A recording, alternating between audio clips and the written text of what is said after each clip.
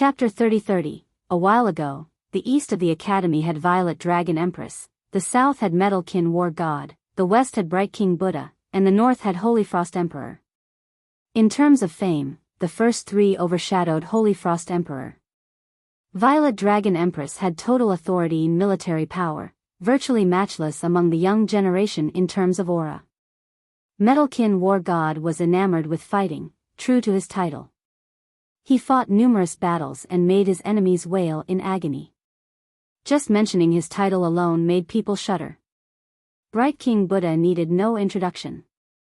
His Buddhist arts were peerless, enough to save the living beings and make a name for himself as one of the greatest Buddhists. On the other hand, Holy Frost Emperor kept a low profile and rarely showed herself outside of her system. Moreover, she was also the youngest of the four. Thus, she had less popularity outside of the academy. The arrival of Violet Dragon Empress made people breathless. A few big shots were intimidated by her regal aura. Now this is interesting, an expert quietly said. The other side had just received an immense boost of power, especially the Legion. Rumor has it that when she's in command of the Legion, she can summon a true dragon with immense power. Another who has seen her in battle before revealed. I don't think anyone can stop her legion under her command outside of progenitors. An elder added. Not only was she powerful, but she was also a capable strategist. Divine Beast Legion was immensely effective under her control. Thus, people felt that this could be a test for Wuxia since he was facing something only barely beneath a progenitor. We'll see how strong he is, depending on how he faces the Legion. Many were waiting to see both Wuxia's true strength along with the Empress' leadership. The Empress stood on her dragon and looked around the crowd with her sword-like gaze, seemingly able to cut others. I commanded you here to train in both willpower and actual battle, not for personal feud or face. She suddenly scolded the Legion with a stern tone. The members didn't expect this. They lowered their head, not daring to disagree. Venerable, you are the commander yet you act on personal feelings with wanton regards for your duty. I sentence you to 300 years of no salary and 8 years of confinement, effective after this operation. She then stared at Celestial Dragon Venerable. I accept. The Venerable didn't defy her in the slightest and bowed his head. No one expected this development. In the beginning, they thought that she would personally take command to fight Wuxia for the prestige of her court. After all, a powerful entity normally cared about their image. This wasn't the case here. She seemed to be supporting and protecting Wuxia instead of her own men. Leave now. She loudly commanded. The Venerable and the Legion bowed towards her before departing towards the horizon of this desert. The Empress then jumped off her dragon and came up to Wuxia's group, cupping her fist. Dao brother, my men were ignorant and let emotions cloud their judgment, please forgive them. She said with a bow. This act looked natural and full of sincerity to the astonishment of the crowd. The imperious Empress was actually apologizing to Wuxia? You're far smarter than them. Very well, big shots are always benevolent, right? I won't pursue this any further. Wuxia smiled and shook his head before leaving. The Empress actually followed along with the group. Meanwhile, the spectators had no choice but to scatter away since a battle wasn't going to happen. Dao brother, I heard you were able to open Sir Inshi's boulder. The Empress asked Wuxia. Looks like you have figured out something to come here. Wuxia smiled. Metalkin and Bright King were the first to come here. However, the matters here are above my station. I'm not here for the treasures, only to train for a bit. She smiled and said. Her style was different yet still on the same level as Holy Frost in terms of attractiveness. You've noticed then? He smiled, not particularly interested. Yes, this is the idea of those two. A progenitor has left several things behind here. The Empress revealed. She didn't dwell on this matter, seemingly not interested in competing for the treasures. Dao brother, do be careful of the dangers here since you've only just arrived. She continued, evil comes out once night falls, impossible to destroy and hard to resist. It's best to hide in the temple at that point. One could easily imagine how dangerous it was considering her power. She was just as strong as Holyfrost and sincerely reminded them out of kindness. We'll keep that in mind. Wuxia nodded. She pondered for a bit and added, I'm sure you'll go deeper eventually. Just be aware that Metalkin and Bright King are antagonistic towards you, tread carefully. She wasn't fond of gossip, so she must have heard something to make a statement like this. In fact, this wasn't strange at all since he had destroyed their Dao avatars previously. I'll be waiting. Wuxia didn't mind at all. The Empress was moved to see his nonchalant attitude. Remember, those two were renowned for their strength. Thus, Wuxia was either an invincible master or insane. The latter was clearly not the case, so she realized that her estimation was correct. Your court has a decent secondary dragon bone. Wuxia suddenly brought this up. The Empress became frozen and shocked. Fewer than few people knew of this. The purity of blood is indeed at the true dragon level. Wuxia continued, quite a big deal and very profound. I'm afraid I don't quite understand, Dao brother. She smiled wryly, looking a bit nervous. Don't worry, I have no intention of taking it. Wuxia shook his head after seeing her unnatural expression. You're teasing me, Dao brother. The Empress heaved a sigh of relief. For some reason, she felt as if he could actually do it and they would only be able to watch him take it away. Her true dragon court could take on any other lineage or system in immortal lineage, so she didn't get why she had this feeling. However, I actually thought about taking it before. The profundity inside a pure-blood true dragon is worthy of pondering, quite precious indeed. Wuxia said. Her heart skipped a beat again. But, we can be considered acquaintances now and you have been courteous and proper. I'm no longer in a position to rob your treasure.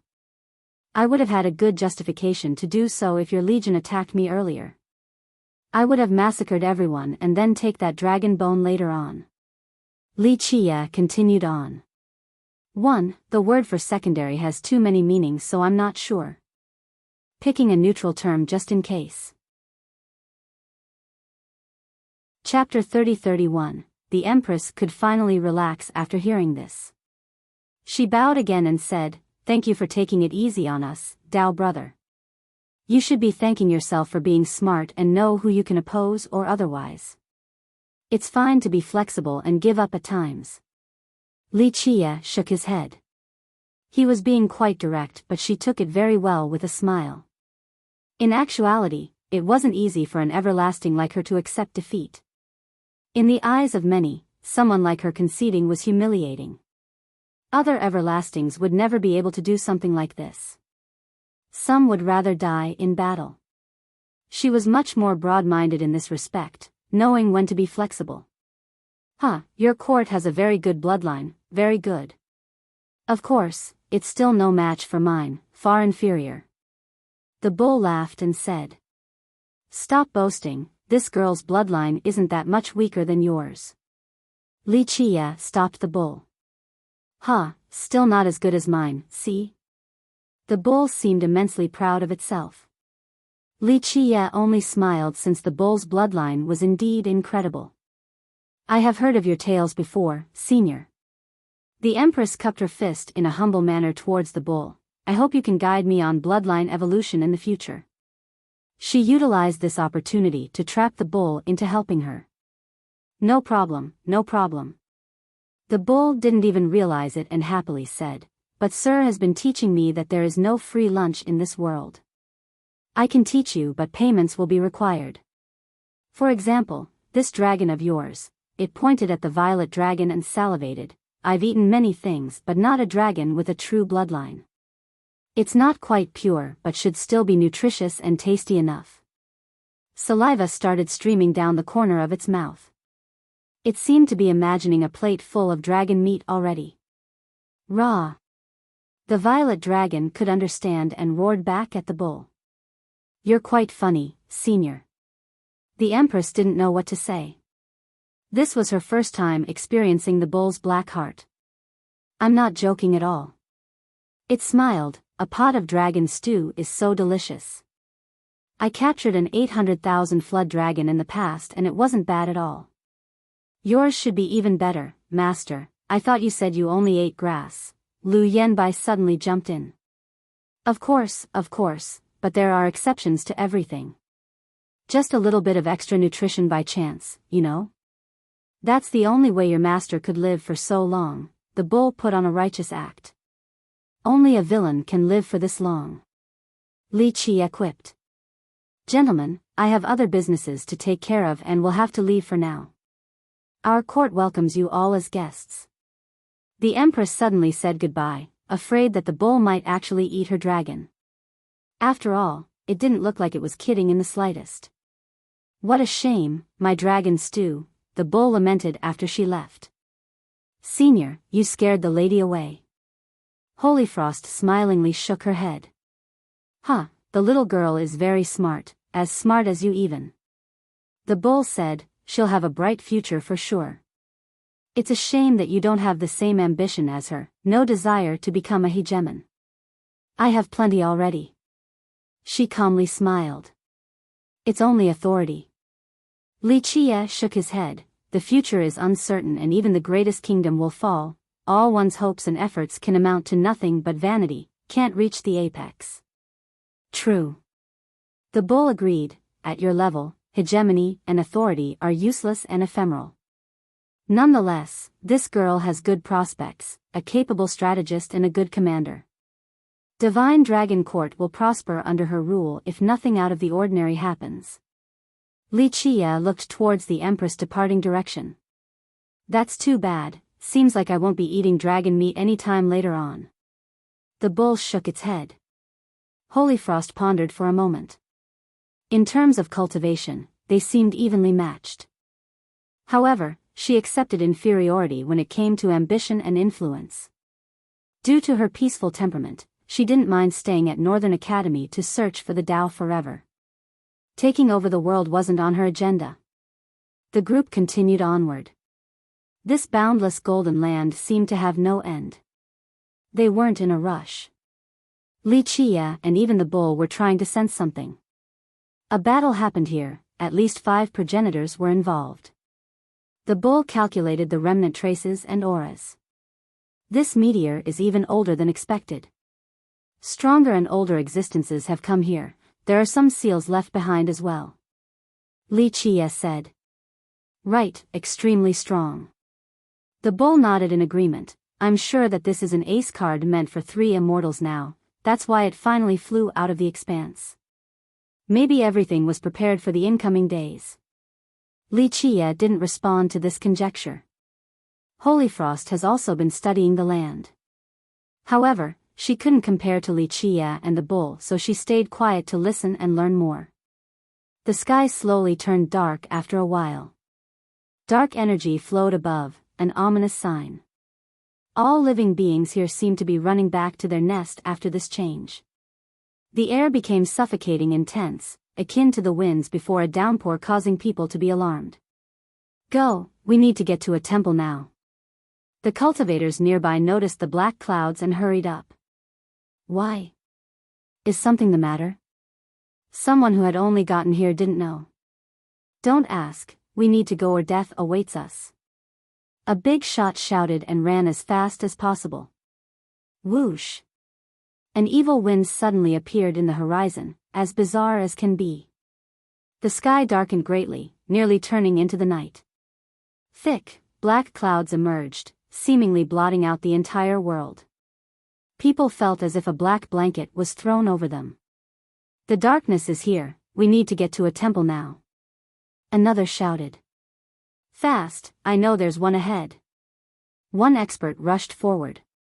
Whoosh! The black clouds kept on lowering, very close to the ground now. Ah! The clouds immediately swallowed everything like a locust plague. A weaker cultivator was caught and screamed. His flesh was completely devoured, leaving behind a white skeleton. What the hell? The first-timers shouted in horror. Go! Go! One big shot warned the crowd. A powerful true god became the next target of the darkness and was drowned out completely. He was quite powerful and had defensive halos. Unfortunately, his barriers didn't last long against the tides of darkness. Chapter 30-32, Run. Everyone ran in a panic, wanting to get to the temple. Huari. There's one ahead. Someone saw a temple ahead and ran as fast as possible, mustering all of his strength. Screams resounded everywhere during the escaping process. Many didn't make it to the temple or weren't strong enough to stop the strange darkness. Only bones were left of them. Whoosh! A devilish wind blew near Holyfrost and the others. Darkness instantly coiled around them. Buzz! Holyfrost became shrouded in a holy radiance as if she was a divine lamp. The darkness still overwhelmed her while missing strange noises. Fiendish entities came next. These fiends were different from what she had seen before. Usually, they had the shape of a fog, not as tangible as the black sands attacking her this time around. The black sands had mouth and teeth that issue grinding noises as if they could chew anything with life. Some of her light was being crushed, akin to a field being ravaged by a swarm of locusts. However, she was still a 12-palace emperor and finally got serious. Boom! Her light erupted and went on the offensive. Pop! Tiniest strings of light pierced through the individual black grains and instantly refined them into smoke. Whoosh! However, the storm of darkness seemed unrelenting. More came to drown her out. It seemed that her purification didn't actually matter due to the endless amount of darkness. Blah, something sinister is at work here. The bull had no heroism in its blood and instantly ran for the temple in the distance. Its speed was insane as it got there and left the black sands behind. Holyfrost saw her senior running shamelessly, so there was no point for her to keep on resisting. She instantly entered the temple as well. They saw that many people were crowding inside. These men were clearly experienced and got here before the start of the fiendish winds. Whoosh! The winds continued ravaging the area along with the black sands. They surrounded the entire temple, but strangely enough, they couldn't get in the wide-open entrance of the temple. There was no wooden door or anything blocking the way. This protection stemmed from a faint glow, seemingly eternal. Someone has blessed this place with divinity before to block the darkness out. Zzz, the sound of what seems to be a million ants chewing echoed outside. They eventually formed a gigantic jaw and continued biting. Alas, the temple stood strong. This was a frightening experience for those inside. However, they realized that not even a single grain could get in and eventually calmed down. The next course of action was to greet Holyfrost Emperor. After all, a 12-palace emperor commanded respect everywhere, especially one with a light affinity in these dark hours. If the temple were to fall, at least she was still around. This made them feel much safer. Interesting, very interesting. The bull ignored the crowd and studied the temple. The place was made from rocks piled up in a coarse manner, as if the builders just picked whatever was available on the spot. There was no planning outside of stacking these rocks. Moreover, no worshipping entity could be found inside, completely empty, and seemingly built as an asylum. The bull once again proved its exceptional vision and wisdom. It could sense an eternal power despite the basic appearance of the temple. A supreme overlord had left it here since the olden days. This power far exceeded common wisdom. Its eyes lit up, thinking about taking this temple away if possible. We're so lucky that there's a temple right here. One cultivator patted their chest and heaved a sigh of relief. Don't worry, they scatter on this path. An expert who has been here for a while said, and this wind and sand come at the right time each day. That's why we just need to be in a temple at the right time, then we can leave when they're gone. I see. Many nearby felt much better. But what are those things? Why are they so damn horrifying? This question came next. The black sands could instantly devour someone. Not even powerful true gods could withstand them. Of course, no one here could answer. Some cast a glance towards Holyfrost because she was the most powerful and knowledgeable one here. Alas, she wasn't in a mood to answer because she noticed that Wuxia wasn't here. In the beginning, she ran away with the bull and didn't pay attention to Wuxia. Plus, he didn't need them to worry about him either. They only needed to take care of themselves. Now, it looked like he didn't follow them into the temple. Senior, the young noble isn't here. Holyfrost told the bull that was still investigating the temple. Don't worry about him. The bull didn't care, he'll survive anything. He probably wants to do something, just don't become his burden. It knew that this black sand wouldn't be able to kill Wuxia. I saw the young noble outside when we got in. Lu Yanbai sitting on top of the bull revealed. Holyfrost calmed down, thinking that Wuxia must have had a reason for staying outside and that he should be strong enough to survive. Whoosh! The winds and sands continued to engulf the world, blotting out the sun and moon. Because of this, those standing outside wouldn't be able to see their hands in front of them, destined to be devoured by the fiends. So many big shots were overly confident and ended up dying after struggling for a long while. Chapter 30-33, Wuxia stood outside, letting the winds and black sands engulf him. The devouring process couldn't hurt him in the slightest since he exuded a faint light. It looked like a candle in the wind, on the verge of extinguishing. However, it was enough to render the barrages ineffective. He gazed at the world and measured the realms. The vast fabrics of reality and the myriad Tao were captured in his eyes. Not a single grain of sand could elude his eyes. He clearly saw the outlines of each individual one. It was impossible to conceal anything from his all-seeing gaze. He stood as still as a statue. This lasted for a while before he leaped to the sky with insane speed. However, the world was still covered by the black sand, so no one could actually see him. He reached out in the next second and shouted, "Open." His palms sealed the 9 heavens and 10 earths. Everything came to a halt, including the billowing sands and powerful winds. The only thing moving right now was Wuxia. Buzz. Space seemingly melted under his reach into a door. The moment he reached into this spatial void, his hand came out in another area.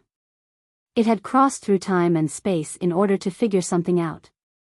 The result of this attempt was the emergence of a gigantic wind tunnel capable of sucking in everything.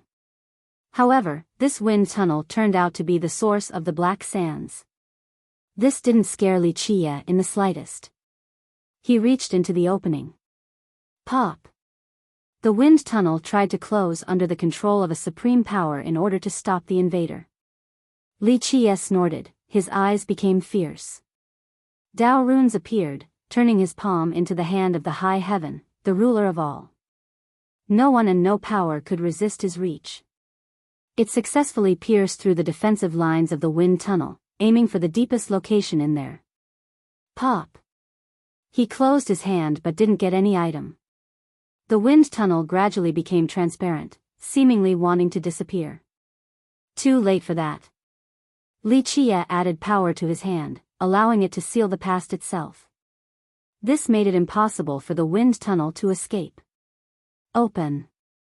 He finally used his other hand and reached into the wind tunnel again. His fingers began calculating the source of it all. Buzz. The wind tunnel became unstable, on the verge of exploding. Unfortunately, Wuxia stabilized and forced it back to its original form. Transformations started happening, a boundless land, a flame engulfing the sky, endless void. As he got closer to the end, its origin finally emerged. The wind tunnel was nowhere to be found now. Wuxia was holding a boundless ocean with its own celestial and Tao system. Numerous phenomena and strange spectacles could be seen. Uncrossable expanse. Wuxia's eyes narrowed as he uttered coldly. It's not what I want. He shot out peerless fiery rays from his eyes with unquestionable willpower, enough to subdue everything. Even progenitors would tremble in fear. They broke through all illusions and forced the thing to show its true self. Pop! The expanse suddenly turned into never-ending darkness, just like a bottomless abyss. The abyss would gaze back at anyone spying on it and begin devouring their soul, turning them into a part of the darkness. However, Li Qia's gaze persevered and continued onward. Unfortunately, how could one get through a bottomless abyss? It seemingly had no end. Even if it did have a final destination, it was farther than the end of the world. One could see the latter but not the former. Humph. Li Qia pulled back his hands and touched his forehead with one finger, and another finger on his heart. He began chanting, "Let my will be done, break the ages and show the origin with my unbreakable heart." His chest unleashed a power capable of tearing everything apart. His Tao heart finally made its entrance while his heavenly gaze became resplendent. This allowed him to peer through time regardless of the era. Everything became as clear as pictures. The past, present, and future have been suppressed by his Tao heart. He could figure out everything during this investigation. What power is this? Meanwhile, everyone else in the world felt themselves being frozen. The strongest emperors and the mightiest progenitors took a deep breath, not knowing the source of this force. It seemed that someone was messing with the time flow by traveling freely through it. Someone's passing through? Even the progenitors were startled. In history, no one has ever been able to truly cross from one era to another. Doing so with their true form would result in unimaginable destruction. The entire river of time would collapse and the intruder would also turn to ashes. Meanwhile, Li Qia's Tao heart was weakening the boundless darkness. He could see a figure hidden deep down there now. This place was unreachable and barely had any light. The location of this figure was at the highest spot, impossible to be traced by anyone. Alas, Li Qia's Tao heart had done the impossible. The figure noticed this right away. In the next second, a pop could be heard and the image shattered like a broken mirror. It turned into bubbles and disappeared, same with the winds and black sands. Strong and cautious? Li Qia praised. No wonder why the geezer said that it did a good job hiding. Looks like finding it again won't be easy. He smiled and didn't try again because he was too far away. Plus, this wasn't his target anyway. Chapter 30-34, The winds and sands are gone. Someone inside the temple noticed a lack of commotion outside and shouted. Right, they're gone now. Others came to take a look and noticed that the evil entities have disappeared. Strange, why is it so short this time? It lasted for more than half a day the last time. An experienced big shot came out of the temple and said. We gotta go, I heard people found an island in the fiery ocean. An expert didn't want to waste time and headed deeper into the land. Meanwhile, Holy Frost Emperor and the bull exchanged glances. They were powerful enough to actually comprehend the level of the suppression earlier. The other experts felt something akin to a dream. It came and left quickly, not leaving a deep impression. They weren't strong enough to notice the temporal affinity. This wasn't the case for these two. The eternal suppression had been carved into their mind.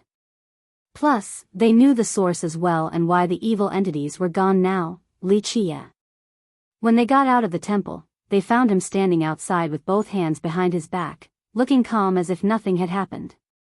They took a careful look but didn't notice anything. Li Qia didn't seem like he had been in a battle or used his power to suppress the ages. They would have thought that it was just a dream like the rest if it wasn't for the indelible impression. What were those evil entities? They seemed unstoppable. Holy Frost asked. Given her power, she could have stopped and purified the wind and sand for a short while. However, they seemed endless and her holy power had limitations. She would have suffered the same fate as the victim eventually. Just a single strand of greed feeding. Li Qia said. Just one strand? Holy Frost shuddered. That thing was extremely horrifying enough already. What about the actual being? Far more powerful than your imagination. He could read her mind and said, this strand of greed was released from a very long ago and in a casual manner. It can be so much stronger otherwise. She took a deep breath, thinking that this being might be above their realm of comprehension. The world believed progenitors to be the strongest. However, she knew better than that. For example, the three immortals. Did you see it, sir? The bull laughed and said. Just a glance. Li Chia nodded, even more cautious than expected. It's going to be a headache. That's why it hasn't been found. I knew it, this piece of crap wouldn't have left uncrossable expanse for no reason, same with the expedition ship. It's an ongoing contest. The bull laughed. Three immortals is very lucky. Li Chia looked towards the horizon and said. It'll stay lucky.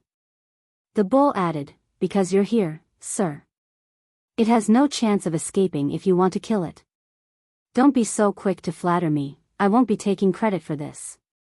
It's the hard work of your wise sages. They have paid a heavy price and are still trying.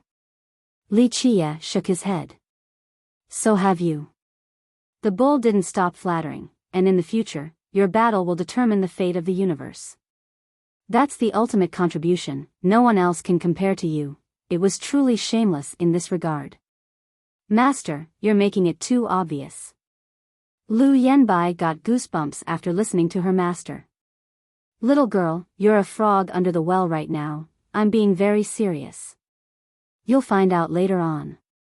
The bull put on a rare serious expression and told its disciple.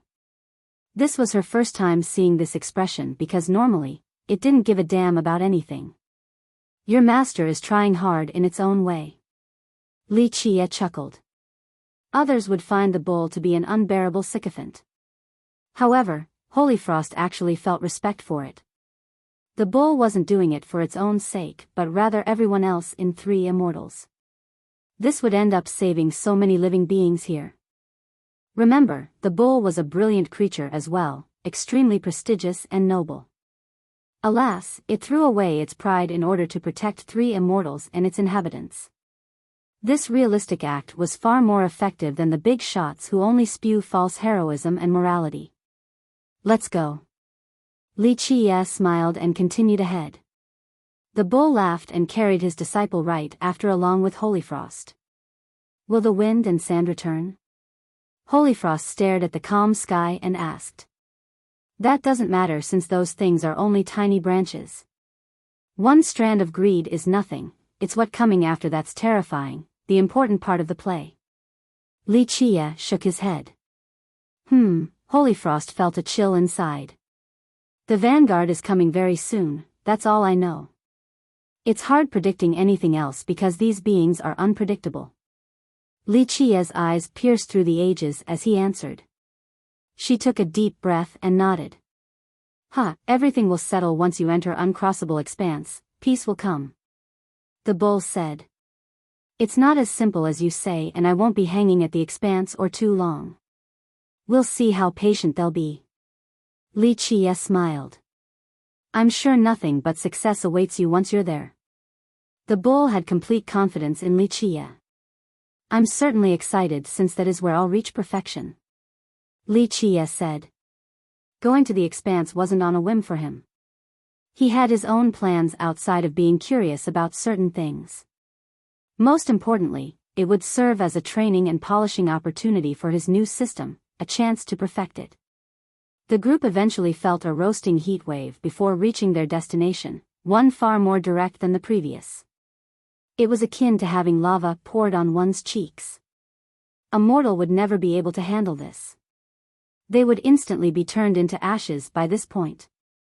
The golden world wasn't there for the group either, replaced by an ocean of lava as far as the eye can see. This scorching liquid painted the ground red. They oozed out from the ground like a spring with immense intensity. This looked like a cataclysm, everything was melding away. This was no lava but rather a type of flame ravaging the entire meteor. A terrible type of flame. Everyone became cautious after seeing this. Many experts could withstand high temperatures and avoid fire. They themselves possessed powerful true fires capable of refining everything. However, they were still afraid of this true flame in liquid form. It was capable of burning Eternals once trapped. Don't touch it or you'll die without a grave. A big shot warned those nearby. Unfortunately, another had touched the lava with his shoe. The moment this happened, true flame gushed out of the lava. It was just a spark, but it instantly incinerated this person. He screamed in agony before turning into ashes scattering into the lava. Damn! An everlasting gasped, realizing that this flame was at the progenitorial level. Fortunately, this was only a remnant of the actual flame left behind since a very long time ago. The actual thing would be insane. Chapter 30-35. The lava itself was tolerable, but inside were bubbles containing the true flame. Once these bubbles were broken, little sparks powerful enough to take down anything would escape.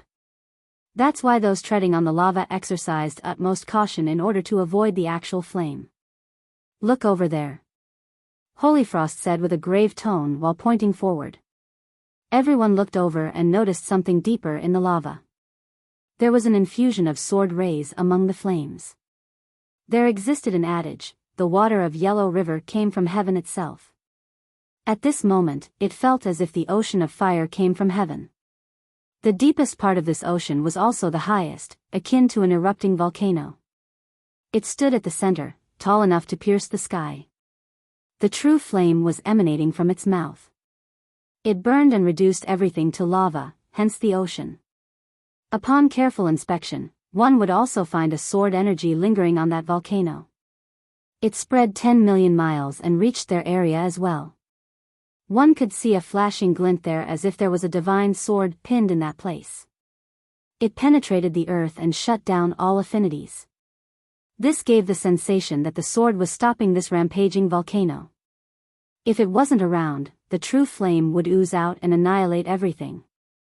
Thus, the sword allowed this world to exist. Such powerful sword energy. Holyfrost took a deep breath, noticing that even a brilliant progenitor would be suppressed beneath. It's more than that. It's an undying will and obsession too. The bull quietly said. A battle for the ages, enough to inform the descendants of a few things. Li Qie observed the volcano before adding. Could you elaborate? Holyfrost asked. This terrible battle turned this world into lava on top of leaving behind an undying will. What else can it be but an internal battle between progenitors? The auras are obvious on this battlefield. The bull laughed. Once again, Holyfrost had a hard time accepting this reality despite her suspicion and the evidence. Let's keep going, we'll get an answer soon enough. Li Qie smiled and stepped into the lava. He naturally had no fear of this true flame. His eyes have been fixated on one target, the deepest area of this ocean of fire, the place to get an answer. Internal strife clearly happened here, resulting in this ultimate battle.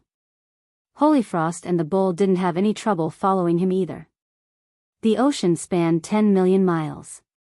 Though the group didn't need to be as cautious as the other cultivators, it still took some time to make it to the end. Someone found an oasis ahead, let's hurry up, there should be good stuff here. Someone ahead of them shouted and increased their speed, not worrying about the danger. Others also followed suit and headed for this oasis. Do you smell anything? Li Qie stopped and took a deep breath before looking at the bull. No. The bull did the same thing and smacked its lips, then honestly answered. Li Qie gave it the side eye, which made the bull awkward. It turned towards Holyfrost and asked, "Little girl, what about you?" She copied them and carefully tasted the air. I don't sense anything. Huh, even the girl can't sense anything. Not everyone has a dog nose like yours, so sharp. The bull laughed and teased Li Qie. Didn't you say you have eaten 9-pistol golden grain before? Li Qie asked the bull. Well, even if I did, it's not omnipotent, I can't smell and figure out everything. The bull smiled awkwardly and hesitated. Sure, so you didn't eat one. What about those leaves from the old demon, you surely ate them. These are immortal grade items. Li Qie continued. He, I still remember their taste right now. The bull arched its chest proudly. Li Qie only stared in response. Fine, I'll definitely smell something. The bull didn't like this gaze from Wuxia and became annoyed. It took a deep breath and carefully savored the air. It closed its eyes, seemingly asleep. It opened its eyes after a while. Its bell-like eyes flashed like two moons. It smells like Lingji, very old. Probably immortal grade? The bull murmured. So there's an immortal item here? It then shouted. Just missing one tiny bit, very tiny bit. Li Qia elaborated. Right, it's definitely an immortal Lingji then. I don't know what type exactly, but the grade is indeed amazing. Of course, still not on the same level as a 9-pistol golden grain. It carefully smelled for the second time. It then rushed forward, afraid that someone else might take it first. Li Qia shook his head and followed right behind the bull. I don't think it'll be easy taking an item of this level. Holyfrost hurried as well. Yes, it would be long gone now if it were easy instead of still waiting here. Li Qia smiled. Young noble, does 9-pistol golden grain truly exist? Holyfrost couldn't help but ask while glancing at the bull ahead. It has always bragged about eating this grain before, but she knew that this was an immortal grade item. No one has seen it before. It does. Li Qia smiled and said, as for that thing eating one? Who knows, Holyfrost didn't pursue the matter since Li Qia stopped talking. There existed a floating oasis on this ocean of fire. It looked like an independent island. It's here. The bull shouted and rushed in. Li Qia and Holyfrost also stepped on this floating oasis and were greeted by a refreshing sensation. Verdant and thick foliage appeared before them along with trees and vines. One would have a hard time believing that this oasis was floating on an ocean of fire. This was truly a sight to behold. How did someone create this spectacle? I heard there's an immortal Lingji ahead. A cultivator ahead couldn't help revealing. Really? Those who had just gotten here became crazily excited and hastened their speed. Chapter 30-36, The Oasis, a scene of green with creeks and streams, along with a pleasant freshness. One would start thinking, how the hell did this oasis get here among the fiery ocean? The place was full of vibrant life force. People couldn't help feeling comfortable here, akin to being in a desert and finding a spring. It was indeed that sweet. How strange, we've actually been through here before and this island wasn't there. One expert felt strange. This place is awfully mysterious and isn't fixed in place, shifting in and out of appearance. Seeing it right now is a fortune for us. Another big shot noticed it. I see, no wonder why we didn't see it before. Others understood after listening. A magical place like this usually has an amazing artifact. One ancestor from a big sect added. It's right ahead, actually. Someone said that it was an immortal Lingji. An elder couldn't wait and rushed ahead after shouting. Others heard him and delved deeper into the island. After all, the majority of people here came for treasures. How could they miss a meteor originating from uncrossable expanse? They eventually found a sizable lake deeper on this island along with cool and wet breezes. The water was as green as jade, looking quite beautiful. The most magical thing was a spring of lava at the center of the lake. However, the lava couldn't infiltrate and mix with the lake water regardless of how much came out. An invisible power seemed to be separating the two. The lava spring made the center area full of steam, causing it to be indistinct. Of course, the spring wasn't the most tempting thing for the spectators. All focus was on a Lingji root growing there, resplendent from top to bottom as if it were carved from ice and snow. It exuded an extremely cold energy. It had strings of golden lines that were very vibrant, looking like a golden liquid flowing around it. The combination of ice and gold made the root quite beautiful. One could smell its medicinal fragrance from afar, definitely the unique characteristic of a Lingji. It seemed faint but clearly had an ice affinity with a touch of 5-element divine gold. After taking a deep breath, one would feel a golden liquid flowing through them, clearing all the meridians and paths.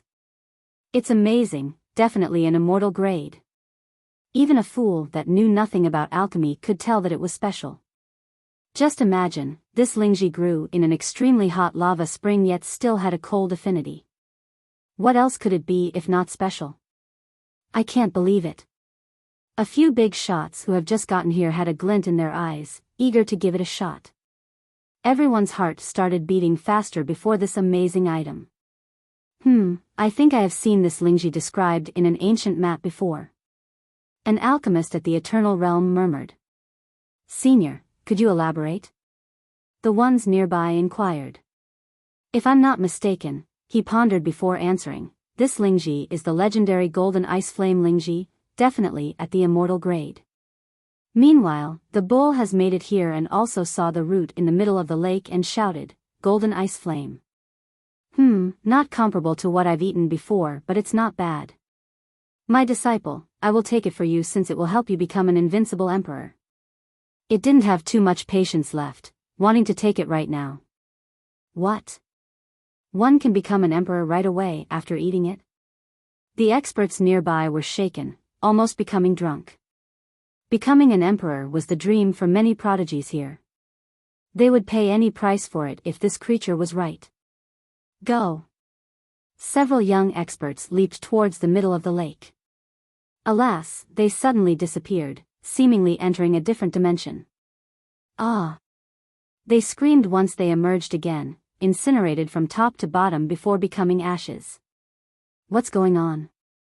Many shuddered at this sight. It's not that easy to take a wondrous natural resource. An older big shot shook his head. An Eternal tried and got turned to ashes earlier. Someone who got here earlier sneered. In fact, those who came early knew the danger. That's why they didn't risk rushing in. This is stealing the fortune and creation of heaven and earth. A big fortune is accompanied by appropriate danger. An ancestor carefully mused for a while. He lost his patience as well and took one step into the lake. The scene before him disappeared, the lake was nowhere to be found, only surging lava. The waves were high enough to drown the entire area, the temperature rose to an insane level.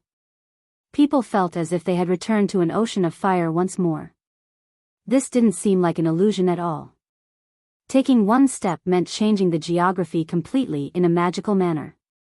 This place had this special characteristic after accumulating the natural essences of the world. That's why the Lingji grew in this spot.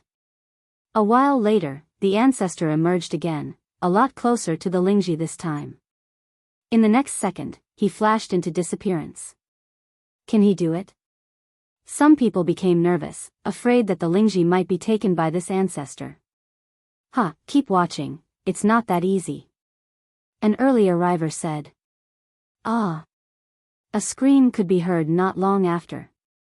The ancestor emerged once more on the lake, but now, something had pierced through his chest. Blood gushed out from the hole as he fell down from the sky. Damn! Some spectators had no clue what was going on. They took a deep breath after seeing the death of this mighty ancestor. I see. The bull laughed, very pleased with itself. So 9 dimensions of Tao fortunes, amazing, this place is incredible. My good disciple, wait here, I'm going to take it now. The bull let the girl down and prepared to enter. All eyes were on this bull now. Many have seen it before and knew just how strong it was, definitely not someone to trifle with. Don't. Someone is in there already, pass it up this time. However, Li Chia stopped the bull and shook his head. Chapter 30-37, Pass It Up. The bull laughed and took another look at the lake with its big eyes. This brat? I was only deriving earlier and didn't see him, not bad at all. It became surprised after a while. Forget it then, I'll listen to you this time. This made people feel much better despite not really knowing what was going on. Nonetheless, it seemed that the bull wasn't going to try anymore because it might actually be able to do it. Let's give it a shot. Other ancestors lost their cool and went into the lake together. Sure enough, they fell from the sky a while later, completely bathed in their own blood. Silver Lake's sacred monarch, someone recognized one of the victims. How many people came in? Another asked. 8 battles sacred monarch, celestial true god, leisureless lord. One person started counting. The rest breathed deeply after hearing the names of these big shots. Ah! 2 more big shots stained the lake with their blood. That's 8 battles sacred monarch and leisureless lord, a spectator bellowed. What happened to them? One elder's voice trembled because he knew just how powerful they were. How could they die like this? Meanwhile, Li Qie stared at the lake and the Lingji with no intention of joining in. It's wondrous. It's too bad that someone got ahead of us. Holyfrost sighed and said. Not necessarily, it's only because Sir is stopping me from competing with that brat, or I would be faster. The bull laughed. It's a rare chance, just let him have it since you have tasted immortal grade items before. Li Qie smiled and shook his head. The bull shrugged in response. The brat is lucky that even you are helping him. I hope he won't let us down. He should have no problem picking this Lingji. Holyfrost commented. Ordinary experts only saw a lake, but top existences like Li Qie and the bull saw something else entirely, an ocean of lava with permeating evil fog along with chaotic space. Master, how come they disappear after entering? Yanbai was too weak to see the hints. She saw several experts coming in and didn't come out. You're only seeing what's in front of you, not actually the essences of this area. The bull explained, there are numerous dimensions in this lake. Taking one step would take you to a random one. A place of fortune like this has plenty of looming dangers, they're proportional. Yanbai nodded, still looking a bit perplexed. Several more screams resounded during their conversation, ending with corpses appearing in the lake. Buzz. In the next second, a figure flashed on top of the water, then a second figure. They rode on a treasure lotus, one male and one female, looking like a match made in heaven while standing shoulder to shoulder. Three-eyed prodigy and spirit-heart emperor. A spectator blurted out. He was right, and these two looked like an amazing match. Buzz. They disappeared and entered another dimension. Why are these two together? Someone quietly asked. Everyone exchanged glances in contemplation. They knew that Spirit Heart and Metalkin War God were engaged. However, she looked quite close to the prodigy. They're students of Academy of Light, going on an adventure together is normal. One expert didn't mind. Of course, the majority rather not comment on this issue since it might get them in trouble. Buzz. An ancient path stretched from the distance and descended next to the lake. A man walked down, standing there as if he was under the protection of 1,000 sages.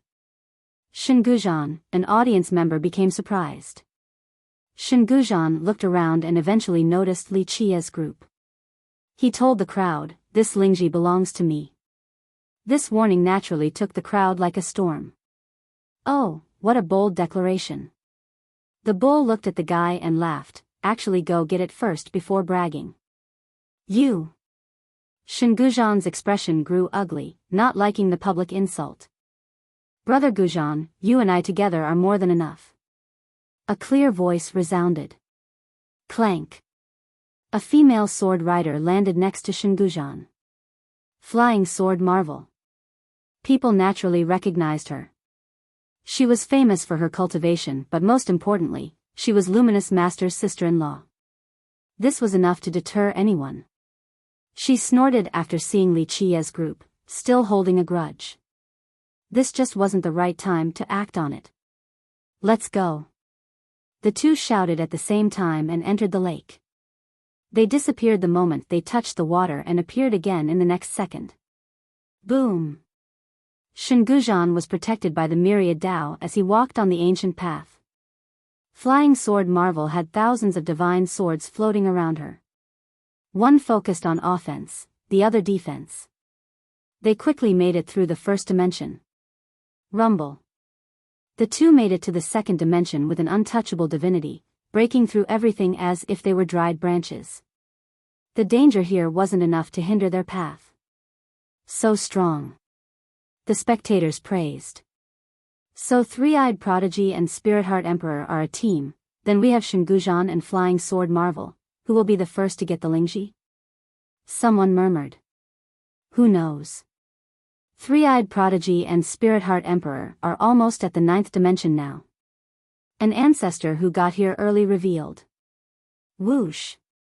A golden ship arrived and interrupted the discussions. A vessel from Metalkin Divine Court. An expert became startled. 2 military forces descended from above.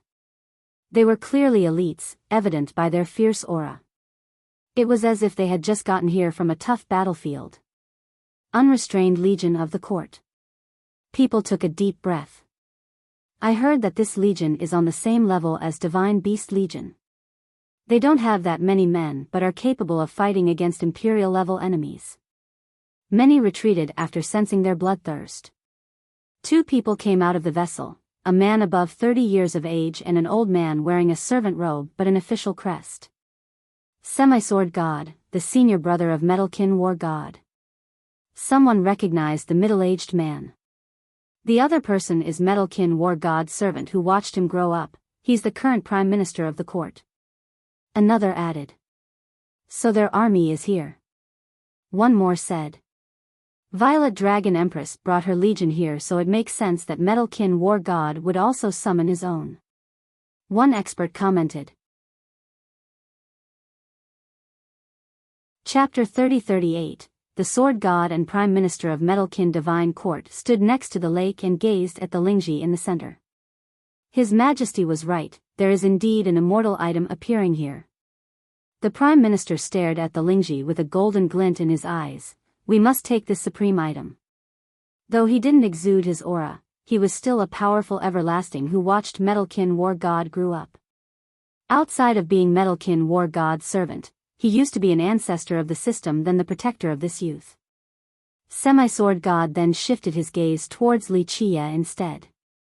You're fiercest, he said with narrowed eyes. Many paid attention to this conversation while holding their breath. They knew that Li Chia had destroyed Metalkin War God's Dao avatar back in Sky Pass. This was nothing short of a feud. Li Chia ignored him because he was only here to look at the Lingji. Daring to oppose the court and our race? Quite bold. The Sword God calmly said. Though his tone remained calm, everyone felt a sword unsheathing, releasing its aura with the intent of decapitation. A fight, maybe? A spectator shuddered after feeling the sword energy. Maybe. This Sword God's name is Niu Yunhao, quite powerful with a heavy sword Dao. According to the rumor, no one can take a full slash from him, hence his title. He's probably not that much weaker than Metalkin War God. An ancestor said. Opposing your insignificant court and race? No big deal. Li Chia smiled and said. So merciless. People gasped after hearing this and exchanged glances. Metalkin Divine Court was one of the strongest systems currently, same with their race. Now, they were considered insignificant in his eyes? This view probably extended to the rest of the world as well. Because of this, all of the soldiers from Unrestrained glared at him with murderous intent. They were also Metalkins, hence their distaste of his comment regarding their system and race. Semi-Sword God scowled and released his sword intense. The entire area turned into a sword domain. Pop. However, a popping sound came from the lake. 2 people emerged and stood side by side once more. Three-Eyed Prodigy and Spirit Heart Emperor, they made it through the 9th level, that Lingji is as good as theirs now. A spectator shouted. The 2 of them rode a lotus flower together. Their teamwork seemed impeccable. They undoubtedly became much better partners after breaking through the individual dimension. The 2 of them saw lava all around now, only inches away from the Lingji. Many were surprised because big shots have entered and failed before. These 2 have become the forerunners in this contest. They got it, right? One spectator said. Nephew, we must get this Lingji. The Prime Minister said seriously. I'm going. Semi-sword god leaped to the sky and unleashed a heavy slash capable of splitting the earth. He disappeared from sight as well. Rumble. People saw slashes ravaging the air, each with enough power to crush everything. He made it through 3 dimensions without any problem. So strong, yes, he can't be that much weaker than Metalkin War God. One spectator commented. Those 2 are doing it. Someone saw the prodigy and the emperor move closer. However, they didn't reach for the Lingji right away but chose to slowly circle around the lava spring. What are they doing? It's right there. A weak cultivator didn't know the reason why. It's not that easy to get an item of this level. An ancestor shook his head. Your eyes see that it is only inches away, but it might, in actuality, be an entire world apart. Huh, the brat noticed it. The bull laughed and said.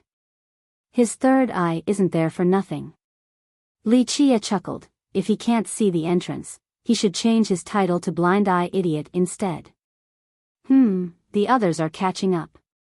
The emperor laughed beautifully at Li Chia's joke before looking at the lake. Li Chia only smiled, clearly confident in three-eyed prodigy. Meanwhile, the prime minister had ordered for his legion to prepare a formation around the lake. Though it was yet to be activated, one could still hear thunderous detonation as if this were an army from heaven. Little turtle, what are you doing? The bull glanced over and asked. The other spectators finally noticed this as well. Their expression changed as they retreated away. They could see that the legion was up to something and didn't wish to be involved. The prime minister's expression soured after being addressed as Little Turtle, but still seriously responded, Metalkin Divine Court does not need to answer to anyone. This was a domineering and tough response. Of course, their system really had this ability since few could match them. Whatever. The bull shrugged before turning back towards the prodigy and the emperor. It then spoke nonchalantly while acting innocent. Those 2 are such a good pair, a match made in heaven, hee, sir, should we help them become a couple? This comment was obviously deliberate. The prime minister's expression darkened even more while others gained interest. Everyone knew about the marriage pact between Metalkin Divine Court and Garden of God. Now, the bull's comment was the same as slapping Metalkin Divine Court and Metalkin War God in the face. Most importantly, the prodigy and the emperor were indeed together at this moment. Even if they were completely innocent, the bull's comment was still adding oil to the fire. Why not? They're really perfect for each other, a talented man and a gorgeous woman. I also want them to stay together. Li Chia nodded. Fiercest is insane. Some of the crowd thought. He clearly wanted to break the engagement. On the other hand, Holyfrost thought that this wasn't a whimsical comment from Li Chia and could see the end result already. 1. The author added turtle to the prime minister, which wasn't there during the first introduction. I don't know if he's a turtle demon or it's his last name. We'll be omitting it for now. Chapter 30-39, Ridiculous. The prime minister uttered coldly, the marriage pact between our great sects can't be broken by a bunch of ruffians. He was doubly annoyed since he was the one who went to propose this to Garden of God. In his eyes, Spirit Heart Emperor was going to be the future mistress of the court. Thus, Li Chia and the bull's comments were not well received by him. Ha, we'll see about that. The bull laughed, ready to cause chaos to the world. It would have done something even if Li Chia didn't care about this romance just to spite the court.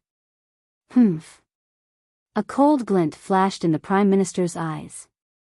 He considered any attempt at breaking this marriage unforgivable and would destroy them regardless of who they are. Boom. In the interim, a path surrounded by swords has made it to the center of the lake. Flying Sword Marvel and Shingujan have broken through the 9th dimension too. The other 2 wasted too much time. One spectator shouted in astonishment. This made the situation much more interesting. The prodigy and the emperor were the first to get here, but they just lingered around without taking action. Now, their rivals have made it here, resulting in fierce competition. The 4 stood opposite of each other, ready to fight. Fellow Daoist three-eyed, we want this Lingji. Shenguzhan laughed and declared. Ha, really now? The prodigy has never been afraid of anyone. He was a prideful person himself and said, this Lingji is already ours. Humph. Flying Sword Marvel snorted in response, the two of us can crush you in terms of power. She seemed quite imperious making this statement. Nonetheless, this was rather reasonable. The two of them were indeed stronger than the prodigy and the emperor. Boom! Suddenly, a massive sword broke through the spatial fabric. This newcomer was obviously Semi-Sword God. He made his entrance, looking like he was unbeatable. Dao brother. Shenguzhan's eyes became serious. My apology, I will have to take some of this immortal grade Lingji. He sounded polite but left no room for refusal. Dao brother, the most capable is the most deserving. Guzhan chuckled, seemingly confident. He was no slouch either compared to the sword god. His border of god shouldn't be weaker than the divine court. The Lingji belongs to no one but us. The marvel snorted, even more arrogant than Guzhan. She wasn't as strong as the others but her tone remained more aggressive due to her relationship with a progenitor. Just this alone made everyone wary of her. Even if she were to offend them, they couldn't do much and definitely couldn't kill her. No one could handle a vengeful luminous master. Thus, these three began staring at Three-Eyed Prodigy and Spirit-Heart Emperor, the weakest duo of the three camps. It's not looking good for those two. The masters outside knew the general power level here. The prodigy had peerless talents but was also the youngest. His cultivation and experience were inferior to these seniors. Your Highness, lend me a hand. Garden of God will have a piece of the Lingji as well. Semi-Sword God looked at Spirit-Heart Emperor and requested. He wanted to break this alliance and didn't waste time getting to the point. All eyes were on Spirit-Heart now. Remember, she was Metal-Kin War God's fiancé while Semi-Sword God was his senior brother. The Sword God could represent the court. However, people sympathized with her difficult situation. Abandoning a teammate at this crucial moment wasn't easy either. Thank you, Sword God, but we spotted this Lingji together. I will keep my promise with him. The Emperor calmly said while shaking her head. This excited some of the crowd. They began thinking about what Li Chia and the bulls said earlier. How interesting. One ancestor murmured, able to see the storm in the future. See that, little turtle? I told you, those two juniors are a perfect match. The bull laughed at the Prime Minister. The Prime Minister tried his hardest to restrain his anger. Though these two might not have anything, this wasn't a good development for their divine court. One wrong move and they might lose a considerable amount of face. Very well, let this be decided with skill. The sword god didn't become angry and focused on Three-Eyed Prodigy. He clearly had the intention of killing this youth today, thinking that the guy might be a seed of discord. Killing him now would allow the sword god to rest easy. Someone's using their head now. The bull knew right away and laughed, the same with Li Chia. Holy Frost noticed Li Chia's smile and pitied the future victims of his. Sounds good. As I've said earlier, may the most capable person win. Shenguzhan smiled. It's as good as ours. The marvel left no leeway, unlike Shenguzhan. We'll see about that. The prodigy looked exceedingly confident, ready to dominate his opponents despite being the weakest one here. He glared straight at the sword god, enough to reveal his intention of taking both the Lingji and the beauty. He no longer cared about opposing the divine court or Metal-Kin War God.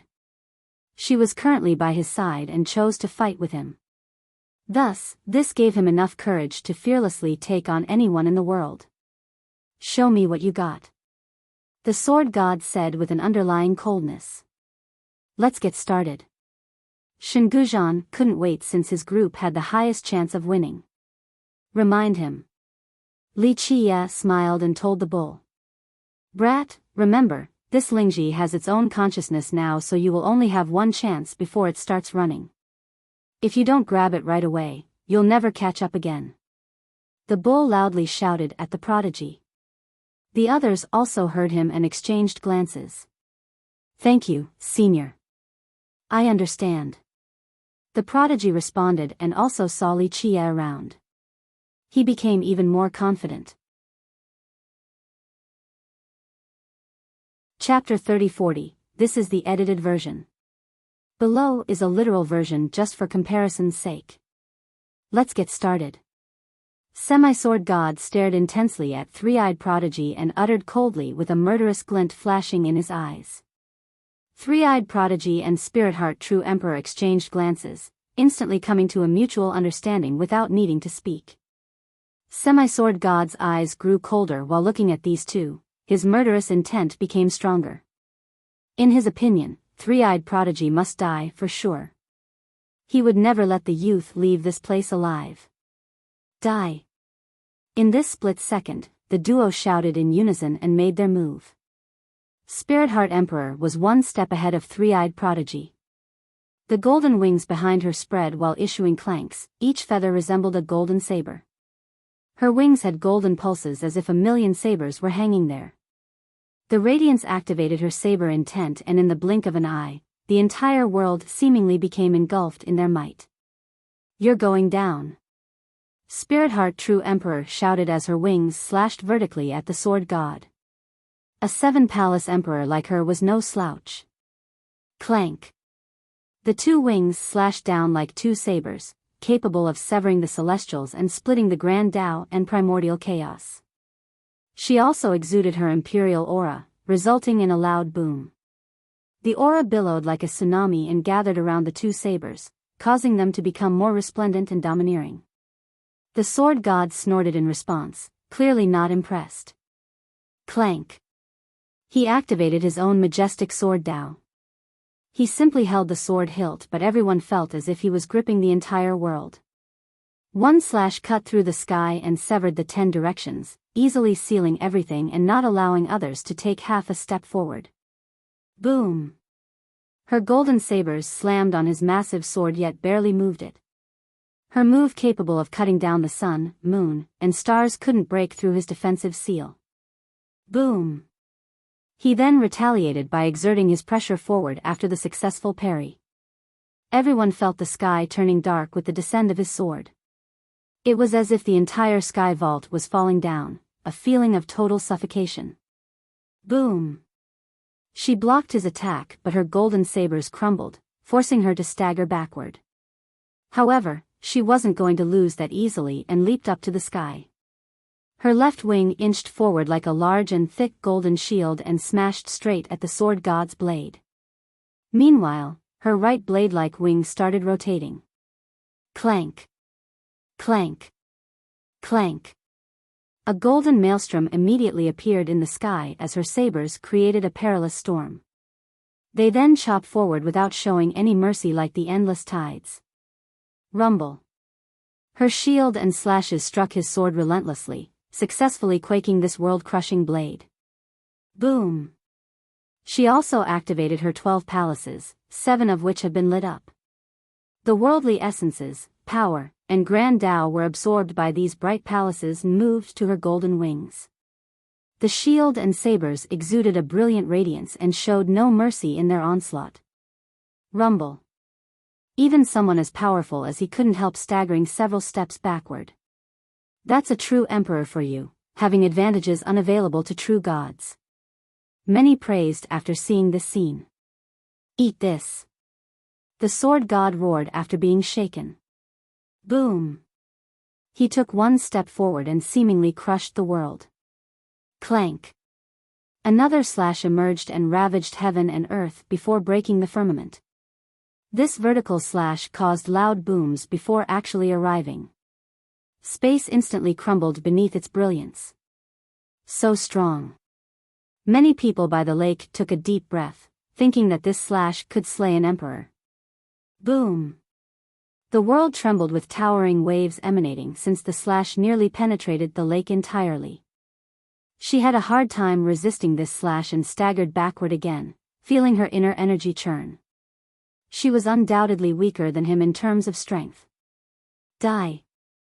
She jumped up again with a sword in hand.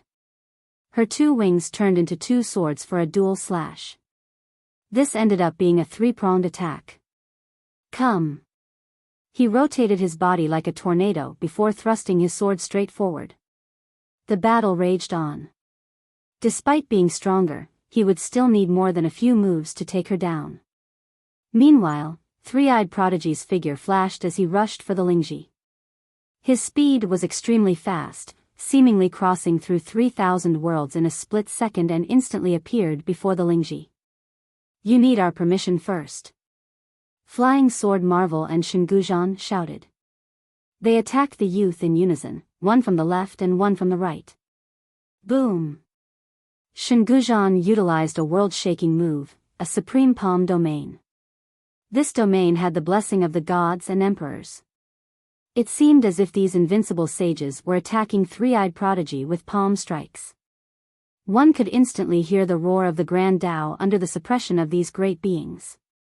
It didn't take long before Three-Eyed Prodigy's Grand Tao became suppressed by Shinguzhan. Clank! A sword hymn resounded with Flying Sword Marvel joining in.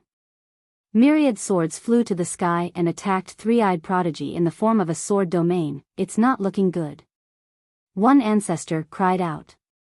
Everyone could see that Three-Eyed Prodigy was no match for these two. Next, Three-Eyed Prodigy's figure jolted a bit as if he was making a wrong step. Rumble. Explosions echoed across the area. The entire world seemed to be vibrating. After this seemingly wrong step from Three-Eyed Prodigy, the lava springs suddenly gushed forward like an eruption. Lava waves like a tsunami rushed towards the two attackers. Zzz. The lava rushing to the sky instantly burned the spatial fabric. The most terrifying thing wasn't the surging lava itself. Rah! One could hear something akin to a dragon roar. A gigantic fiery dragon also rushed out from the spring as well, raising its claws and aiming straight at Shinguzhan and Flying Sword Marvel. This was the manifestation of a progenitorial true fire accumulated in this lava spring after millions of years. Poof! The entire world became trapped in an ocean of fire. Zzz. Even space started burning into the void. Activate. The two's expression soured after seeing this true fire capable of burning everything. They stopped attacking Three-Eyed Prodigy and shifted into a defensive mode instead. A divine border appeared in the sky. The other chose to use her myriad swords for protection to stop the incoming true fire. Thanks. Three-Eyed Prodigy laughed and began moving in a strange yet magical manner. He skipped through the lava beneath and instantly appeared before the Lingji. He clearly saw through the mysteries of this lava, or he wouldn't have been able to skip, and even took advantage of it to stop his foes. Buzz. The Lingji felt danger the moment he got close and instantly drilled into the lava with extreme speed. Halt. His eyes became bright and spewed out boundless laws that seal the area, forcing the Lingji to stop. He grabbed and uprooted it completely before putting it inside a carefully prepared treasure box. This was all part of his plan, from those two joining in and utilizing the lava to trapping the Lingji. Not bad, the brat got some schemes. Many started praising after seeing Three-Eyed Prodigy taking the Lingji in such a skillful manner without risking his life. Note, this chapter is translated nearly word for word with no editing for readability. Read the translation note for the reason why. Begin. At this time, Semi-Sword Heavenly God stared carefully at Three-Eyed Prodigy and uttered coldly. A murderous glint flashed in his eyes. At this time, Three-Eyed Prodigy and Spirit Heart True Emperor stared at each other. In this blink of an eye, the two had an implicit understanding. They didn't need to speak. While looking at Three-Eyed Prodigy and Spirit Heart True Emperor, Semi-Sword Heavenly God's eyes grew colder, his murderous intent became denser.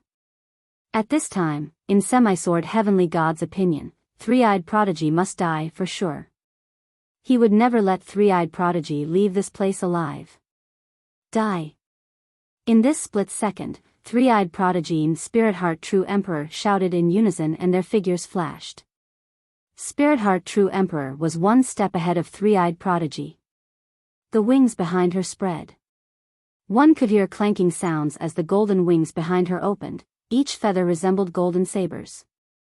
Spirit Heart True Emperor's wings spread and had golden pulses. The two wings seemed to have 1,000,000 sabers hanging there. When the feathers exuded a golden brilliance, the saber intent intensified. In the blink of an eye, the entire world seemingly became engulfed in 1,000,000 divine sabers. Die! Spirit Heart True Emperor shouted. Her wings slashed downward straight at Semi-Sword Heavenly God. Spirit Heart True Emperor was a 7-palace True Emperor, so she wasn't weak at all. Clank! The two wings slashed down with clanking sounds like two sabers slashing down with great sharpness, capable of severing the sun, moon, and the stars along with splitting the Grand Tao and primordial chaos. At the same time, Spirit Heart True Emperor exuded her True Emperor aura. One could hear a loud boom. This True Emperor aura billowed like a tsunami. The powerful True Emperor aura gathered on the two golden sabers, causing them to become more resplendent and domineering. Semi-Sword Heavenly God snorted in response to the two sabers from Spirit Heart True Emperor. Clank! A sound resounded. The sword Tao was majestic. He was only holding a sword, but everyone felt as if he was gripping the entire world. One slash cut through the sky and severed the 10 directions. When Semi-Sword Heavenly God slash came out, it easily sealed everything, not allowing others to take half a step forward. Boom! In this split second, Spirit Heart True Emperor's golden sabers struck the massive sword of Semi-Sword Heavenly God and barely moved it. The sabers capable of cutting down the sun, moon, and stars couldn't break through Semi-Sword Heavenly God's seal. Boom! A loud sound resounded.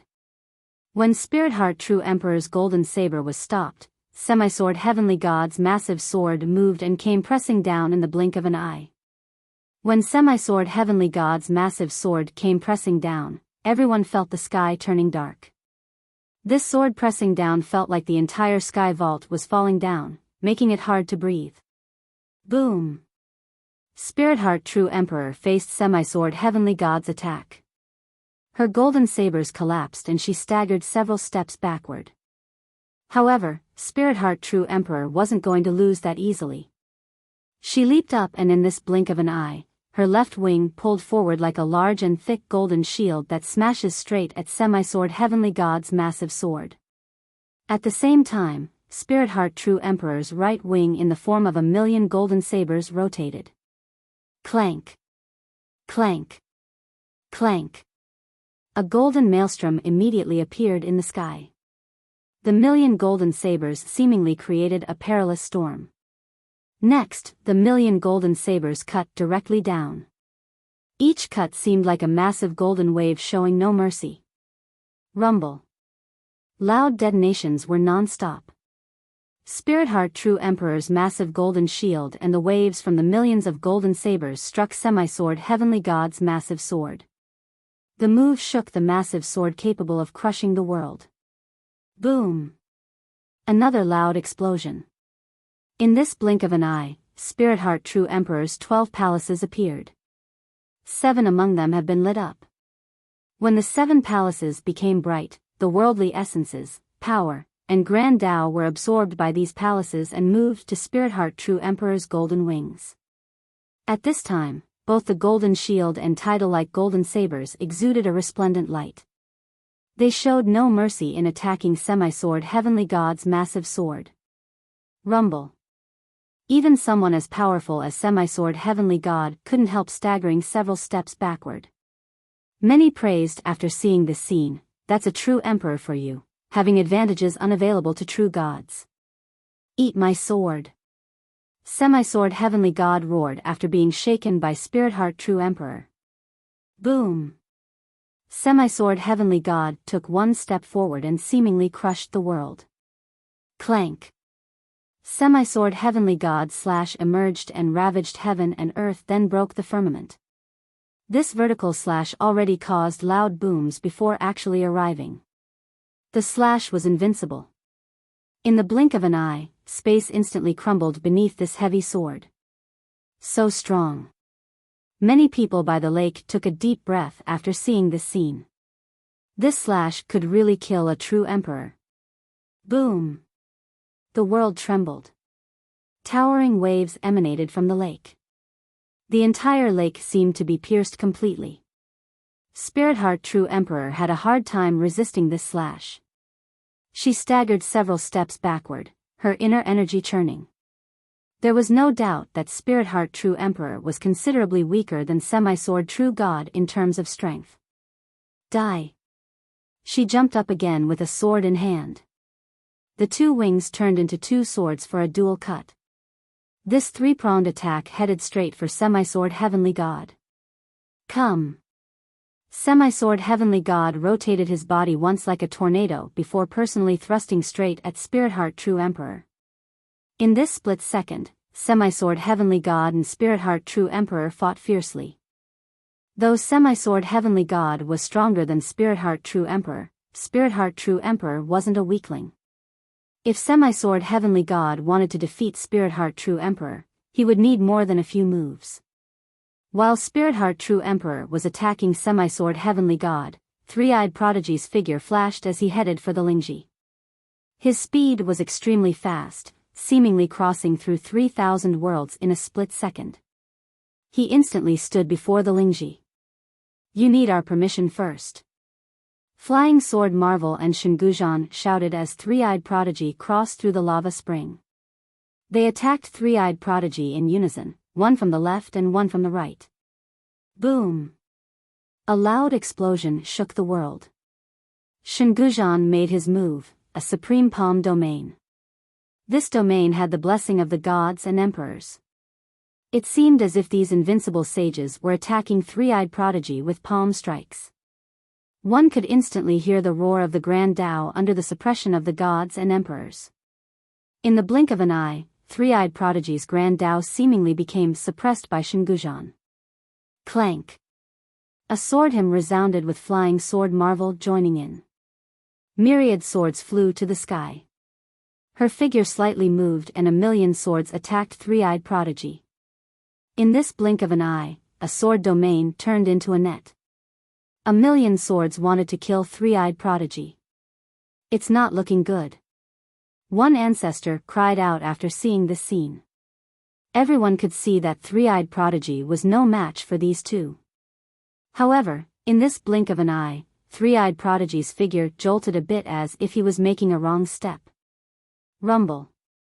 Explosions echoed across the 9 heavens and 10 earths. The entire world seemed to be vibrating. After this wrong step from Three-Eyed Prodigy, the lava spring suddenly gushed forward, seemingly exploded. Lava waves like a tsunami rushed towards Shingujan and Flying Sword Marvel. ZZZ. The lava rushing to the sky instantly burned space. The most terrifying thing wasn't the surging lava either. Rah! One could hear something akin to a dragon roar. When the lava spring erupted, a gigantic fiery dragon also rushed out as well. It raised its claws, aiming straight at Shingujan and Flying Sword Marvel. This wasn't actually a fire dragon. It was a true fire accumulated in this lava spring after millions of years. This true fire was at the progenitorial level, so it looked like a fire dragon capable of incinerating everything. Poof! The entire world became trapped in an ocean of fire. ZZZ. Even space started burning into nothingness. Activate. Shingujan and Flying Sword Marvel's expression soured against the true fire capable of burning everything. They stopped attacking Three-Eyed Prodigy and shifted into a defensive mode instead. A divine border appeared in the sky. The other chose to use her myriad swords for protection to stop the incoming true fire. Thanks. Three-Eyed Prodigy laughed and began moving in a strange yet magical manner. He skipped through the lava beneath and instantly appeared before the Lingji. Three-Eyed Prodigy clearly saw through the mysteries of this lava. Otherwise, he wouldn't have been able to skip and even took advantage of it to stop Shingujan and Flying Sword Marvel. Buzz. The Lingji felt danger the moment Three-Eyed Prodigy got close and instantly drilled into the lava with extreme speed. Halt. Three-eyed prodigy's eyes became bright and spewed out boundless laws. His eyes sealed the area and the Lingji was forced to stop. He grabbed and uprooted it completely before putting it inside a carefully prepared treasure box. This was all within his plan, from those two joining in and utilizing the lava to trapping the Lingji. Not bad, the brat got some schemes. Many started praising after seeing Three-Eyed Prodigy taking the Lingji in such a skillful manner without risking his life. 1. Yes, this is a real paragraph 1. The last line is arguably removable since it is repeated information, but I'm keeping it here for this. Chapter 30-41. After successfully picking the Lingji root, Three-Eyed Prodigy got out of the lava while the same couldn't be said about his two foes. It became clear that his prior hesitation outside the spring was to figure out the path. After all, his golden eye gave him an advantage unavailable to others. It allowed him to see through illusions and on top of deriving mysteries. Clank. A sword slash immediately greeted him outside. I've been waiting a while for you. Semi-Sword God stopped the battle with Spirit Heart Emperor and decided to face the prodigy instead. It turned out that he wasn't in a rush to defeat the Emperor and was waiting for this moment. There was no point in moving to the lava spring versus waiting for his prey outside. He knew that the prodigy's golden eye was special. On the other hand, he himself would have a hard time traversing through that lava spring and might be trapped there.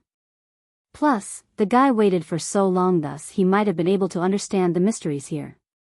The mantis stalks the cicada, unaware of the oriole behind. A spectator murmured. Meanwhile, Shingujan and Flying Sword Marvel were still stuck in the lava spring and fighting against the fire dragon. Semi-Sword God was clearly one step above them in terms of strategy. Hand over the Lingji and I will spare you. He threatened, his eyes fixated on the prodigy. Semi-Sword God, you think you can kill me? Don't overestimate yourself. The prodigy sneered in response. I'm more than enough to kill you. Semi-Sword's eyes flashed chillingly with murderous intent. He would kill the prodigy even if the guy were to hand the root over just to avoid any future complication. Okay, I will remember this. As long as I stay alive, I will eventually destroy your Metalkin Divine Court. Only one of us will exist. The prodigy laughed and aggressively declared. The experts by the lake gasped after hearing this bold claim, then exchanged glances with each other. No one felt that he was spouting bullshit. Right now, he was certainly weaker than Semi-Sword God and Metalkin War God. However, he was definitely the youngest and most talented genius in immortal lineage. One day, he might surpass all of them. Moreover, God Eye wasn't a minor system. One day when the prodigy was strong enough, he could actually put up a good fight against the Metalkin Divine Court. You deserve death for your insolence. The sword god's murderous intent soared after hearing this. He also knew that this prodigy would definitely surpass him in the future, necessitating a swift kill right now. Clank. He instantly attacked with a slash fixating on the prodigy. It was as if the entire world was within his grasp. The prodigy became suppressed and the area caved around him, wanting to turn him into a pulp. Now. The prodigy and Spirit Heart glanced at each other and shouted. Clank. Spirit Heart spread her wings and shot out all of her golden feathers like an unrelenting storm of needles. Strangely enough, it felt as if she shot at the wrong target since the feathers were flying towards the prodigy, not the sword god. What's going on? The spectators became startled due to the unexpected developments. Was she trying to kill him? Activate. The prodigy didn't dodge the incoming feathers. His golden eye opened and exuded boundless radiance. Boom! The coming of the feathers and the golden radiance resulted in a deafening detonation. A maelstrom took form along with continuous blasts. The world quaked with its rotation, seemingly being sucked inside. You're going down. The sword god roared and unleashed his fiercest slash, showing zero mercy. Alas, the golden feathers instantly surrounded the duo and formed a tight cocoon. The maelstrom then sucked them inside. Boom! The slash still made contact with the maelstrom, successfully crushing it. However, the duo was nowhere to be seen. Humph. The sword god scowled after seeing this.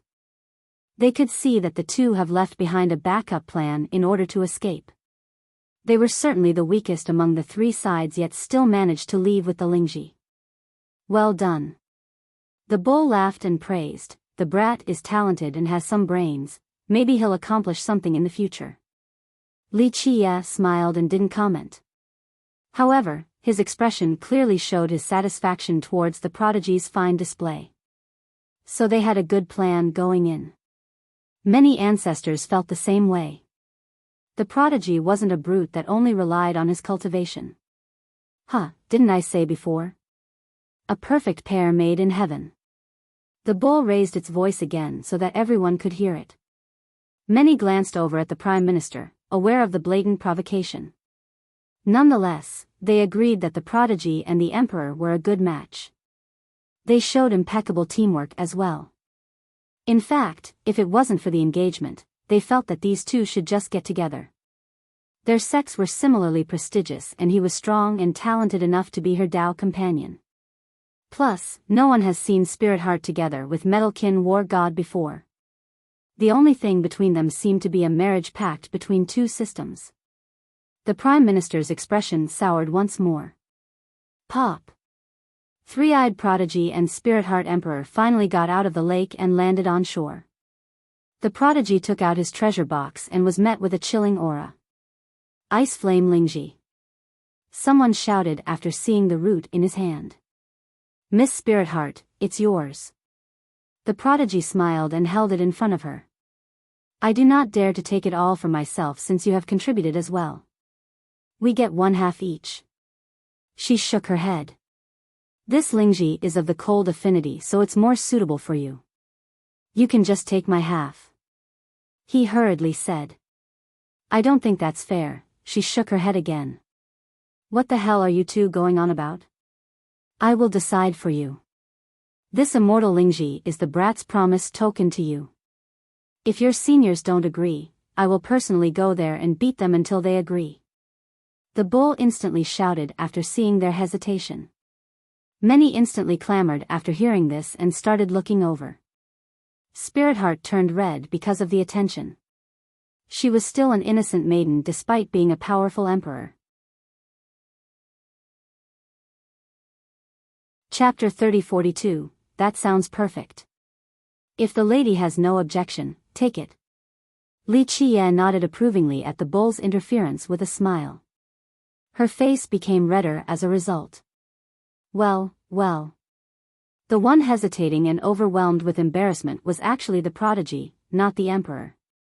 His face was also red as he stared at her while holding the Lingji. He didn't know what to do, completely stricken with nervousness. She was actually far more composed compared to the foolish prodigy. He couldn't form one coherent sentence. My ass. The bull couldn't watch any longer and scolded. Is it that hard to ask the one you're fond of for her hand in marriage? Aren't you a peerless genius?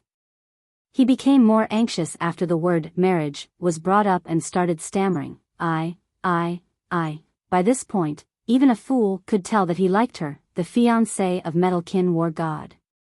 This made things very interesting.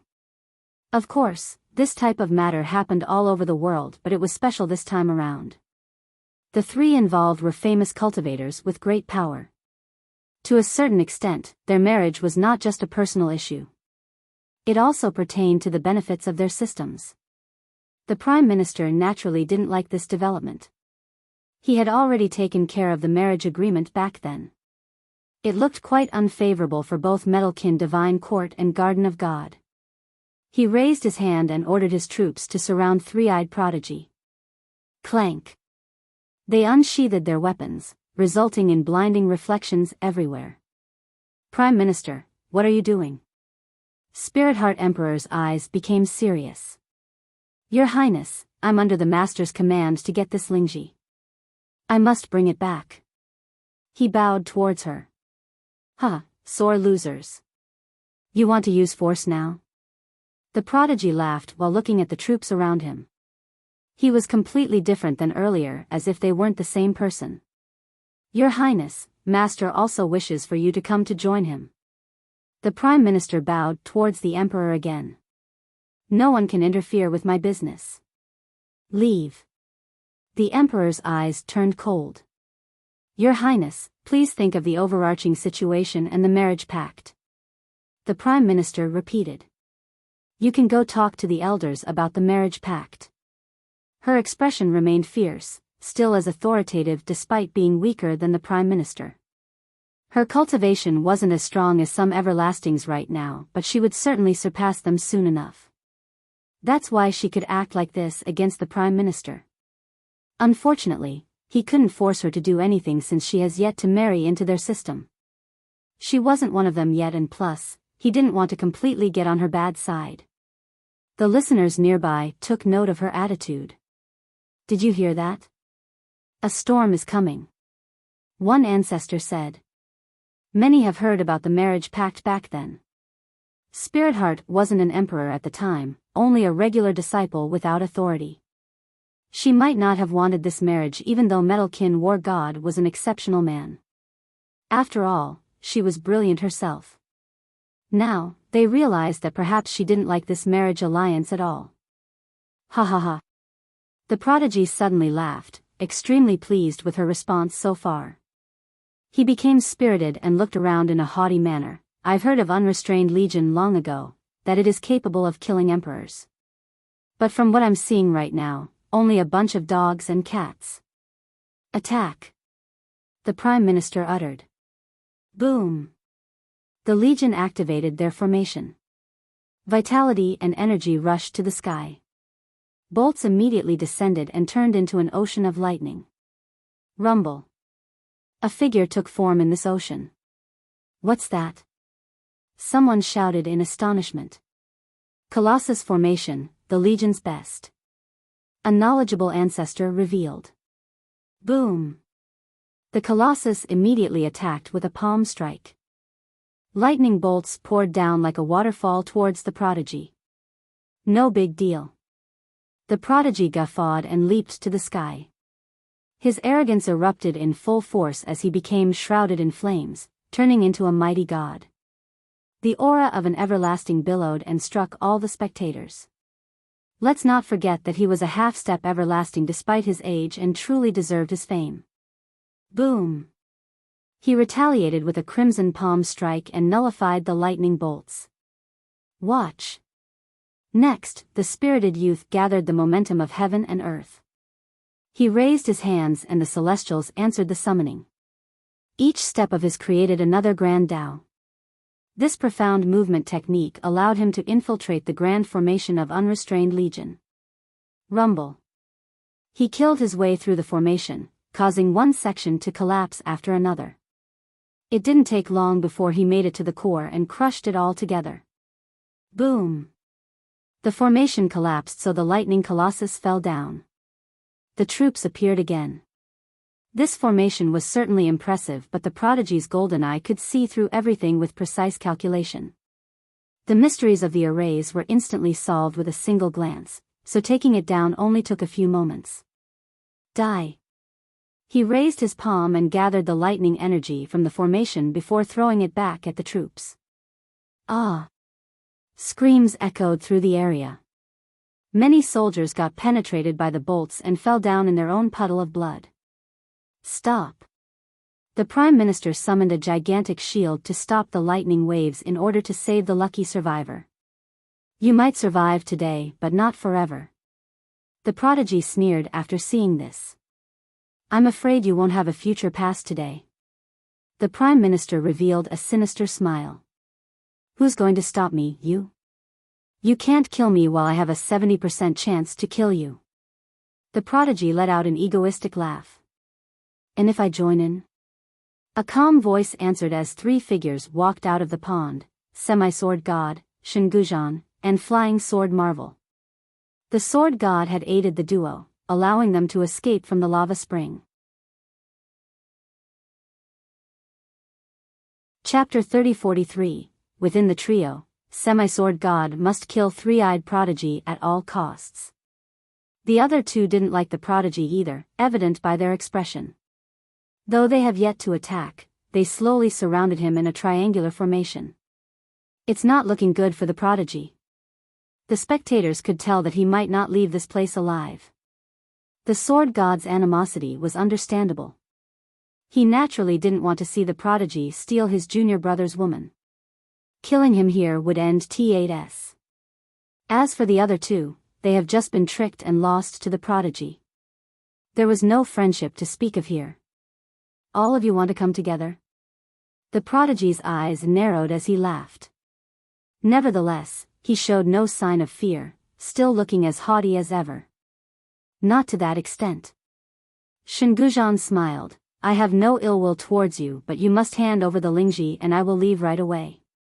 Huh, and if I don't? The prodigy sneered. Then you will have to excuse me since I need the Lingji. Gujan's eyes turned cold and murderous. Only border of God will make a robbing attempt sound so righteous. The prodigy responded. The laws of the Tao dictate that the weak are prey to the strong. Shingujan's expression remained natural.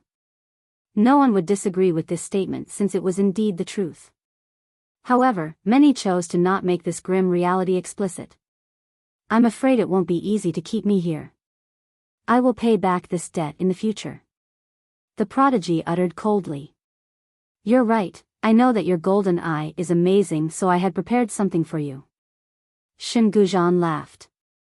He raised his hand and a border of light emerged. An invisible wall seemed to be blocking out the area. All directions had been surrounded by massive walls. Climbing up was impossible, the same with attempting to walk around them. Sky ceiling border, a supreme technique of Fardao. An ancestor was shaken to see this sealing technique. The crowd naturally became emotional. Fardao was an intimidating title, so Shingujan must be quite impressive to have learned a move from this great figure.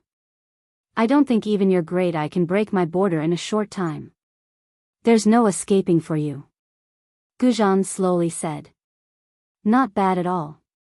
The prodigy's golden eye flashed as he scouted the great walls. Gujan was right.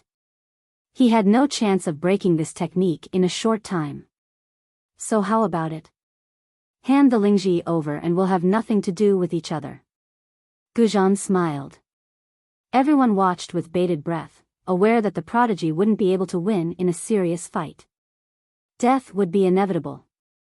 However, with his power and treasure, they might not be able to stop him from running. Alas, this all changed due to the emergence of the invisible walls, making it far more difficult for him to run.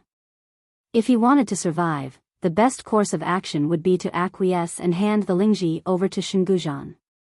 Thus, Gujan looked quite pleased with himself. The choice seemed obvious. The Lingji was as good as theirs now. Semi-Sword God stood there and didn't stop the transaction since he didn't want to antagonize Shingujan. That would deter him from his actual goal.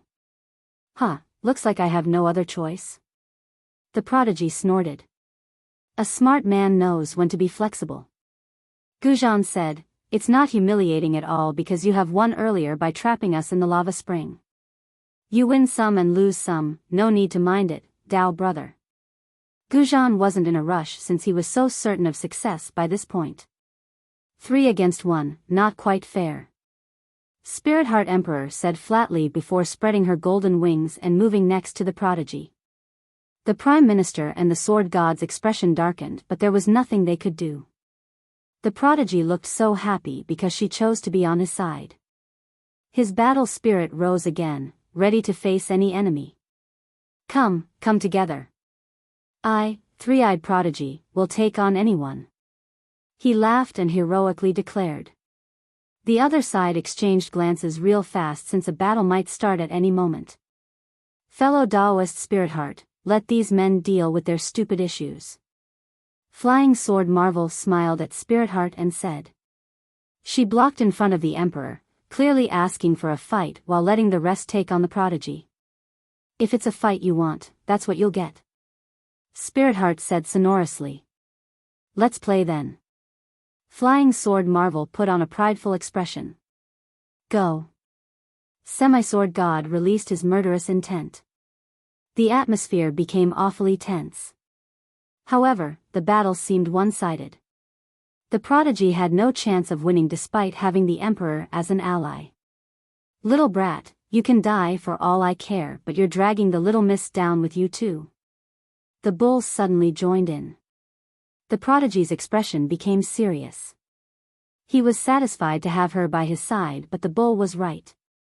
This might spell trouble for her, so he started to hesitate. Fool. The bull laughed. Do you not see Sir right there? Bow before him and everything will be fine. The prodigy looked over at Wuxia. A proud supreme genius like him would never bow towards someone else, but for the emperor's sake. Come over here. I am taking charge of the matter today. You're under my protection now. Wuxia saw the prodigy's eyes, so he smiled and said, "Huh, did you hear that? Sir has spoken. You little lovebirds can stop worrying now. There will be nothing but success. If anyone dares to try and break you up, Sir will annihilate them with a single finger." The bull seemed to be in a good mood. The other group didn't like this development. Fellow Daoist, this is our personal business and has nothing to do with Semi-sword god uttered coldly. I have made my decision. Be smart and run, and I'll pretend as if nothing had happened, or I'll walk over your corpses. Wuxia retorted. One could hear the stench of blood despite his casual tone. That's fiercest for you, so damn domineering. One spectator couldn't help but give a thumbs up. This is nothing compared to his previous deeds. Plus, he has 5-element goddess as his backer. Metalkin divine court needs to tread carefully. An ancestor read the situation quite well. Semi-sword god and the others found themselves in a difficult situation. Chapter 30-44. All four had an ugly expression by this point. They were world-renowned, standing at the peak in all aspects, whether it be their personal power or background. Li. You're too conceited. Flying Sword Marvel lost her patience and shouted, since they already had a feud prior to this. So what? Run before I get the urge to kill. He smiled. I see, do you really want to take the four of us on? Shingujan finally showed some emotion, anger. A supreme existence like him demanded respect, and he has been shown none by Wuxia. The four of you? There's no difference between 4 ants and 40 ants. Wuxia chuckled, making light of his opponents. Both his foes and the spectators took a deep breath. Members of the latter exchanged glances.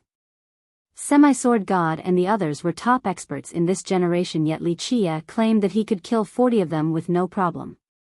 It was as if he had nothing but disdain for other experts in the entire world. No wonder why he's called fiercest. One expert clicked his tongue and said. Everyone felt that he was the only one who would say such a domineering statement. Only the 2 current progenitors would feel the same way. Shingujan and the others started thinking while having a murderous glint in their eyes. It was tough for masters like them to swallow this humiliation. You all going to fight or run? The bull decided to aggravate the issue and laughed. Just run if you don't have the courage. Semi or whatever, run back to Metalkin Divine Court and tell them that the marriage pact with Garden of God is nullified. The Prime Minister and the Sword God seemed to be on the verge of exploding after listening to the bull. No outsider can interfere with our business unless they're ready to die. The Prime Minister snorted and threatened, there will be no place to hide and no grave for them, not even at the edge of the world. The Prime Minister's threat wasn't empty. He wasn't only speaking to the bull either, but to let the prodigy know to back off. Otherwise, he would antagonize the Divine Court and all the Metalkins. This wouldn't end well for him. I'm so scared. The bull put on a frightened expression and ran to the back. My old bones can't handle this. Little girl, did you hear that? They say they want to destroy our Academy of Light. What should we do now? The troublemaker wanted to drag the Academy down to the muddled water too. Holyfrost has been standing to the side and didn't interfere. Everyone thought that she was just watching. Now, Some shuddered after hearing this. Even Shingujan's group became startled. After all, Holy Frost was on the same level as Metalkin War God and Bright King Buddha. Your Majesty, Academy of Light is a sacred beacon in immortal lineage, please don't mingle with these ruffians. Flying Sword Marvel immediately persuaded, this would bring trouble to the Academy on top of ruining its reputation. The Marvel was weaker than her allies but much more influential due to her relationship with a current progenitor. Moreover, she had a good point as well. The Academy was famous for being a beacon of light. Any mistake from Holy Frost Emperor could damage this golden reputation. The Marvel is right. Semi-Sword God nodded, Your Majesty, please think of the bigger picture and stop being friends with this man. I don't need you to tell me what to do. I'm perfectly aware of my own actions, but if you wish to teach me otherwise, I'll take on all four of you. Holy Frost coldly said. The crowd didn't expect such a strong response from her since this was different from her normal demeanor. Holy Frost Emperor is more aggressive than I thought. One curious spectator murmured. What do you know? An ancestor shook his head, they're not on the same level. She's far stronger than them with more achievements. She doesn't need them to tell her what to do. Many experts thought about it and accepted this reasoning. Why would a 12-palace emperor need to listen to weaker cultivators? She was already nice enough by not slapping them right now. The other group turned red after hearing this, especially Flying Sword Marvel who had an awkward expression. All along, even stronger characters have treated her with reservation. This wasn't the case here with Holy Frost Emperor who dished out nothing short of a verbal slap. Huh, little girl, well said. The bull joined in, you know, others are probably thinking that you're a pushover since you haven't done anything in so long. Go, give it a shot. See if you can kill them within 5 moves, let the world witness your murderous light. That was the old geezer Desolate Saint's expertise. The other 4 became alarmed. They could probably take on Wuxia 4-on-1, but with Holy Frost joining the fray? The situation looked disadvantageous. In fact, the spectators became very interested. Everyone knew that Holy Frost had 12 palaces, but very few actually saw her fighting with full power. It would be something to witness her in action right now. Stop causing trouble. Wuxia smiled and shook his head. It's too late for you all to leave now. I will give you the chance to attack first so people won't call me a bully. He then walked forward and stared at Shingujan before casually speaking. His foes turned ashen with rage after being viewed as ants. They have fought and won numerous battles in the past, never being treated like this before. You're really taking on the 4 of us alone? The Prime Minister asked. His eyes darted once over at Holy Frost Emperor. He was clearly telling Wuxia to not let her help. You think too highly of yourself. Holy Frost Emperor glanced at him and said, Young Noble alone can take you all down in 2 or 3 moves. He doesn't need my help. She was indeed telling the truth, but others didn't buy it. They felt that she was exaggerating his abilities. They certainly didn't like the comment but still heaved a sigh of relief. At the very least, that's one less powerful enemy for them. Okay, the 4 of us will see what you got. The Prime Minister shouted and winked at the rest. Now! Shingujan roared after coming into an implicit agreement with the others. One of us will die today. The Marvel gritted her teeth while uttering this common phrase. She never got a chance to take him down as payback. Plus, she alone wasn't his match either. This was no longer the case today. They had enough confidence to take on a 12-palace emperor with this group. Chapter 30-45, Clank. Semi-Sword God pointed his sword pulsing with a cold glint straight at Wuxia. His figure exuded a sharp glow as if he was turning into a sword himself. Boom! A visual phenomenon appeared behind the sword god, a floating sword Tao reigning for an eternity. The world seemingly got refined into a gigantic sword with enough immensity to crush the firmaments. He became ethereal, turning into a part of his sword Tao, the same with his actual sword. The only thing the spectators could see was a sword Tao, one as majestic as a mountain and carried the weight of 1,000,000. Crack. The immense weight of this sword began to crush the spatial fabrics nearby just by simply existing. Space seemed fragile like glass and started cracking. An unbearable pressure struck the crowd as if they had mountains on their back. They found it hard to breathe and even heard the sound of bones cracking ringing in their ears. This sword Dao didn't target anyone, yet its pressure remained insane. This sword Dao is so heavy, a few experts couldn't move at all. They felt that they would be reduced to dust if the Dao were to move ever so slightly. This is his real power, a sword Dao focusing on weight. His entire mind is bent on perfecting this Dao, and it allows him to be untouchable. One ancestor praised. This Dao was also the reason for his title. No enemy nor weapon could handle the full brunt of his heavy sword Dao. In another word, none could withstand an entire move, so his title became semi-sword. Activate. Shenguzhan also didn't dare to underestimate the enemy and opened a portal above. Rumble. The world shook as a result, along with loud explosions. Everything turned dark. People looked up and saw a great continent floating above him.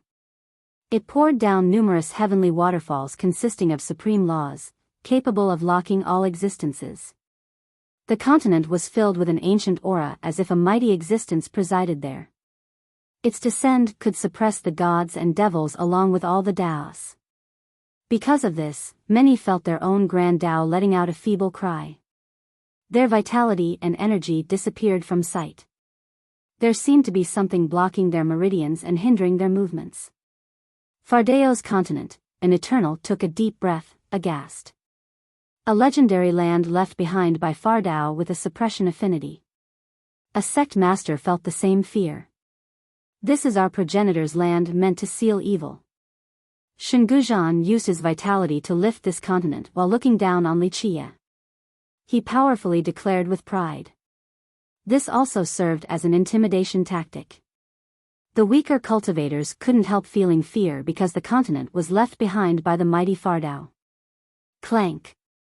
Flying Sword Marvel didn't want to fall behind and took out a divine sword. A progenitorial aura surged to the sky after a hymn and engulfed the entire area. It was as if one was here in person. The spectators saw a golden sword in her hand, as new as can be. It pulsed with a golden radiance, seemingly just got out of the blacksmithing furnace. They took a deep breath because the blessing of the progenitor seemed completely intact within this sword. Such an abundance of progenitorial power. Did Luminous Master craft this? An ancestor wondered. Clank. She pointed her sword straight at him and snorted, "This sword was made by Luminous Master himself. Your blood will be the first thing it tastes." The crowd naturally became shaken. So after failing to buy Sword Saint's personal weapon, she asked Luminous Master to make her a sword. "We can't afford to provoke this girl since she has too much help from a progenitor, first breaking through to the everlasting realm and now, a weapon? He must really adore her." Another elder shuddered and said. Many agreed with this statement. She wasn't the strongest among the young generation but couldn't be trifled with due to her connection. She looked like a sword god with energy rays oozing from her while possessing absolute confidence. It wasn't easy getting her brother-in-law to make this divine sword. This increased her power considerably to the point where she thought she could kill Wuxia. Quite strong. Many experts felt fear after seeing these three in full power, probably enough to challenge any contemporary master. Can Fiercest take them on? They thought that Wuxia was facing quite a predicament. We'll find out soon enough. Too weak and he's courting death. Strong enough and we'll have a great show. One expert smiled and quietly said. This was indeed the case. If Wuxia were strong enough to kill this group, he would be poking at many bee nests, Metalkin Divine Court, Border of God, and Immortal Bronze Mountain. Facing these three systems at the same time seemed quite grim. Just a bunch of useless items. Make your move. Wuxia gave him a glance of disdain and smiled, not caring at all. Useless items? The crowd couldn't believe it. Did he call these progenitorial artifacts useless? Die. The Prime Minister was the first to take action and revealed his true form, a massive turtle. Boom! The turtle seemed like an unstoppable grinder, spinning forward with sharp blades in an unstoppable manner. Heaviest slash. Semi-sword god roared and unleashed a celestial destroying cut. Ugh, a few weaker cultivators turned into bloody mists by the pressure. Shit! Many frightened spectators ran away after seeing this power. Eternity seal. Shinguzhan also cried out and sent his continent towards Wuxia. The Dao powers nearby became sealed, everyone else became immobilized. They could only watch the continent descend and crush them into a pulp. All refining blades. The marvel made her move. Numerous clanks could be heard as an ocean of sword appeared above. Everything in its path became specks of dust. Simply frightening. Even ancestors at the everlasting level found this impossible to stop and hurriedly moved backward. Ha, come. Wuxia laughed and took one step forward. Boom. The ground seemingly got crushed as he appeared again on top of the turtle to stomp down. The gigantic turtle slammed into the ground, causing cracks to emanate from the impact point. 1. Remember when I made a note about him and the turtle character? Looks like he's really a turtle. But now, I don't know if I should go back and add turtle to his title. Turtle Prime Minister sounds so strange. Chapter 3046, Crack. Blood splattered everywhere from the pulverized Prime Minister. Ah! He screamed in agony and regrets. Remember, he was an enlightened turtle that has reached the Tao. His cultivation was impeccable and his shell virtually indestructible, capable of withstanding several blows from progenitorial weapons. Unfortunately, Wuxia's stomp still annihilated this tough defense with an irresistible force. The Prime Minister was nothing but a meat paste by this point. His true fate turned to smoke. Boom! He then retaliated against the heavy sword technique with an all-destroying punch. The invincible sword Dao started crumbling even though it carried the weight of 1,000,000 stars. The sword god was blown flying, vomiting blood and bloodied all over. Scram! Wuxia then delivered a galaxy-ending vertical kick. Boom! The massive continent got split into 2 halves as a result. Pluff! Blood gushed like a spring as Shinguzhan's body got smashed. Little pieces scattered all over. You too. A deafening blast hurt everyone's ears as Wuxia unleashed a palm strike straight on the marvel's golden sword. Boom! The ocean of swords sent out numerous laws in the form of a palm in order to stop the incoming strike. The power of Luminous Master. Many experts shouted in horror after sensing this aura. Alas, this wasn't enough to stop Wuxia. He scowled and added more force to his palm strike, burying all the laws in the process. Ah! How could the marvel alone stop his suppression?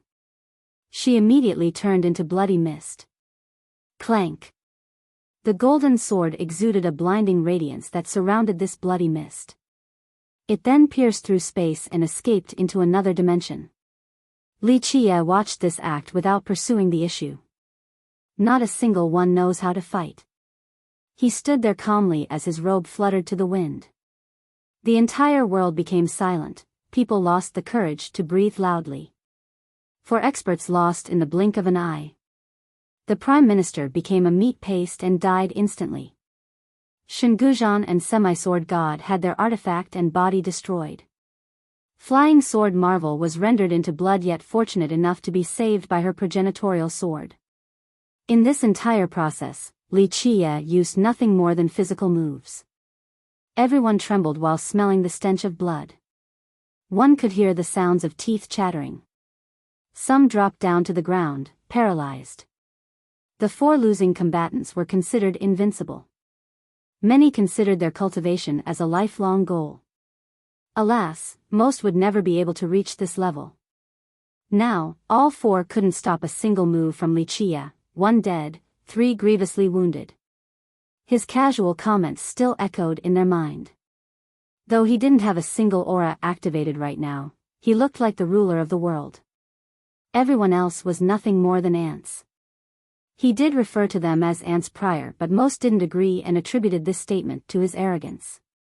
It felt so hard to breathe in this area now, as if the oxygen level was low or there was an invisible hand gripping their neck.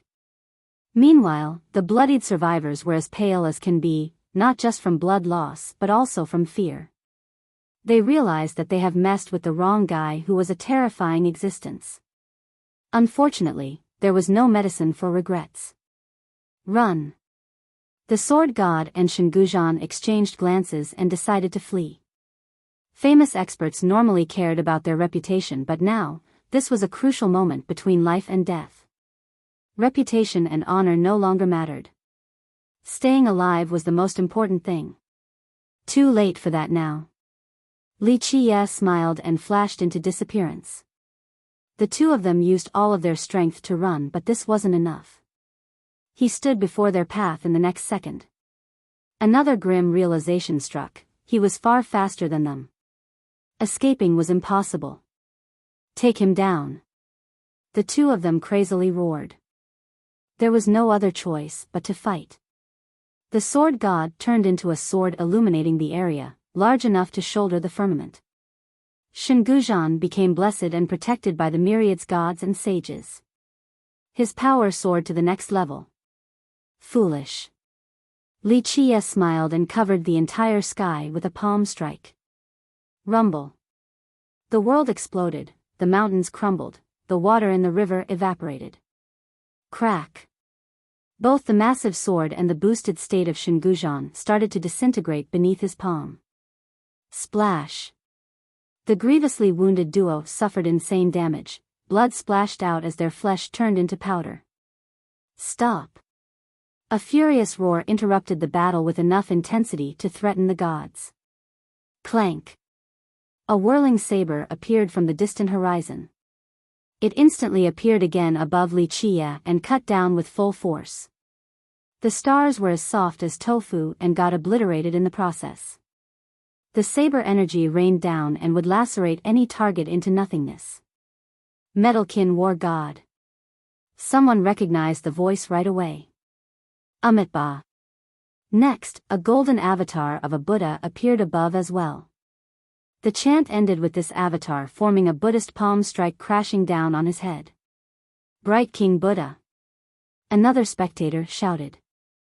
Metalkin War God and Bright King Buddha made their move despite being extremely far away. These spatial crossing attacks were still as impressive as ever. Humph.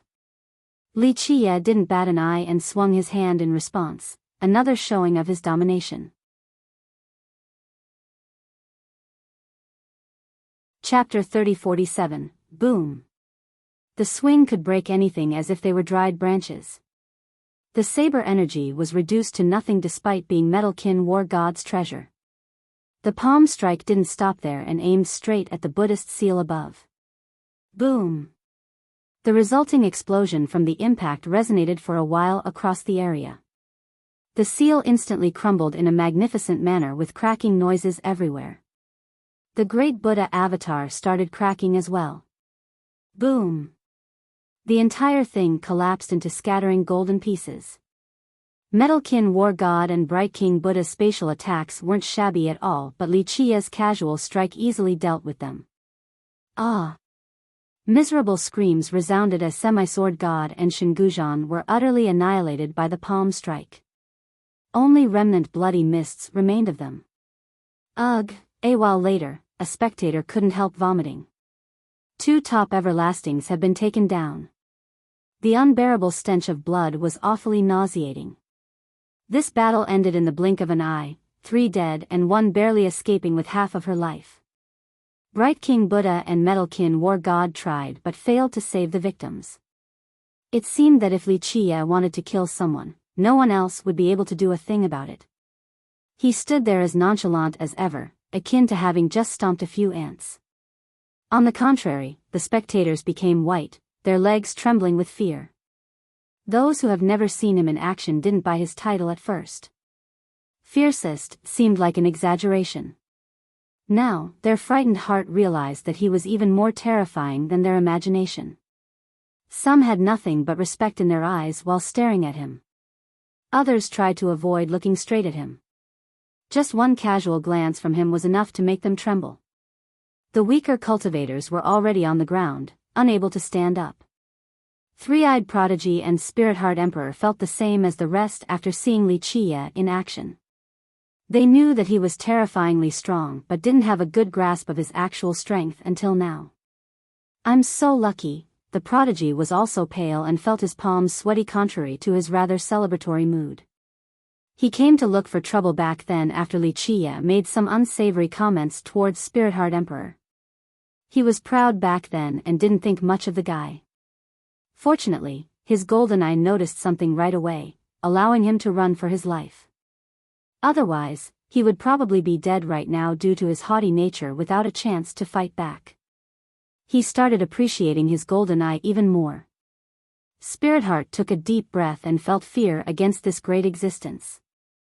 She thought that even the two current progenitors might not be as strong as him. Humph. An echoing scowl threatened all listeners.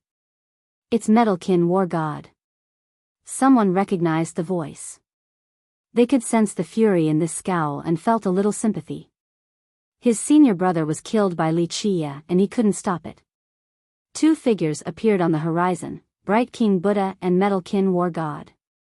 They were still extremely far away but the area was still engulfed by their auras. Amitba, Amitba. Bright King Buddha loudly chanted and said, Benefactor, your penchant for murder is the misfortune of immortal lineage. Stop it, monk. Don't put on that benevolent act, and stop calling yourselves Buddha and God too. Provoke me and I'll kill you all the same. Wuxia waved his sleeve dismissively. The listeners took him seriously by this point, no longer thinking that he was bragging. Fine, let's fight to the death then. The war god sounded ready for battle. His ferocity impressed the crowd. They also knew that he had a deep love for fighting and was always willing to fight to the death. So be it. Wuxia nonchalantly accepted. Very well, in 10 days then. I and Bright King will be waiting for a battle to the death at Sword Saint's place. The war god said decisively with murderous intent. I'll let you live for 10 more days. Wuxia smiled and said. Count us in 2. An old voice suddenly sounded.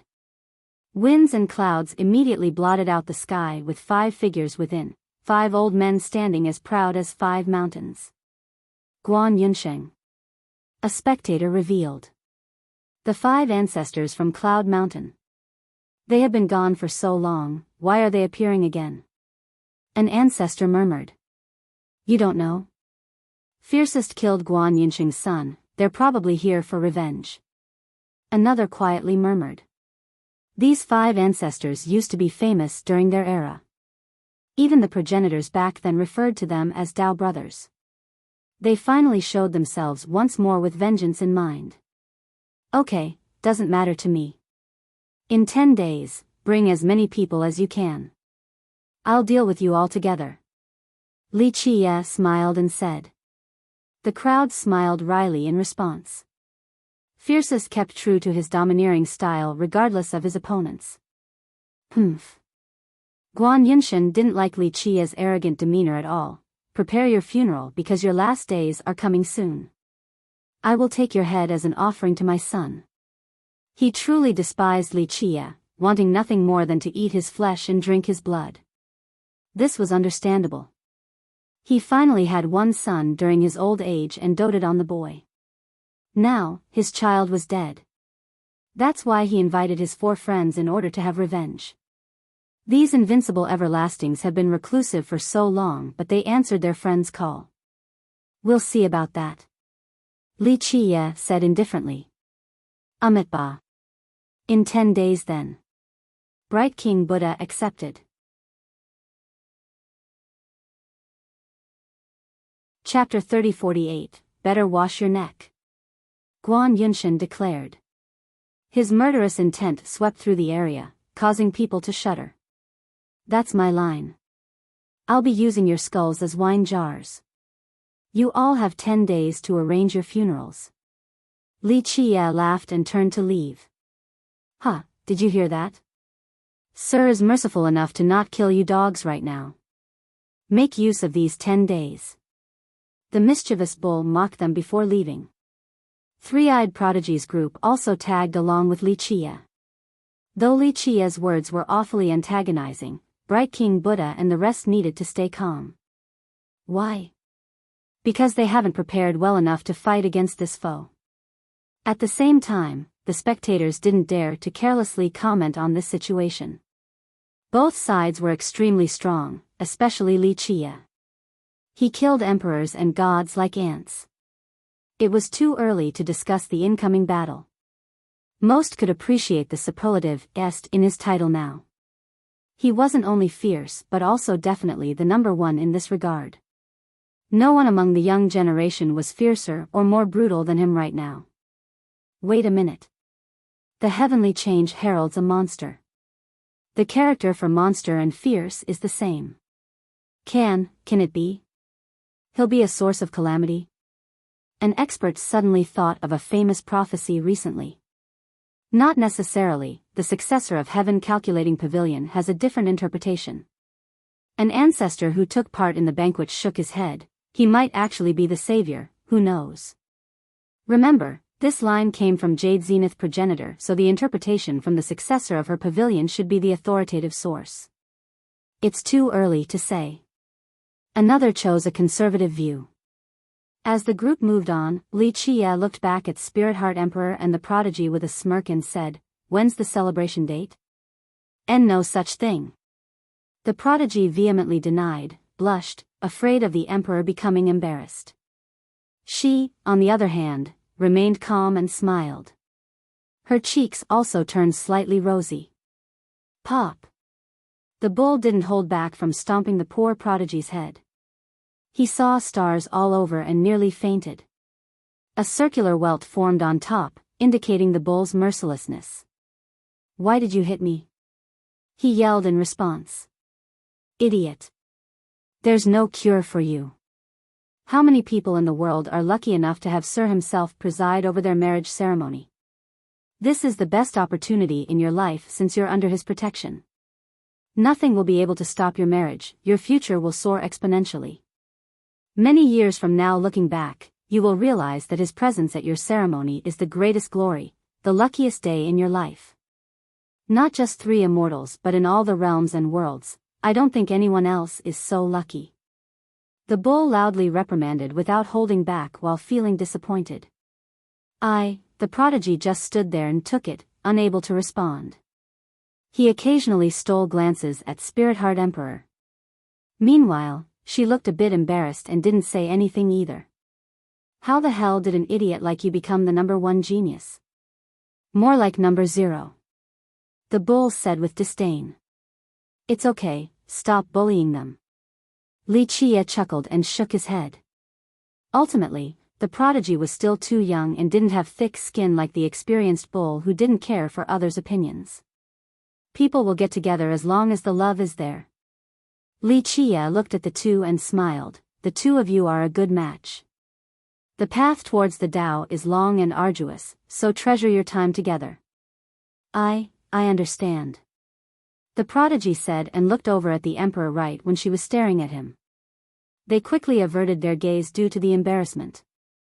On one hand, they were top experts looming above many others. But at the same time, this was their first love and they certainly looked the part. Holy Frost Emperor found this amusing. The prodigy used to be a student at Northern Academy as well, always acting haughty and imperious. Now, he looked more like a bashful teenager than an invincible cultivator. The bull was still very unhappy with the prodigy and shot more glances of disappointment at him. On one hand, the prodigy's reservation was understandable. He was inexperienced with love and Spirit Heart Emperor still had a fiancée. Of course, the bull certainly didn't think so. He considered Metalkin War God to be a dead man. Other powers and backings no longer mattered because the prodigy had Li Qie on his side. It's just that the two young lovers themselves didn't realize this. 10 days is still a while away, you two can go hang out. Li Qie smiled and disappeared from sight.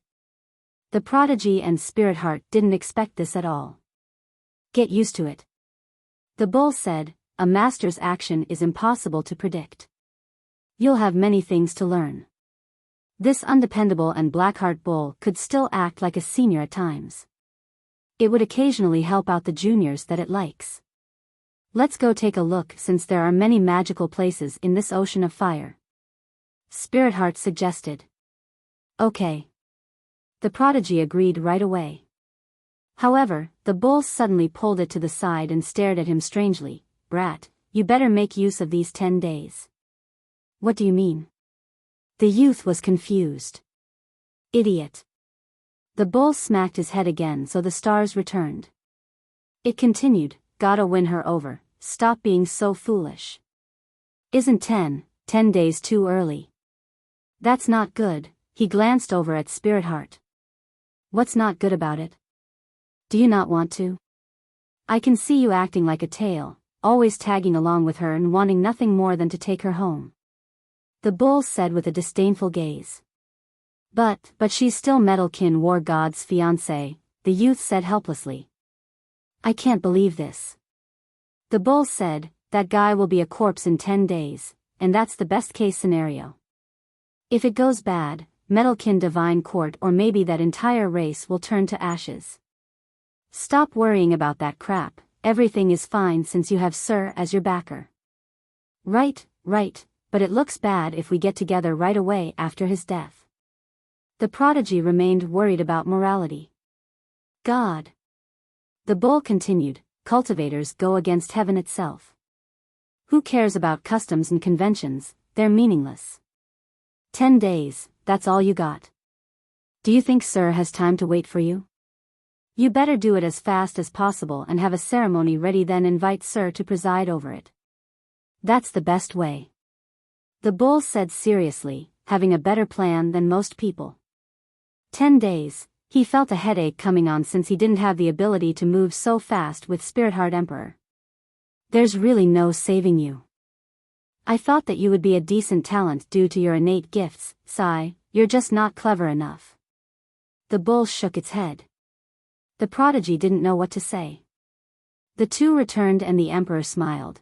What topic was so interesting that you two talked non-stop over there? She was clever enough to guess the content of their conversation and decided to give the prodigy an opening. No, nothing. He didn't dare to reveal it. I was asking the brat when he will marry this beautiful bride.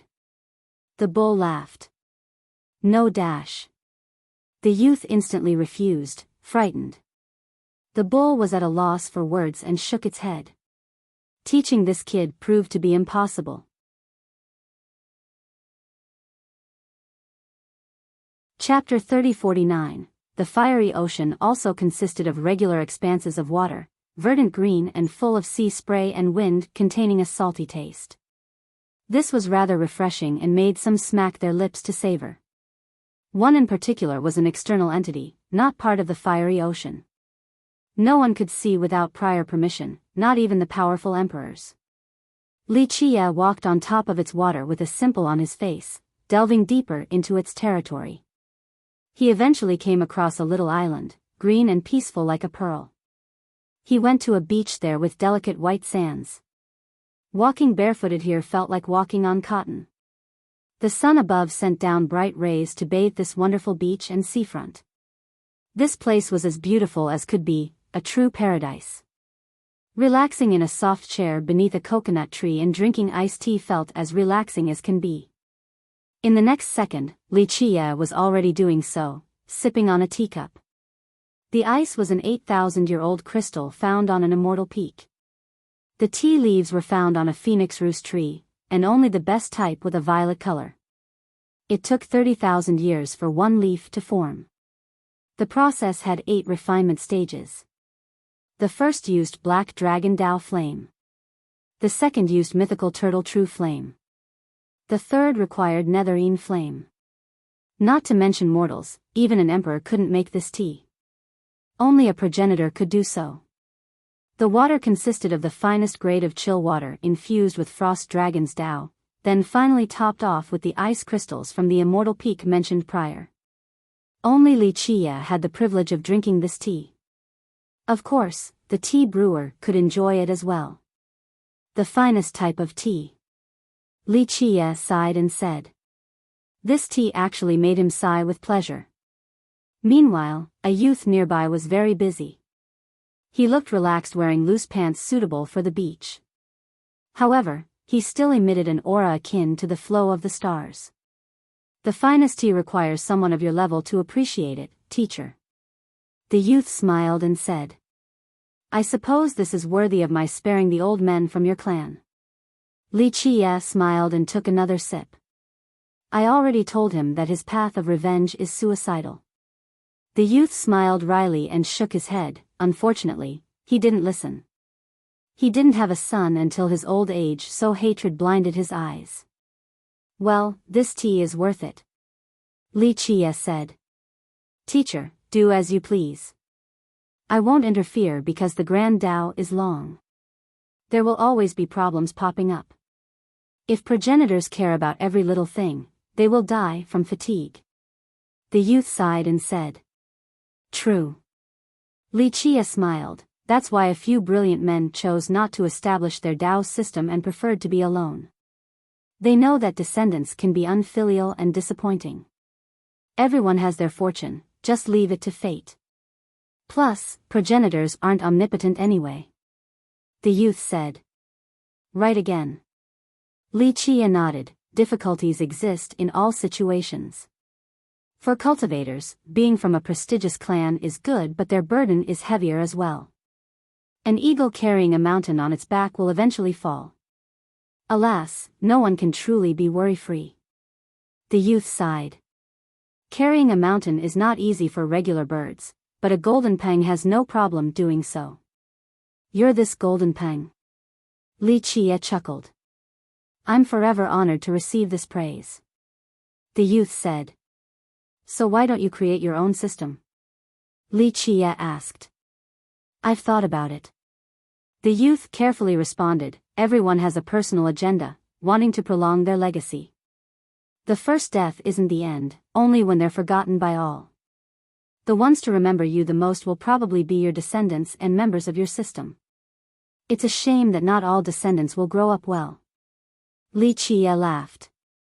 Yes. The youth said, no one can predict what will happen. The descendants have their own fortune. For example, our meeting is a stroke of fate as well. A coincidence is not fate. Li Qia shook his head. Sure, people play a big part, but the fact that you're giving me some face right now is also a type of fate. The youth leisurely said.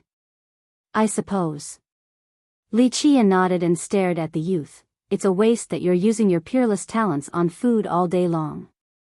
The world will think less of you. Because they don't know that I'm actually saving them by doing so. The youth freely said. If a third person were to hear this, they would not buy the youth's argument. You certainly have a special way of saving the world. Li Qia said. There are many methods and paths. My cultivation is too weak, so I have to use a roundabout route. There's nothing wrong with that. The youth said. So humble. If you're weak, there are no experts in 3 immortals then. Li Qia shook his head. I can't compare myself strictly to the contemporary. The youth admitted, a monkey reigns supreme on a mountain without a tiger. Even the greatest progenitors eventually falter. My cultivation probably can't last that long. He sighed after saying this. Li Qia put down his cup and said, the heart and mind have so much potential. A single thought can determine their fate along with their worlds. He paused for a bit and continued, being too brilliant might not be a good thing.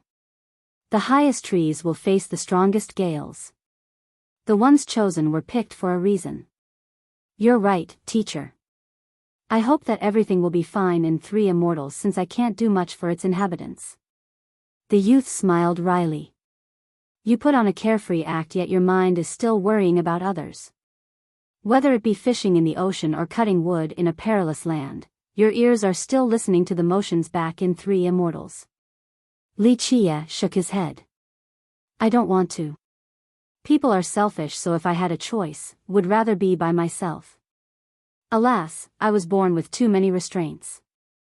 As you have mentioned earlier, great power comes with heavier responsibility.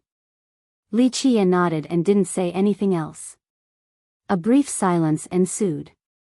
War is coming, are you ready? He asked a while later. The youth stopped working and pondered quietly before answering. Teacher, what kind of enemies are coming? Progenitors. The vanguards will have some weaklings, but the real fighting forces will be at the progenitorial level. Li Qie looked at him. Well, then all I can do is fight. The youth shook his head. I can't run anyway, even if I have the desire to do so. Behind me is my home, you would do the same, teacher. There will be time as long as the sky moat is there. It has its uses. Li Qie said. I'm afraid the inevitable will come. The youth looked worried. Hard to say at this level. Li Qie replied, it might come or not, then everything will be good. In that case, burn an incense stick and celebrate. I understand. But if Three Immortals won't be the battlefield, the youth had a serious expression. I will take action regardless. Li Qie said, but just know that I will only participate in one sky-rending battle. I guarantee nothing else. Three Immortals is lucky to have you here. The youth nodded, albeit still nervous. A sky-rending battle, from Li Qie, must be a terrifying event. Maybe Three Immortals would be blown to pieces. Unfortunately, no one could change the current momentum. He didn't have the strength to stop it. I'm more excited about uncrossable expanse. That's a better battlefield, far more interesting and stimulating. Li Qie's eyes became profound, his lips curled into a smirk. The youth smiled wryly, knowing that stimulating probably meant destruction. Everyone would probably be scared out of their mind at that stage. I hope not, Three Immortals might not be able to withstand the impact. The youth helplessly said. Don't worry, when it escalates to that point, the old geezers will make sure that the battlefield is restricted to the expanse. They have been protecting your world for so many years and don't wish to see it become the next battlefield, broken. Li Qie calmly said. I hope you're right. The youth could only pray.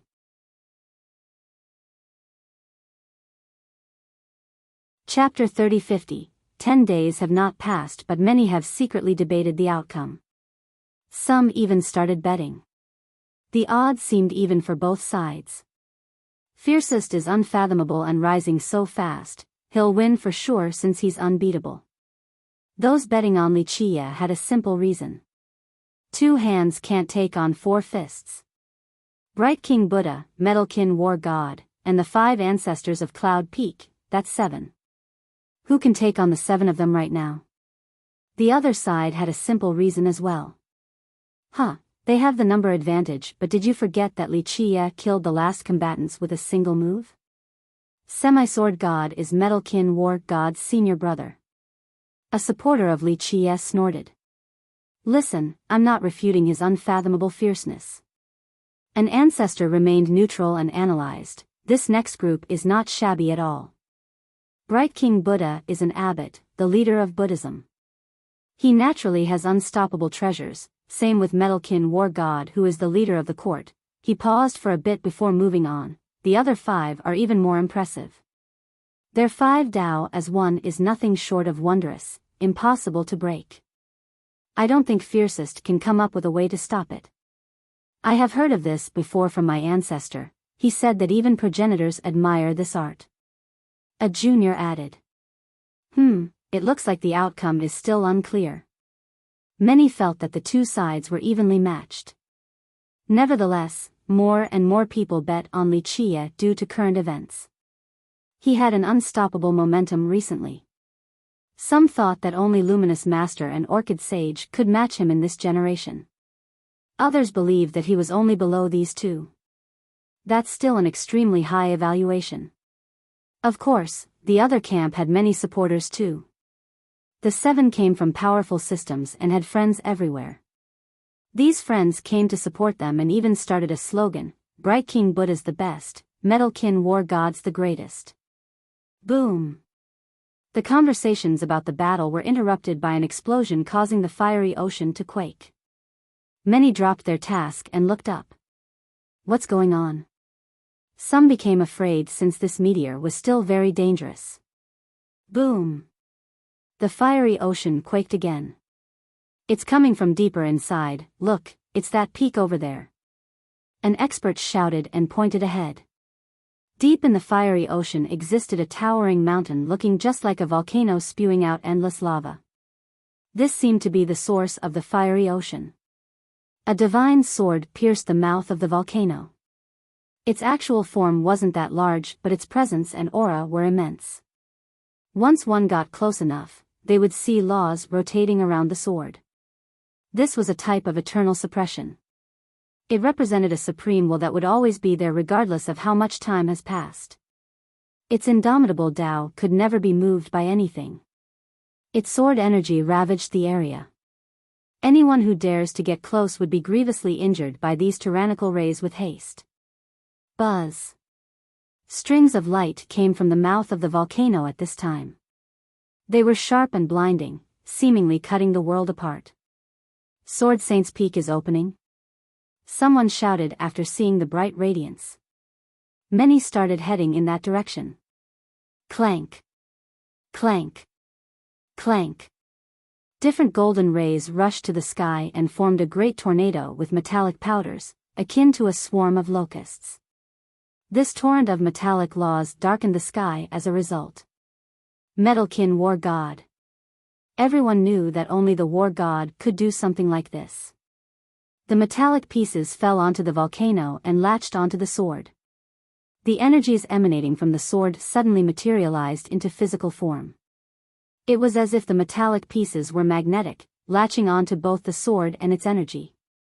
Thus, the sword energies became more tangible due to the metals stuck on them. The entire area became filled with light pins. Clank. Clank. Clank. Some of the metallic pieces on the sword came together to form a massive figure. This figure then slowly fused with the sword. What is he doing? Many became startled to see this colossal entity. This race was quite amazing. Their body was made from pieces of metals assembled together. They could also disassemble at will. Someone like the War God could take this to the next level, even turning into metallic powders. He wants Sword Saint's personal sword. An ancestor knew what was going on right away after seeing the War God latching onto Sword Saint's weapon. It's really his personal sword? One expert asked. Indeed, Sword Saint might be the one who sealed it here too. The ancestor put on a serious expression. Look at the Tao around it, that's the progenitor's invincible sword Tao. No one else can imprint it here for eternity beside him. People's eyes lit up after hearing this. Everyone knew that though Sword Saint originated from myriad lineage and was only a myriad level progenitor, he eventually made it to the immortal level. Furthermore, his sword Tao became unstoppable. Thus, the presence of his sword made hearts beat faster. Wait, so Sword Saint climbed this meteor back in uncrossable expanse? A big shot thought of something and became startled. I believe so. An everlasting said with a solemn expression. What the hell happened back then for this progenitor to leave his sword here as a sealing tool? One will become invincible with this sword. A king salivated while watching Metalkin War God's attempt. This was an ancestral weapon capable of sweeping through the 9 heavens and 10 earths.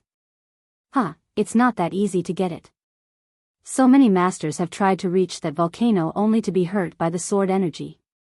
Metalkin War God and Bright King Buddha got here early and have been researching all this time. An ancestor said with disdain. Looks like they have figured this out and are ready to take the sword. A spectator said as Metalkin's figure grew increasingly larger. The sword rays also grew as if he wanted to fuse with this sword. The crowd was in awe and clicked their tongue, thinking that the Metalkin race was quite strange and magical. Amitba. A Buddhist chant echoed in the area and another radiance engulfed the place. Bright King Buddha is joining in right now. They're doing it. Many exclaimed.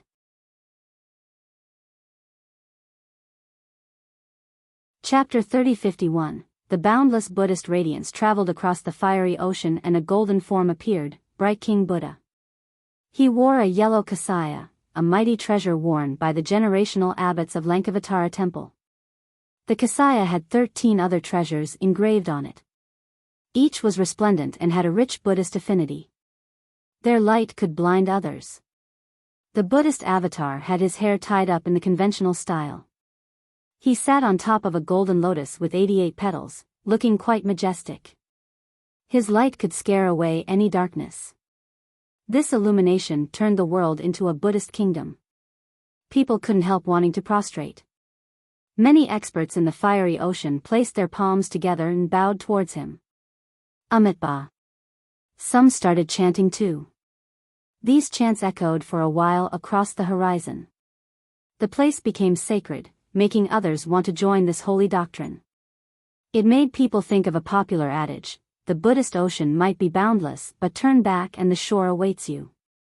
Bright King Buddha, the leader of the Buddhist doctrine, had plenty of worshippers in immortal lineage. Many prostrated wherever he went. Buzz. Buddhist particles scattered downward like fairies descending to the mortal realm. Everyone bathed in this light and felt as if they were becoming part of the Buddhist Tao. They could sense this great affinity as they swam in this ocean of power. They naturally wanted to join this doctrine during this process. This Tao infiltrated the fiery ocean. One could hear tiny ripples after the particles touched the lava. These ripples were extremely beautiful and magnificent. As this went on, the lava was slowly being soaked with the Buddhist Tao. Buzz. Finally, the lava itself emitted bright Buddhist rays everywhere. The rays interconnected and formed a Buddhist land to the astonishment of the crowd. Visual phenomena emerged: stupas, chanting monks, Buddhas teaching the scriptures. People got an illusion that this place was the abode of a holy being as they listened to the scriptures. What is he doing? This question came up. He's refining the fiery ocean. An ancestor explained, they have spent enough time researching this place, understanding its mysteries and laying out the appropriate Tao laws. This is their opportunity. Amitabha. Bright King Buddha's chant echoed in everyone's heart. This power frightened the ancestors present. He then took out an alms bowl and respectfully raised it with both hands. Boom! The bowl exuded a greater radiance with images of Buddhas. These figures rotated around and turned the fiery ocean into a holy kingdom. The figures also started chanting while floating in the air. Myriad Buddha Bowl. The defining treasure of Lankavatara Temple. A king immediately recognized this bowl. You're right. Another big shot saw it clearly and said, he actually brought this thing here? Boom! The metallic figure started growing extremely thick arms. Rumble. The hands started creating pulsing spatial holes with wondrous images within: divine beasts, flashing gods, black sky, azure oceans. Each of his hands seemed to be shouldering an entire world. God Dissension. He roared and the hands became blindingly bright. Gigantic gods started coming out of the spatial holes, their head reached heaven and their feet stomped on the ground. They looked ethereal and pulsing in and out of existence.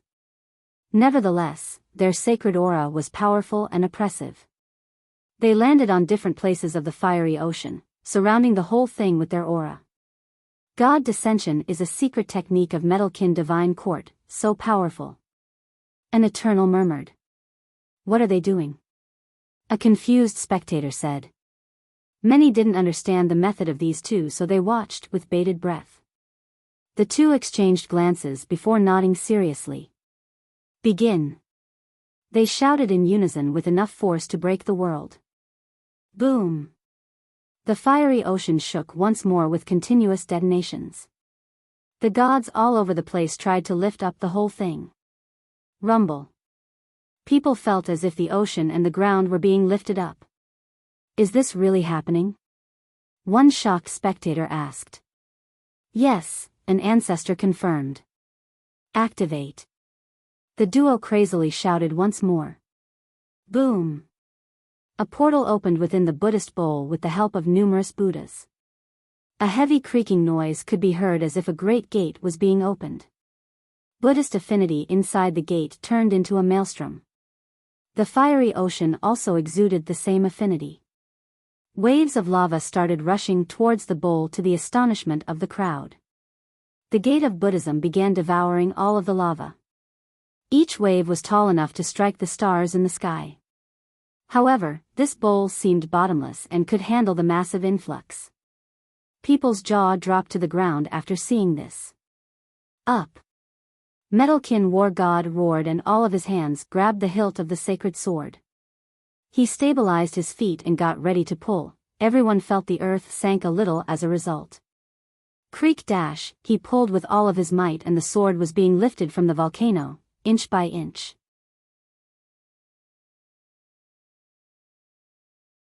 Chapter 30:52, Clank. A sword hymn and the lamentation of the myriad laws signaled the withdrawal of the sacred sword. Swords belonging to the experts in the vicinity started hymning in harmonization. They almost lost control as these swords nearly flew out of their sheath. Buzz. The sacred sword released a boundless beam containing individual heavenly swords. They rotated in the sky, completely surrounding the area. Metalkin War God held the weapon in his hand and pointed forward for a test. A devastating beam shot out and created a terrible black hole. He had control of all the sword Dao now, becoming a ruler with the universe in his palm. His gaze became sharp and unforgiving. The floating heavenly swords behind him made others want to prostrate. The Lord of Swords, the King of the Sword Dao, the ruler of all, just one wave of his hand would send these swords after his enemy. Even the strongest would end up losing their head. So strong. The spectators shuddered after feeling this new aura. Whoosh. Meanwhile, the bowl successfully took in the last bit of lava. The fiery ocean was nowhere to be found, revealing the scorched ground beneath. Thus, the sword energy, lava, and underlying flames have disappeared. The light of the bowl intensified after taking in the lava, akin to a supervolcano on the verge of erupting and ending the world. Everyone could feel the insane energy within as Bright King Buddha held it with both hands. It was as if a lava devil was screaming inside, wanting to break out from the bowl. The world became silent as these two stood there with their empowered artifacts. Fear pervaded the air. Just any carelessness in controlling either of these powers could result in immense devastation. They're so heaven-defying, taking the sword and the entire ocean of fire. Who else can do something so grand? Many experts gasped in response. They have understood the mysteries in this place. An everlasting added, the sacred sword was here to suppress the evil flame. As long as the flame was around, so would this sword Dao. Nothing could have moved it. Many agreed with this because Sword Saint was an immortal-level progenitor. Nothing could go against his wish. However, if one were to take away this flame, then the sword Dao would recede as well. That's why the two of them worked together. One took the flame while the other pulled the sword up. This period is the best time since the power of the sword was busy fighting against the flame. Pretty much hitting two birds with one stone. Furthermore, they were lucky that the sword has been here for so long. It erased the strongest parts of the evil flames, so Bright King Buddha had a far easier time taking it in. The everlasting continued, nonetheless, these two were very impressive. Others, including emperors, might not be able to do the same. Yes, impressive indeed. The crowd could sense that these two have achieved their peak state during this process. Looks like they might win the duel. One expert murmured. Yes, having that sword should make one invincible. Many changed their opinion about the victor. Prior to this, more people bet on Wuxia to come out ahead. Now, some have changed their mind, even those who had absolute confidence in Wuxia. No mercy will be shown. Metalkin War God's voice echoed across the realm, carrying a strange metallic ringing filled with murderous intent. Those who oppose the divine court will die regardless of who they are and where they're from. He continued. Buzz. His massive metallic figure collapsed and turned into countless powders. They started scattering all over the meteor. Ah! Pitiful screams came next. Blood splashed everywhere as cultivators fell down, becoming victims to the powders. The corpses had countless holes as if they had been pierced by a rain of arrows. Thousands bled out in their own pool of blood. None had a chance to fight back at all. What's going on? The screams horrified any listener. Their disciples from God Eye system, all dead now. An ancestor took a deep breath. Many shuddered in response. God Eye was quite strong in immortal lineage and had plenty of sections. They sent many disciples to the meteor as well. However, all were killed in the blink of an eye. This was an effective and brutal technique. A battle between two systems is coming soon. The crowd exchanged glances, aware of what's coming next. It was no secret by this point that three-eyed prodigy had stolen Metalkin War God's fiancé, Spirit-Heart Emperor. This was retaliation. The war god clearly couldn't swallow this anger and wanted to let people know the consequences of taking his woman. Poor guys, another murmured. Though Three-Eyed Prodigy's branch was currently in charge of God Eye, many of the victims had nothing to do with the prodigy. They weren't even in the same sect. I will destroy God Eye and dig out Three-Eyed Prodigy's heart after 10 days. He declared to the horror of the crowd. He was famous for his bloodthirst and love for battle, but seeing it in person was an entirely different story. Legs quivered with fear. They felt that he was a bloodthirsty beast, not a war god. True to his fame. One frightened spectator quietly said. Most knew that provoking him would often end with a massacre. He would kill his enemies and their clans and sections. Thus, someone said that he left behind mountains of corpses and rivers of blood wherever he went. God Eye versus Metalkin Divine Court, it's inevitable. One ancestor concluded. A war between systems rarely happened in immortal lineage. Why? Because a war of this scale would last for a long time, perhaps several thousand years with insane casualties and suffering. Now, Metalkin War God had declared war on God Eye system.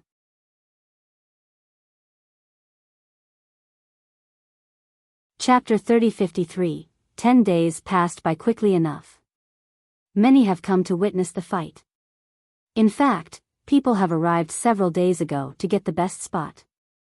Some occupied the highest peaks. A few powerful everlastings even built observation mirrors in order to watch with their juniors from a safe distance. Many experts didn't mind running all the way to the meteor for this event. Some powerful systems even directly opened a portal so that they could send more disciples here. After all, this was a battle of the imperial level, a very rare sight in each generation. No cultivator would want to miss it. Because of this, the title of fiercest spread all over immortal lineage. Everyone knew of him and his battle records by now. Today, he was going to fight against 7 masters all alone, Bright King Buddha, Metalkin War God, and the 5 masters from Cloud Peak. Because of this, the great geniuses of immortal lineage who have heard about this impressive battle sighed and said, who but progenitors would dare to fight against 7 masters like this? Fiercest is indeed the role model for our young generation, the number 1 cultivator below the 2 progenitors. Monstrous and red-blooded indeed, daring to face the tigers and wolves head-on. Even the older experts felt admiration. Bright King Buddha had his wondrous Buddhist arts. Metalkin War God was invincible. The 5 masters of Cloud Peak were even stronger. Only the 2 progenitors would dare to take them on alone. This was indicative of Fiercest's fearlessness and audacity.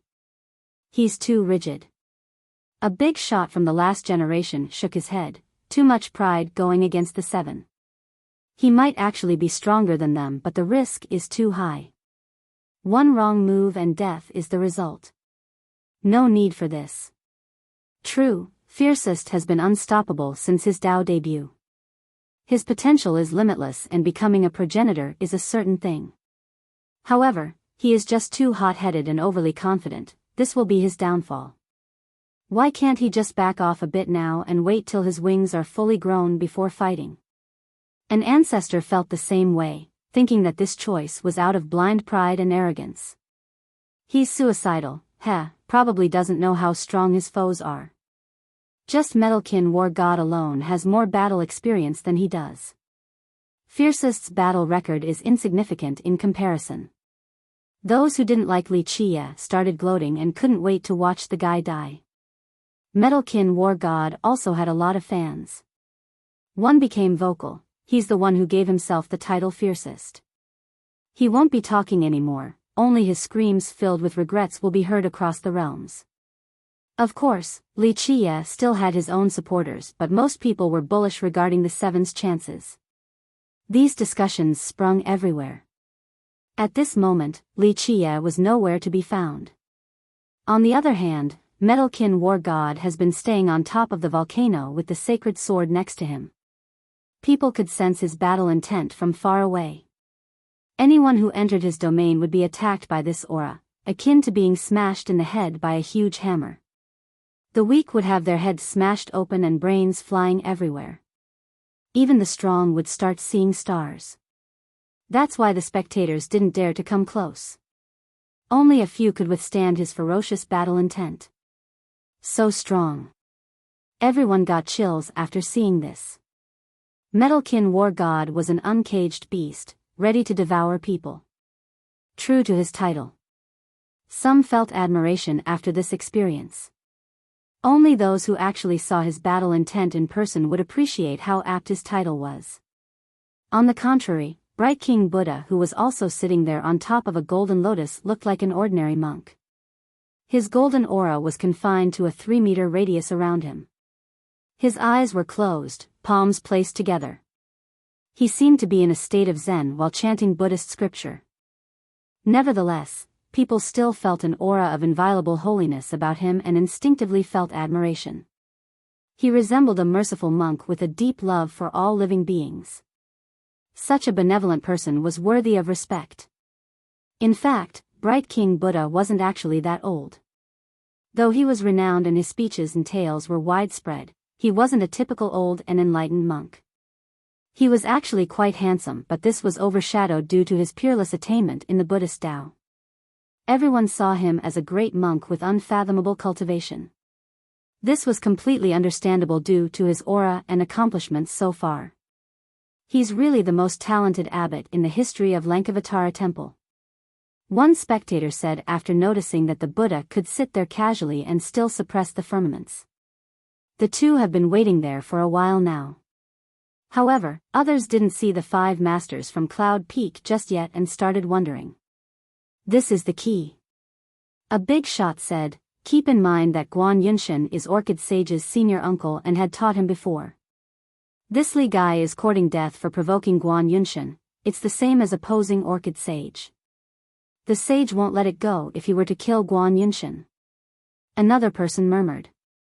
Many have thought of this point before since the relationship between Yunshan and the sage was well documented. They thought the sage would definitely stand up for his senior. Maybe Orchid Sage himself will come, that'll be something. Someone had a bold thought. Many became excited right away at this possibility. After all, no one has seen Orchid Sage in action recently. Rumble. Suddenly, battleships appeared on the horizon before Wuxia. These ships were a sight to behold and made the area tremble. The clouds in the sky instantly dispersed as a result. Space itself was feeling the pressure. The combined fleet of God-Eye system, someone recognized this fleet and exclaimed. They're not messing around, this is a full-force alliance of the sects there. Another added. God-Eye was immensely powerful with plenty of sections. The appearance of this alliance meant that they were taking this matter seriously.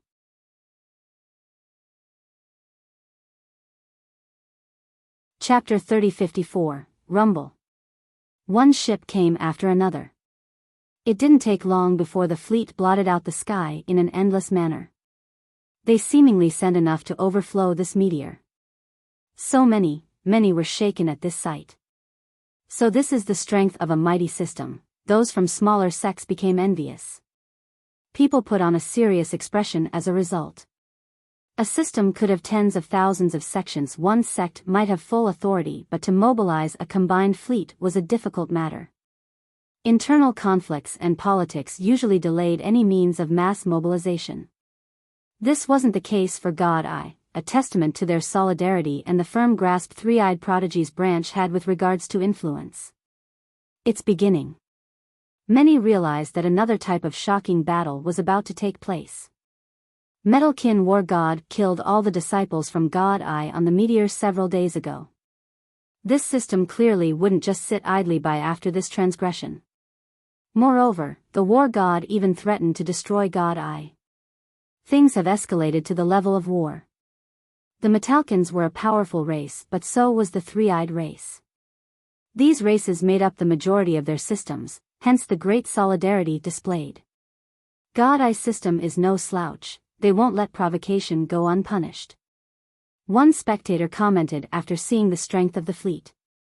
At this point in time, Three-Eyed Prodigy wasn't as prestigious as Metalkin War God. This gave people the false illusion that his system was weaker than the Divine Court as well. This might not be the case at all. Suicidal fools. Metalkin War God's eyes turned fierce and his body started glowing. Buzz. He dispersed into countless powders again. They took the form of several hundred golden tornadoes. Boom. Boom. Boom. The tornadoes rushed forward and crushed everything in their path, looking like hundreds of roaring dragons. Numerous ships were pushed up to the sky, caught in the tornado's rotation. Crack. They crumbled to pieces as a result. Ah! Blood gushes out from the ships while corpses rain down to the ground. Several hundred ships have been destroyed in no time at all. Damn! Zero mercy. The spectators shuddered and turned pale. Metalkin War God seemed unstoppable with his first move, showing off his ruthless ferocity. Rumble. The tornadoes continued moving towards the rest of the fleet. Boom. Suddenly, a scorching pulse came out of nowhere and pierced through a dozen tornadoes. The aura of a progenitor engulfed the sky as if one was here in person. Boom. The powders retreated back to the volcano and the war god appeared again. He staggered backward, needing to stabilize himself after being struck by the terrifying pulse. The powerful god couldn't withstand the full brunt of this massive pulse. One could see a great warship appearing on the horizon. Its hulls were cast from progenitor-level metals. It had an insignia of a golden eye exuding an invincible light, akin to the eye of a progenitor. Golden vessel, the warship of God Eye Progenitor. A spectator shouted in astonishment. This was an ultimate treasure made by a progenitor for the sake of expedition. It swept through the realms during that era, a symbol of God Eye Progenitor. People finally understood why Metalkin War God was pushed back despite being so powerful. This warship was unfathomable with means left behind by a progenitor. Golden vessel, so what? Metalkin Divine Court is afraid of no one.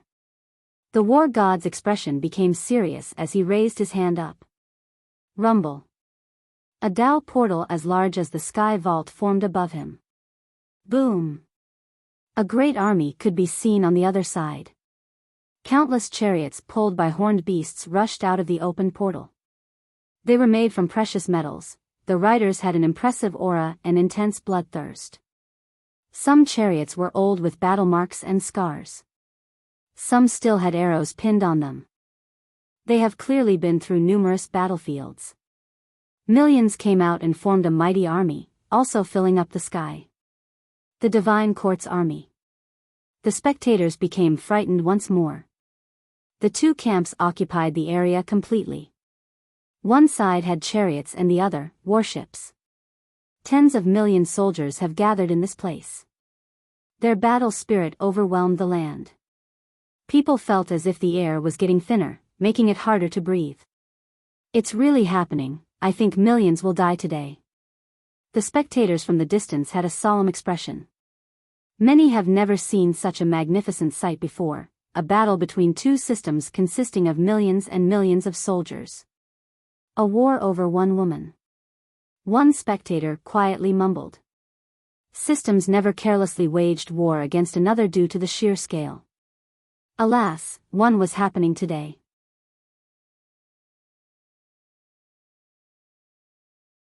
Chapter 30:55. The chill of blades and various auras of brutality permeated the area, causing the spectators to shudder. Buzz. An old man appeared on the bow of the golden warship. Three-eyed prodigy stood beside him. He wore a signal flag that was fluttering to the wind. His third eye remained closed, but some light was still leaking out. Just one strand of this light could dissect the world and bring back primordial chaos. It was unreasonably resplendent, enough to blind everyone and brighter than a sun. God, I sovereign. The ancestors among the crowd became startled. The sovereign is here too. Those who knew of this old man couldn't believe it. He was the strongest existence in God-eye system, a mighty supreme everlasting. His third eye had reached a level capable of easily killing emperors. It has been many eras since the world last heard any news about him. Who would have thought that he would personally preside over this war? This showed just how serious God-eye system was, ready to fight the court till death. Our system isn't easily bullied and will not let you get away with the previous transgression, he said with a calm yet dignified tone. Even the strongest emperor would feel a prick to the heart after being glanced at by this old man. He clearly returned to obtain justice for the system on top of backing the prodigy up. Many glanced over at the war god. He was a battle-hardened 12-palace emperor. However, his chance of winning against a being of this level was slim. Of course, some paid attention to Bright King Buddha as well. They were currently allies and maybe, even the 5 masters from Cloud Peak will help. Alas, they should know that by participating in this battle, they would also bring their own system into this mess. Sovereign, let the young ones figure it out. Our old bones deserve rest. A cold voice answered. Creak dash, a golden chariot emerged from the Tao portal with a glowing radiance, made from the best grade of gold. It seemed as if a sun god was arriving. An old man stood on the chariot, a beautiful golden from top-bottom. His body didn't seem to be made from flesh, only metal. He wore a solar crest with flames pouring down all over him. Anything that got close would instantly turn to ashes. Even the spectators could feel an unbearable heat despite being considerably far away. Solar mad god. Everyone had a deep impression of this old man. Those who have met him once would never be able to forget. Those who have read about him would instantly recognize him at first glance. These two systems are not holding back. An ancestor at the everlasting level said with dread. Solar Mad God was the ultimate metalkin, also a supreme everlasting. He was most likely the strongest surviving metalkin. These two reclusive masters have shown up again to intimidate the 9 heavens. Weaker cultivators were on their knees before the immense pressure. This made it abundantly clear that war was completely inevitable. One system would cease to exist afterward. Tao brother God, I, long time no see. Solar Mad God's light illuminated the world as if he was the very source. Tao brother Solar. I won't deny the logic in letting the youths deal with their own business. However, your young disciple killed several 100,000 members of my system. We need an answer for this. Life and death are just part of the natural order. Solar Mad God's lips curled into an aggressive smile. War is cruel and people are killed every day. They can only blame themselves for being weak. So that's how you view this. The sovereign snorted. Well, how about letting my useless junior here go into your system and kill a few 100,000 members too? They can only blame themselves, right? Solar Mad God's eyes lit up as if 2 flame dragons were rushing out after hearing this. Meanwhile, the listeners held their breath. Three-eyed prodigy wasn't the strongest member of the young generation, but if the sovereign were to transport him to the territory of the Metalkins, he wouldn't have any problem massacring the mortals there. No Metalkins would be able to stop him from wreaking havoc. The most terrible thing about an intersystem war wasn't a fight between its powerful combatants. It's when one side decided to attack and kill the other side's mortals. This was extremely hard to stop. Of course, people usually looked down on this wretched act. However, Metalkin War God had done just that, massacring weak disciples from God Eye without any warning. This certainly wasn't on the side of morality, not something a 12-palace emperor should have done. Thus, retaliation from God Eye system might result in many mortals and weaker sects being erased in just one night. Brother God Eye, your request is nothing but unreasonable. Solar Mad God uttered. Same with your disciples' massacre earlier. The sovereign said, if you don't want an all-out war, we demand an acceptable answer. The two sides wouldn't relent since they were ready for a bloody war. What answer do you want? The mad god snorted. Nothing big. First, nullify your system's marriage agreement with Garden of God, then we can discuss this further. The sovereign revealed. People raised their brows after hearing this. It looked like God Eye system still wanted to compete with the divine court for Spirit Heart Emperor. Looks like you won't give up. The mad god scowled. There's nothing to negotiate here. Kill them all. Metalkin War God's bloodthirst suddenly erupted like a wild beast ready to devour the world. His eyes glowing with animosity made everyone shudder. How could a 12-palace emperor let someone else take his woman? He aggressively declared, I will destroy your system and your entire race. Not one member will be left alive. The spectators could already see an ocean of blood from this declaration along with wails of lamentation after hearing him. We'll see about that. War it is then. The sovereign shouted back. Let us solve this on the battlefield. The mad god let out a cold laughter. Boom. He didn't need to move at all, but his solar true flame rushed towards the sovereign. Let's go. The sovereign retaliated by shooting 2 heavenly beams from his eyes.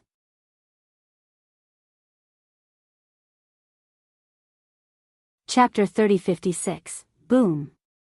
God Eye Sovereign and Solar Mad God broke the sky vault after their first exchange. They soared up above and destroyed everything above.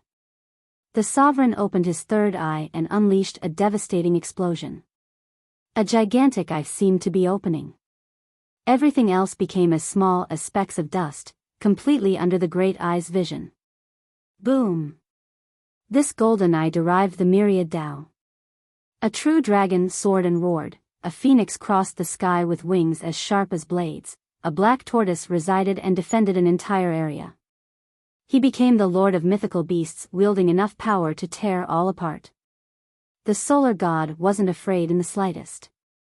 He let out a battle cry and his radiance intensified along with his solar flame. The stars instantly turned into lava from the temperature. Screech! A 3-legged golden crow emerged from the lava. It spread its wings and released terrible flames downward. The sharpness of its wings could cut the fabrics of reality and time. Rumble! Their battle made it seem as if 1,000 suns were exploding at the same time. No one could look straight up in the air. A battle between 2 supreme everlastings was ferocious and apocalyptic. Fortunately, they were fighting up in space, far away from anyone else. Slay them all. Meanwhile, the disciples of the 2 systems began. Millions of weapons were unsheathed, countless treasures flew into the air. Flames and ice ravaged miles and miles. Deafening roars of beasts assaulted the ears. Rumble! The chariots of Metalkin Divine Court rushed forward like a tsunami of steel. The wheels crushed space itself. The squadrons of God Eye didn't relent at all. Their ships unleashed barrages of heavenly beams. Ah! Ah! Cries of agony rang unceasingly. Waves of millions of cultivators and soldiers smashed into each other, resulting in casualties upward of thousands each second. Blood and corpses rained down from the dark sky due to the sheer number of combatants. Of course, treasures of various colors also illuminated the place along with a loud cacophony of war. This killing went on for a while. The area turned into a scene of hell with blood staining the ground. Corpses started piling up. The spectators rightfully became horrified. Those who haven't witnessed a battle of this scale turned pale from listening to the screams. They realized the horror of an inter-system war. So many mortals and powerful cultivators were going to die. This made them think to never become warmongers or their system would face the same problem. Die. Metalkin War God's massive metallic figure leaped to the sky towards the golden vessel with a hammer in one hand and a shield in the other. Rumble. He unleashed attacks like an unending storm, causing the vessel to tremble. Though it had progenitor-level defensive measures, they wouldn't last for that long against the constant barrages. Whoosh! The vessel erupted and shot another beam straight at him. This progenitorial beam was unstoppable and could pierce through the ages. Not even an army could stop it. Activate. He opened his 12 palaces and illuminated the surroundings. His imperial aura ravaged the 9 firmaments as if he was the ruler of all. Layers emerged on his shield with the images of ancient beasts to stop the incoming beam. This made him as immovable as a mountain. Alas, he still had a hard time stopping the beam shooting straight at this shield. Rumble. The sky seemingly spun under the impact. The newly formed layers started breaking down and his massive frame was being pushed back. A progenitor was simply too much, not to mention that God-I progenitor was at the immortal level. His vessel remained unfathomable. The Midas True Emperor would still have a hard time stopping a progenitorial artifact by their own power. Clank. A sonorous metallic clank sounded and a pair of wings appeared to stop the pulsing beam. Everyone saw a heavenly stallion taking form in front of the war god. It seemed to be cast from gold. Its wings in particular looked extravagant and gorgeous, a true work of art from an ultimate maestro. They managed to stop the pulse and emitted its own progenitorial aura. Everyone could suddenly see the sight of a great progenitor riding this stallion on the battlefield, galloping across the realms. Metalkin Celestial Stallion, the mount of their progenitor. An ancestor shouted after seeing the stallion. It looks incredible. People started coveting this treasure. Having it would be more than they could ever ask for. It became a contest between the stallion and the vessel. Metalkin War God abandoned attacking the vessel and focused his efforts on the fleet instead, smashing his hammer and swinging his shield. A 10,000 miles radius became nothingness after one smash of the hammer. The shield swept through with an unstoppable shockwave. Boom! Thousands of ships broke down to pieces after this devastating onslaught. Ah! Corpses and pieces of scrap metals fell down. This 12-palace emperor was unstoppable and continued to massacre the members of God-I system. So strong and merciless. The frightened spectators could only use these words. Metalkin War God, your opponent is me. 1,000 spears made out of light rained down on the war god. Each could pierce through the earth and refine the myriad laws. Boom! Boom! Boom! The war god roared and raised his shield in order to stop the attack. Someone has finally stopped his rampage. It was none other than Three-Eyed Prodigy. His third eye was open by this point, looking profound and bright as if there was a golden world within. You! The war god's eyes flashed with brutality. And? The prodigy stood there, his hair and robe fluttered to the wind. The two combatants posed in the air, opposite of each other. The atmosphere became unbearable.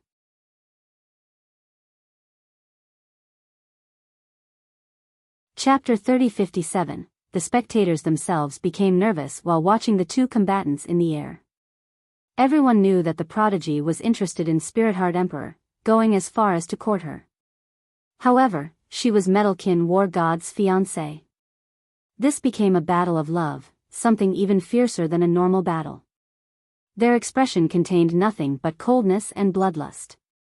For the war god, the sin of trying to steal his woman was unforgivable, one deserving of being cut to pieces, a desecrated death without a grave. As for the prodigy, he needed to defeat this love rival. Moreover, the guy had killed too many disciples from God I. He needed to kill the war god so that these disciples could rest in peace. A stark disparity became apparent right away. The prodigy was still too young, looking like a naive youth compared to the ferocious war god. The latter was an emperor who had experienced numerous battles and bathed in too much blood. This past turned him into a merciless emperor with a brutal aura just by standing there. Of course, the prodigy had also trained hard since he was from a prestigious and powerful system. The issue here was just a lack of time. The war god was a saber used on the battlefield while the prodigy was the sword of a noble. When this saber was unsheathed, people could smell the stench of blood right away. The noble's sword still had a scary glint, but it lacked a murderous intent. Moreover, the powerful ancestors noticed something else with regard to their cultivation. The war god was clearly more powerful. Some praised the prodigy for having peerless talents, going as far as to say that he was more talented than Luminous Master. Once again, he was simply too young and had only made his Dao debut recently. Thus, he wasn't a match for the war god in terms of raw strength. I will claw out your heart and eat it today. Metalkin war god coldly threatened, exuding a metallic chill on top of bloodthirst. Some of the spectators could actually imagine this grotesque scene after hearing him. One of us will die today. The prodigy spoke with his chest proudly arched forward despite being the underdog. Retreating now would leave him with an unerasable heart devil. Die. The war god roared and smashed his hammer with enough force to crush the stars. Boom.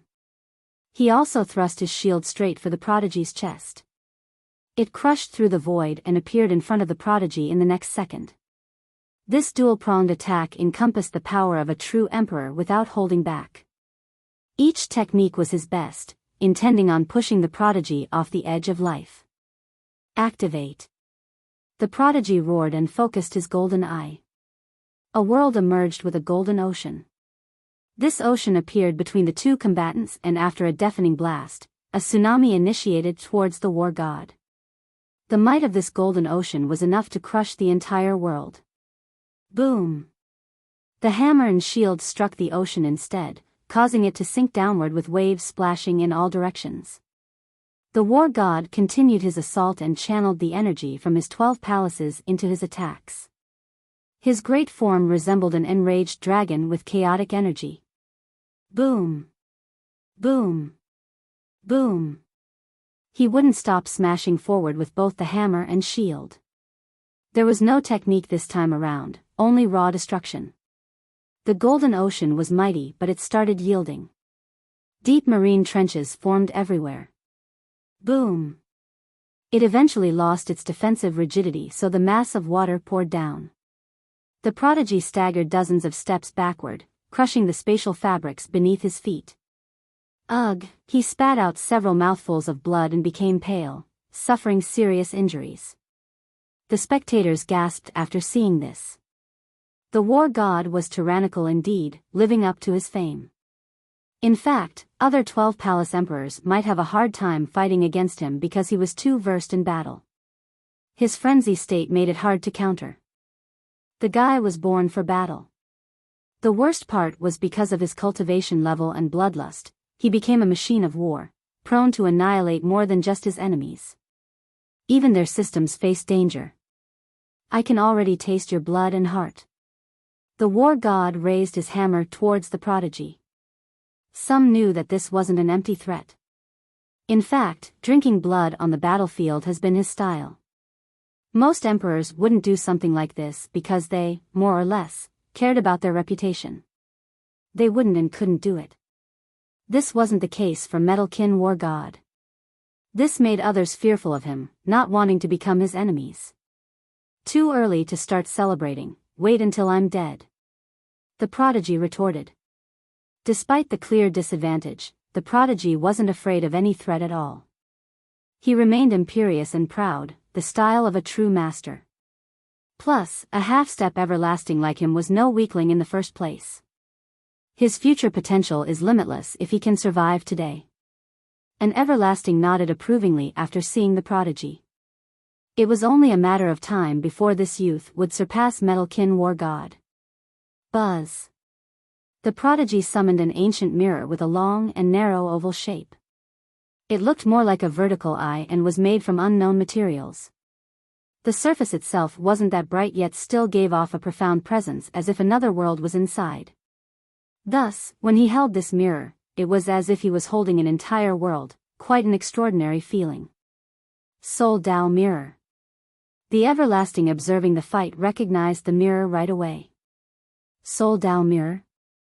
Another powerful artifact from God I Progenitor. The other ancestors recognized this name.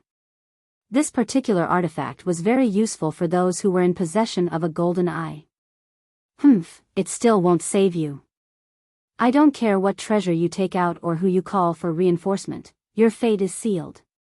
The war god snorted while looking at the mirror in front of the prodigy's chest. We'll see who will come out victorious. The prodigy roared. His golden eye activated once more along with the world inside. This second opening resonated with the mirror in his chest. It started exuding a golden radiance as well. This radiance became more and more resplendent. The mirror looked like a larger golden eye by this point and started moving around just like a real eye.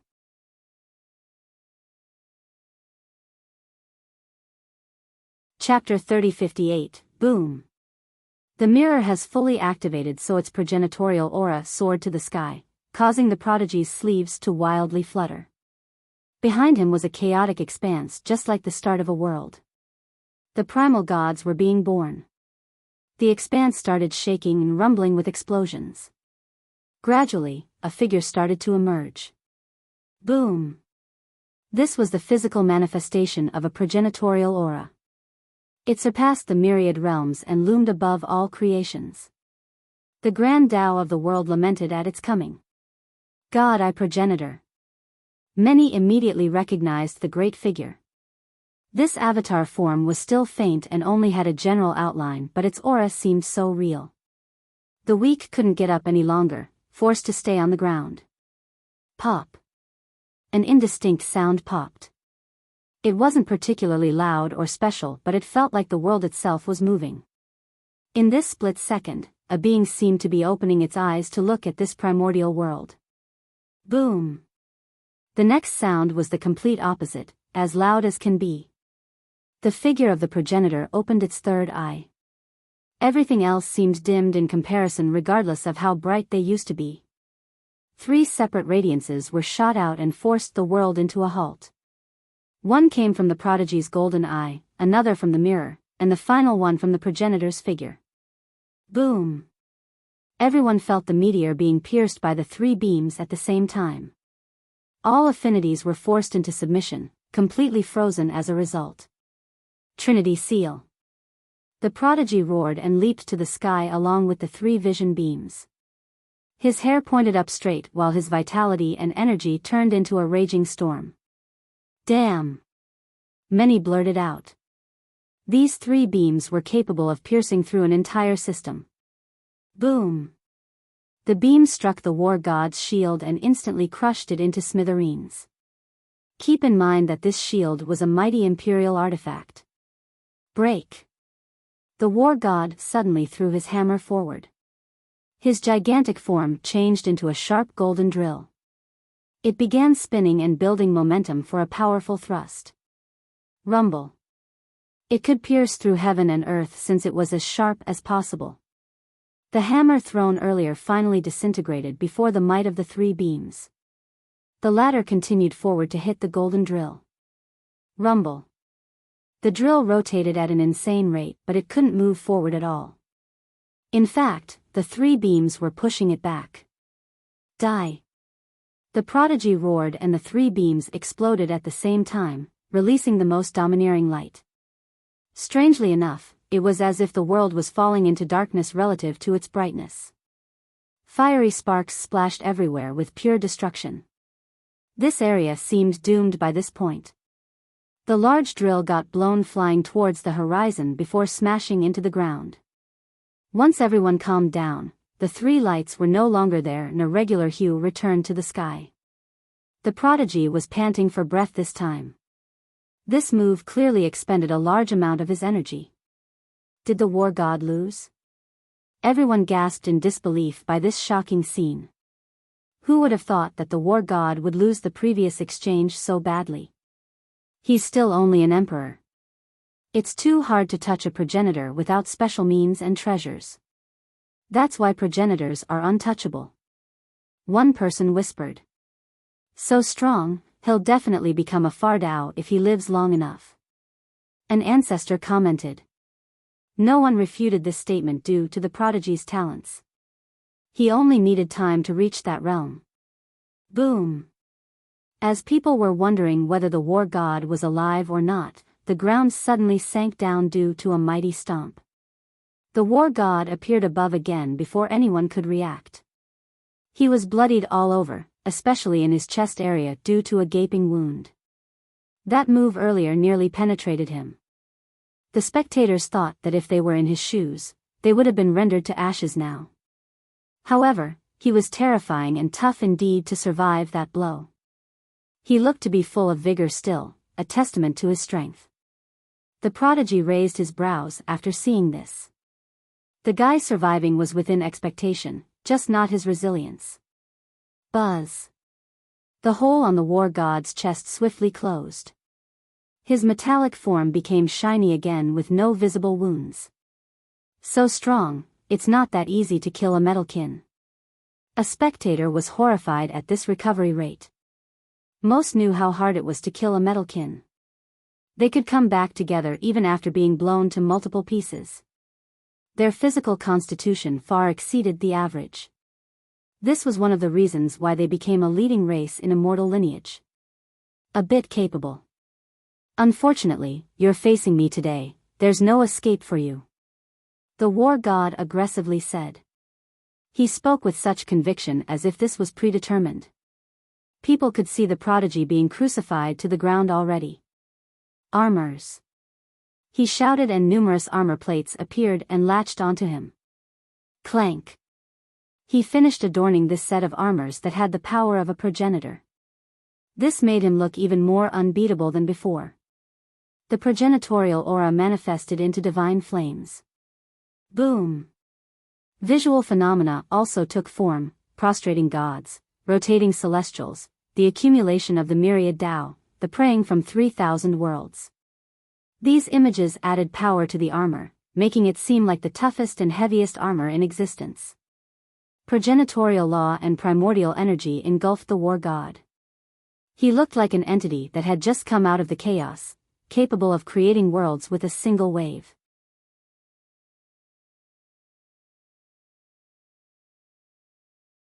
Chapter 3059, A Progenitor's Armor. It became abundantly clear the level of this armor even for those who have never seen it before. A fool could tell that this was left behind by a progenitor of the divine court. Of course, this wasn't too surprising because the court was on the same level as God I system. As its current ruler, it was understandable for the war god to possess a progenitorial artifact. You're finished. The war god roared and took one step forward, crushing the space below in the process. He dashed forward with lightning speed towards the prodigy. He didn't need to do much because just his massive metallic frame alone could break through anything like dried branches.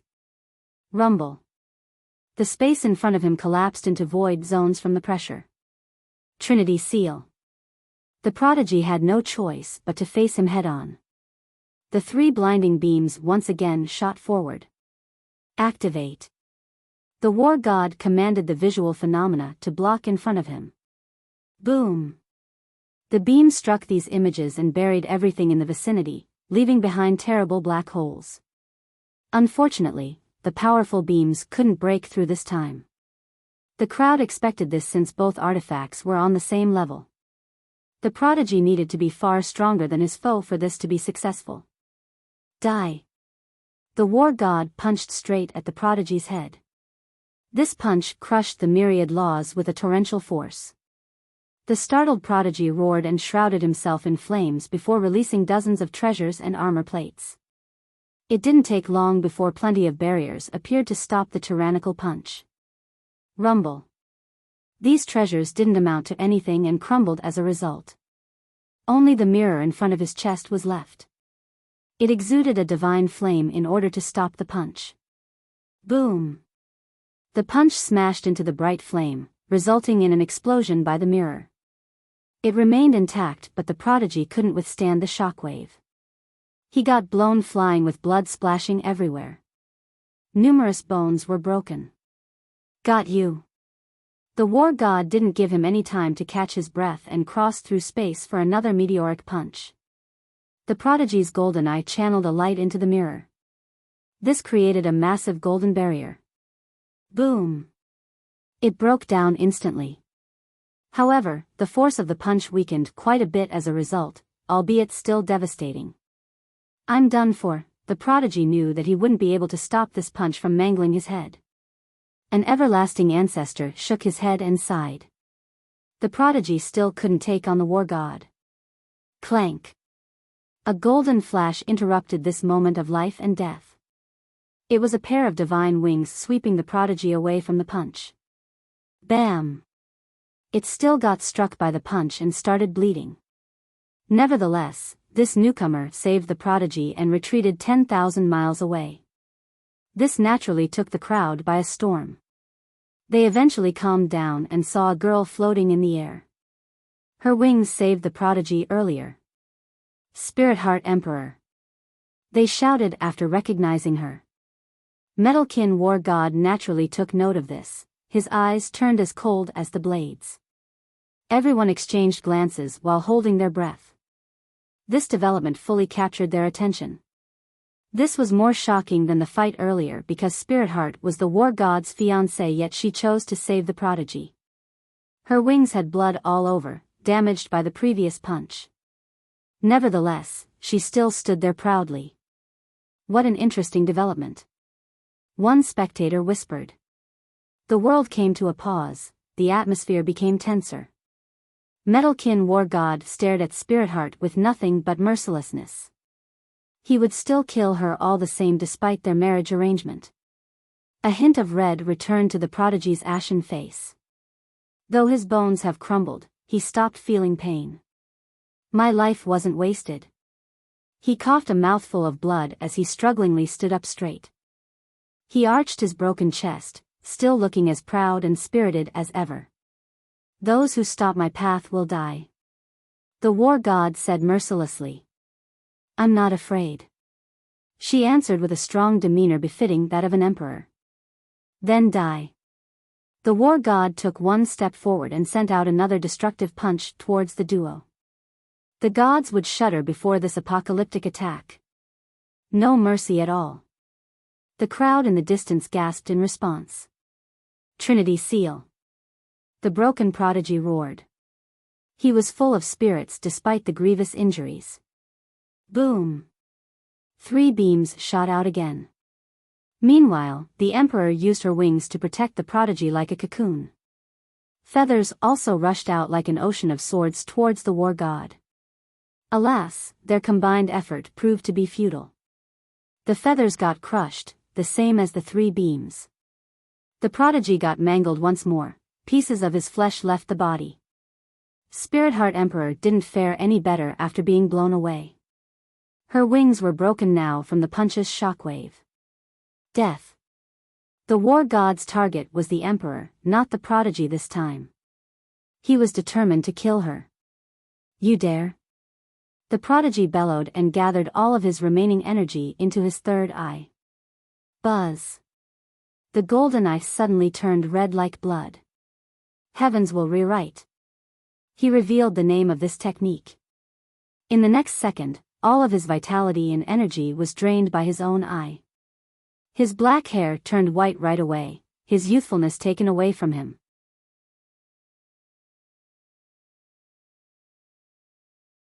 Chapter 3060. The world mourned in silence before this art. Even an immortal wouldn't be able to reverse this tide. Heavens will rewrite? The strongest everlastings here shouted in horror. Buzz. The third eye let out a bloody radiance. In the next second, a crimson will appeared in front of Metalkin War God while exuding a terrible presence. The war god's expression soured and focused on defense instead of attacking Spirit Heart Emperor. Boom! He recalled his 12 palaces into his body. They instantly lit up and made him resplendent, acting as worldwide walls to protect his true fate. They exuded runes as vast as an entire domain to further increase this defensive line. One could say that his true fate was under the protection of the strongest possible defense. However, the movement of the bloody wolf seemed to be incorporeal and quickly crossed through the progenitorial armor. The toughness of the armors seemed useless as the bloody will launched its offense. Boom! It slammed onto the walls created by the 12 palaces and crushed them with haste. Rumble.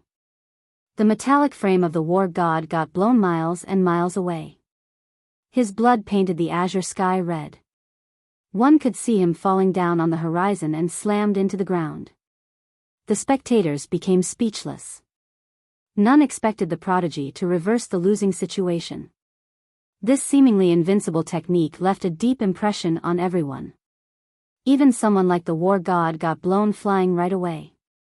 After using this move, not only was the prodigy's hair white but even his golden eye lost its color, seemingly crippled.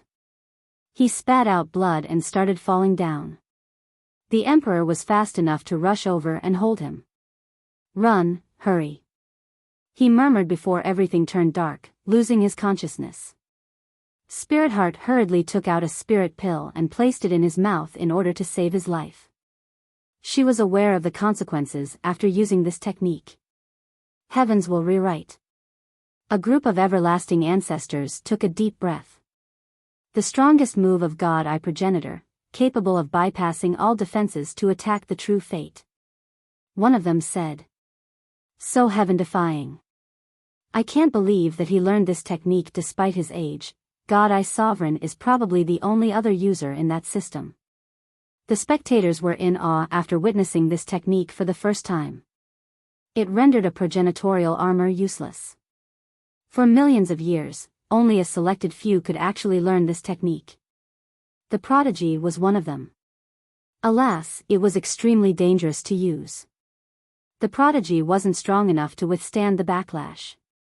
His third eye was most likely crippled if he were lucky enough to survive. He didn't wish to use it at all due to the grave consequences.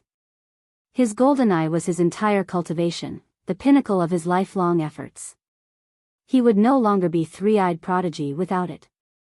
However, he didn't mind any price in order to save her, using it to buy time for her to escape. Some spectators were moved by his heroic act, not just the power of the technique. How many could actually put their lives on the line for others? Moreover, he was a prodigy with boundless potential. He rested in her embrace as his life force flowed away. Something seemed to be draining him dry, so he continuously aged. It wouldn't take long before he turned into a dried corpse. Spirit Heart immediately poured her vitality and energy into him for the sake of life prolongment. The assistance of the Emperor stopped the withering process. Of course, truly saving him wasn't so easy. Boom! Suddenly, a metallic figure rushed into the sky again. Metalkin War God is still alive.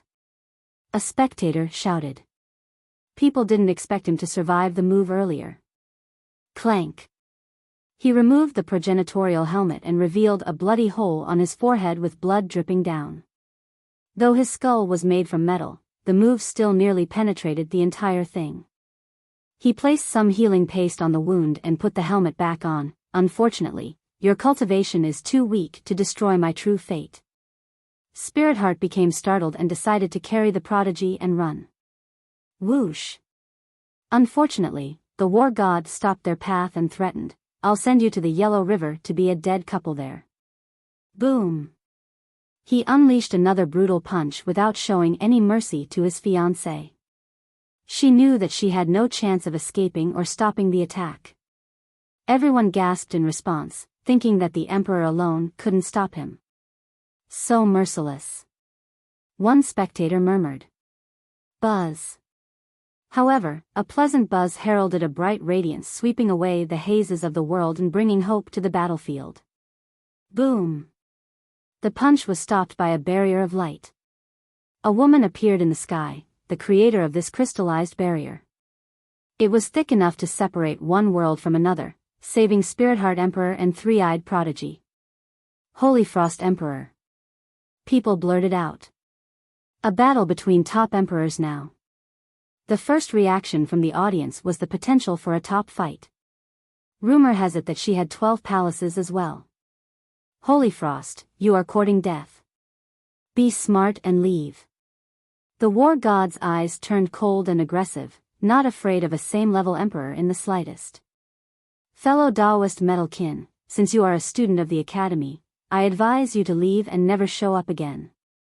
Don't continue with this mistake. Holy Frost calmly replied. Such a bold tone. I, Metalkin War God, have swept through the world and killed all those standing in my way. The Academy is no exception. If it dares to stand in my path, I'll destroy it all the same. His eyes flashed with murderous intent. The crowd was shaken.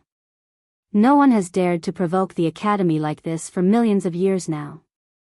Fellow Daoist, you can't take these words back. Holy Frost put on an austere expression.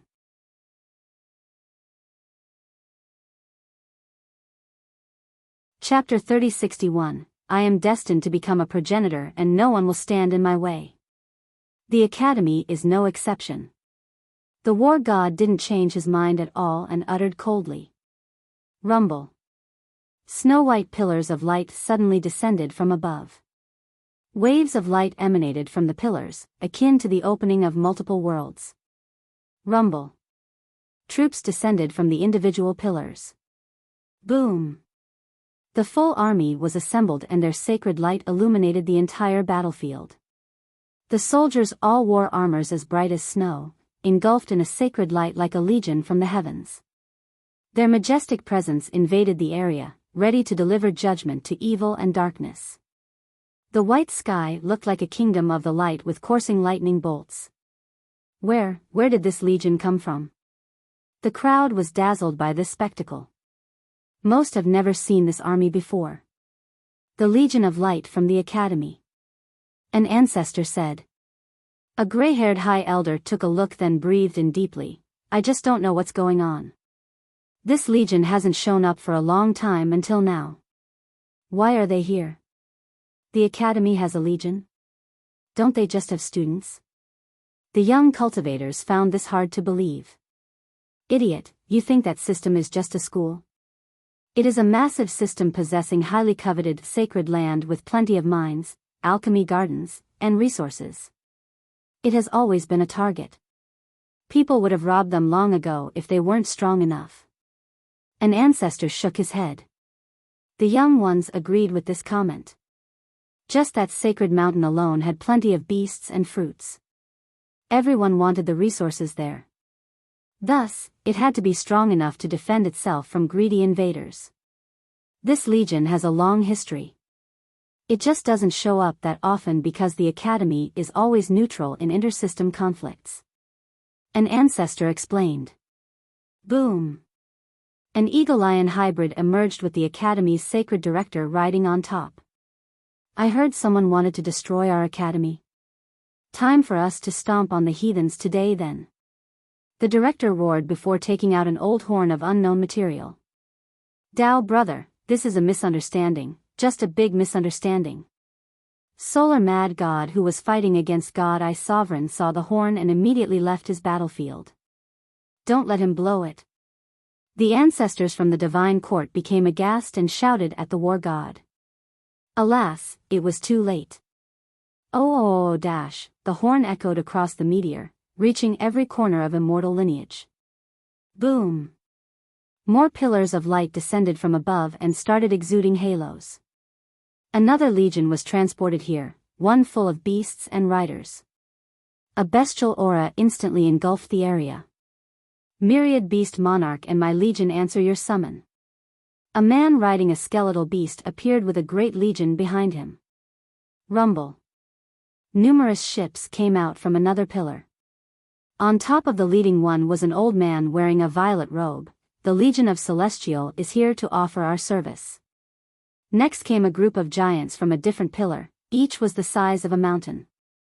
Their king roared, "I, king of Outland, will not allow anyone to oppose the academy." Buzz. A sword god crossed through the myriad realms with 100,000 swordsmen behind him. He declared, "I, one Dao sword god, shall protect the academy." In just a short time, numerous legions appeared in the sky. Each was powerful, some were on the same level as the main legion of a system. Where did all of them come from? The spectators were astounded. The academy's reinforcement, this is another reason why it's so strong. An ancestor took a deep breath. It has produced so many excellent students over the years. This is a unique advantage. An everlasting quietly said. But why are they so willing to help the academy? A junior didn't quite understand. Because they owe the academy a great debt. His ancestor elaborated, for example, that myriad beast monarch used to be a wolf demon. No sect or system would take him in, only the academy. He eventually became the most excellent student of that generation and cultivated a peerless merit law. As for King of Outland, once an abandoned orphan was taken in by the academy, now, an invincible king of the giants. As for One Dao sword god, he came from a family of lumberjacks but had the chance to enter the academy and eventually became a sword god. These are just a few of the excellent students produced by this system across many eras. Too many to count. The ancestor paused for a bit before moving on. Most of these students have nothing but gratitude and will do their best when they are needed by the academy. For millions of years, the academy had accepted countless students. All of them were eligible to enjoy the resources there. Most importantly, the students weren't forced to vow loyalty and devotion to the academy. This type of treatment might be nothing in the eyes of top geniuses because they would enjoy preferential treatment anywhere they go. However, for those from humble beginnings, they naturally felt deeply grateful. Most of the spectators didn't know this side of the academy. They only thought that it was an educational institution. Today completely changed their impression of it. They poked at a beehive this time around. Many ancestors turned pale at the coalition forces. Rumble.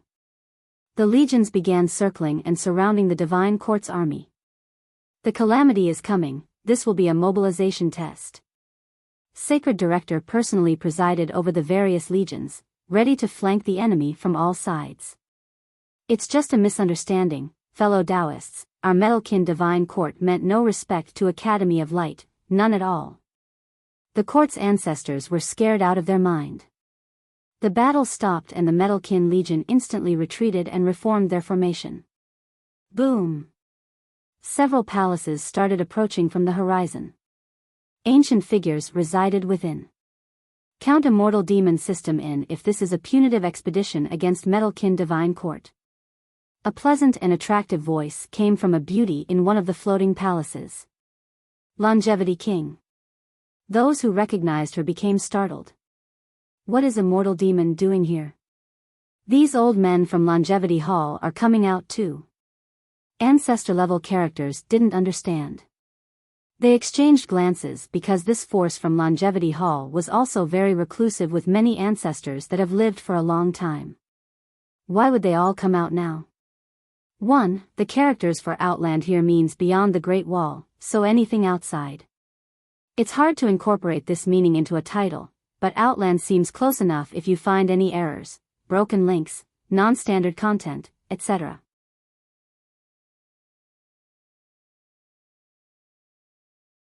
Chapter 3062, The arrival of Immortal Demon System surprised everyone. After all, this was a relatively low-key system compared to the more powerful ones. Longevity Hall was even more reclusive to the point of being nearly forgotten. Of course, this had nothing to do with its power. There were plenty of rumors about this particular place, especially its particular elders. A master once said that this sect has truly inherited the legacy of everlasting forefather. Because of this, these elders were the oldest ancestors in immortal lineage. Some even believed that a few elders there have successfully performed a reincarnation cycle. Therefore, they were naturally mighty. No system would dare to treat them lightly. However, the most impressive person there was still everlasting Jiang, a person who has defeated a myriad-level progenitor before. Just imagine the shock back then when true fire progenitor lost to him. This made the true gods in the world unbelievably excited and gave them a clear view of the potential ahead. He hasn't been seen in public for a long time, but most believed he was still staying in Longevity Hall. Thus, these palaces in the sky right now along with the gray-haired ancestors made everyone take a deep breath. Though their images were faint, their auras were still suffocating all the same. Longevity Hall lacked numbers compared to the great armies and legions here, but these ancestors weren't to be underestimated. Any of them could take on 1,000,000 soldiers alone. Since when did Immortal Demon system get brought into this mess? This question popped up. The Longevity King floated in the air, looking as beautiful and regal as possible, truly a mesmerizing woman. Are they not afraid of retribution from Metalkin Divine Court? Another whispered. This was surprising because there was no known feud between the two systems. It was understandable for the coalition forces from the Academy to be here because of the War God's disrespectful comment. This wasn't the case for Immortal Demon system. The War God had an ugly grimace. As a 12th Palace Emperor, his reputation preceded him and was more than enough to intimidate others. And, his divine court was one of the strongest systems currently, the same for his race. Now, they suddenly turned into a shooting target, almost like rats being chased down on the streets. This made him choke up with resentment. Worst of all, this immortal demon system was normally nothing in his eyes. Now, these weaklings wanted a piece of him too. Longevity King, I will pay back this humiliation double in the future and render your system to ashes. The War God's murderous intent made others shudder. He was still as fierce as a beast despite being in a tough position. Metalkin Divine Court won't exist past today. The king slowly responded. Who's going to destroy us, you? The War God laughed as his murderous aura engulfed the area like a tsunami. The king didn't respond and continued staying in her palace. I think Longevity Hall is overestimating themselves in this case. One spectator said. You don't know anything about Longevity Hall then. It depends on whether Jiang Ba is here or not. If he is, then this is over. An ancestor laughed. Just him alone is enough to tear the world asunder and break down all the legions from the court. 10 solar mad gods aren't enough to warm him up. Boom! Another legion surged forward, filling the area with a beastly presence. Massive dragons appeared on the battlefield. Behind the dragons were soldiers riding various mounts.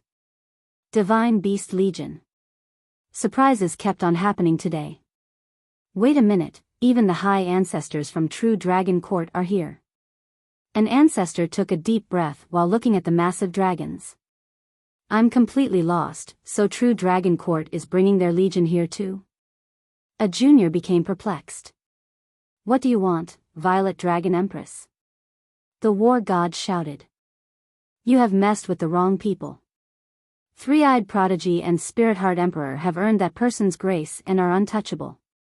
Be smart or your system will be annihilated.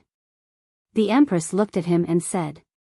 She was more straightforward compared to Holy Frost Emperor, clearly stating her intention. Do you think our Metalkin Divine Court is that easily bullied? The War God started laughing from being too furious. Blinding beams shot out of his eyes like saber slashes. His legion has consolidated with a new formation, ready to face the coalition from Academy of Light. This was before mentioning the troops from Immortal Demon and True Dragon Court. The strongest ancestor of the court, Solar Mad God, had a serious expression.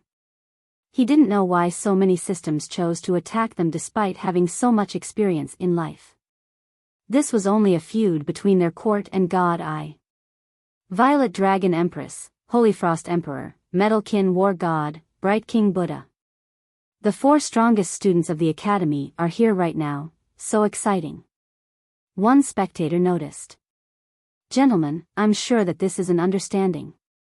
This is between us and God I. We have not done anything to your system and have no plan in doing so. Solar Mad God said. Rumble. A yellow vessel loudly came over while carrying messengers from heaven. They looked like angels of sorts. Garden of God is here too, maybe to help the Metalkins? One spectator murmured. Unfortunately, this person was wrong. An old woman on the vessel waved at Spirit Heart Emperor and said, "Girl, come back, I'm here to demand justice for you." Spirit Heart carried the prodigy and boarded this vessel. Henceforth, the marriage alliance between Garden of God and Metalkin Divine Court is nullified. Only animosity is left. The old woman tossed a scroll into the air before burning it to ashes with true flame. Solar Mad God's expression soured after seeing this. "God Elder, why the need for this? We can discuss it first," he hurriedly said. Sending a daughter away is the same as splashing water. However, hitting our member is an unforgivable crime. The old woman refused to negotiate. The maternal side is here now. See, never hit your wife or the consequences will be no joke, especially if she's from a powerful clan. Many cultivators discussed this among themselves. Solar Mad God naturally didn't like this development. The marriage agreement was over now. The spectators exchanged glances after seeing this. This alliance was actually very beneficial for these two behemoths, but now, would-be families have turned into enemies. It's not that surprising. An ancestor sighed and said, Spirit Heart Emperor is the current successor of Garden of God, who would want to see their daughter being bullied by her husband? Plus, it's not like the garden is weak, they don't need to rely on the divine court to survive. This is what should happen when the Emperor tried to kill her. Spirit Heart may be weaker than Metalkin War God, but Garden of God was not necessarily weaker than the divine court. 1. I'm not sure I like the usage of the translation angel here, but that's the literal translation and how it is used. This specific character is meant for angels.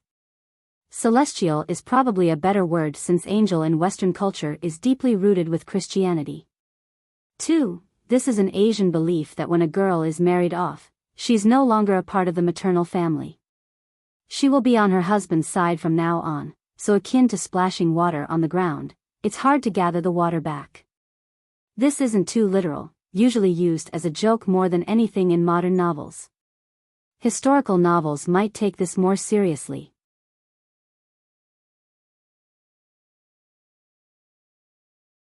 Chapter 3063. Virtually everyone present didn't expect this development. For the members of the Divine Court, they simply wanted to destroy God-Eye system since Three-Eyed Prodigy dared to steal the War God's woman. The problem was, they didn't provoke the other systems at all. What a grand development, one woman causing a great war. One expert said. Everyone could see that this was out of pure rage and jealousy. Though the prodigy was definitely courting Spirit Heart, nothing was decided yet. However, the Emperor couldn't handle this and wanted to kill the prodigy and destroy his system. Of course, God-Eye was no slouch and mobilized their legion. This ended with the start of this battle. Now, coalition forces came out of nowhere and surrounded the Divine Court's legion. The latter became the prime target for everyone all of a sudden.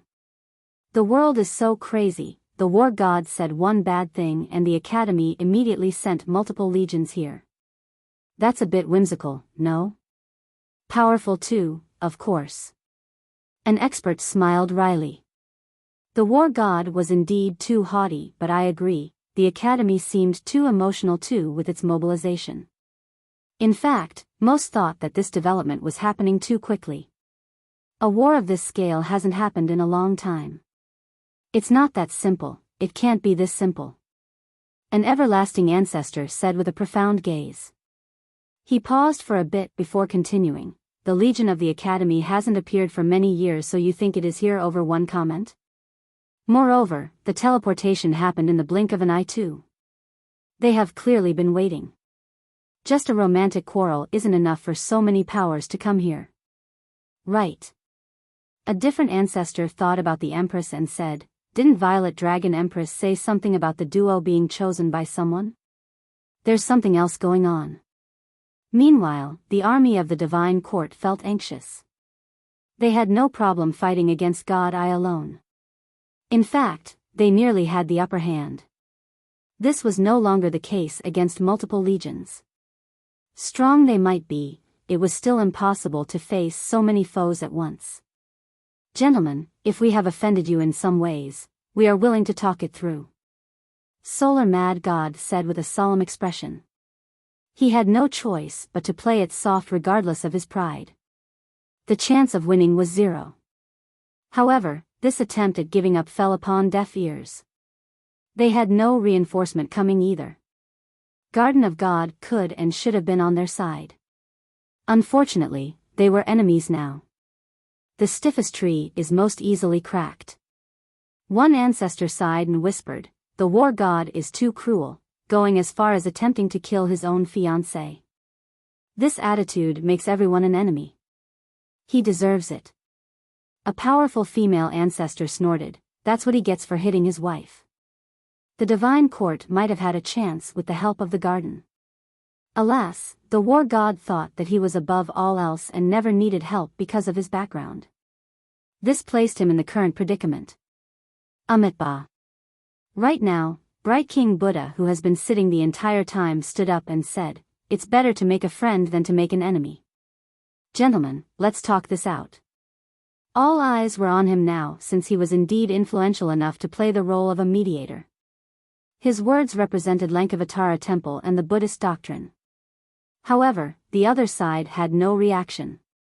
The Empress became the outspoken one once more. She shook her head and said, "Bright King Buddha, this is beyond your station and you have your own problems right now, worry about yourself." "Then how about giving us old bones some face?" Guan Yunshan finally appeared with his friends. The crowd took a deep breath after seeing the 5 masters of Cloud Peak. They were very influential, especially Guan Yunshan, since his martial nephew was Orchid Sage. Most people would give him some face and accept an attempt at mediation. "Old friend, leave now." The young generation didn't dare to respond, but Sacred Director shook his head. "That's the smart option, leave as soon as possible or you won't live past today."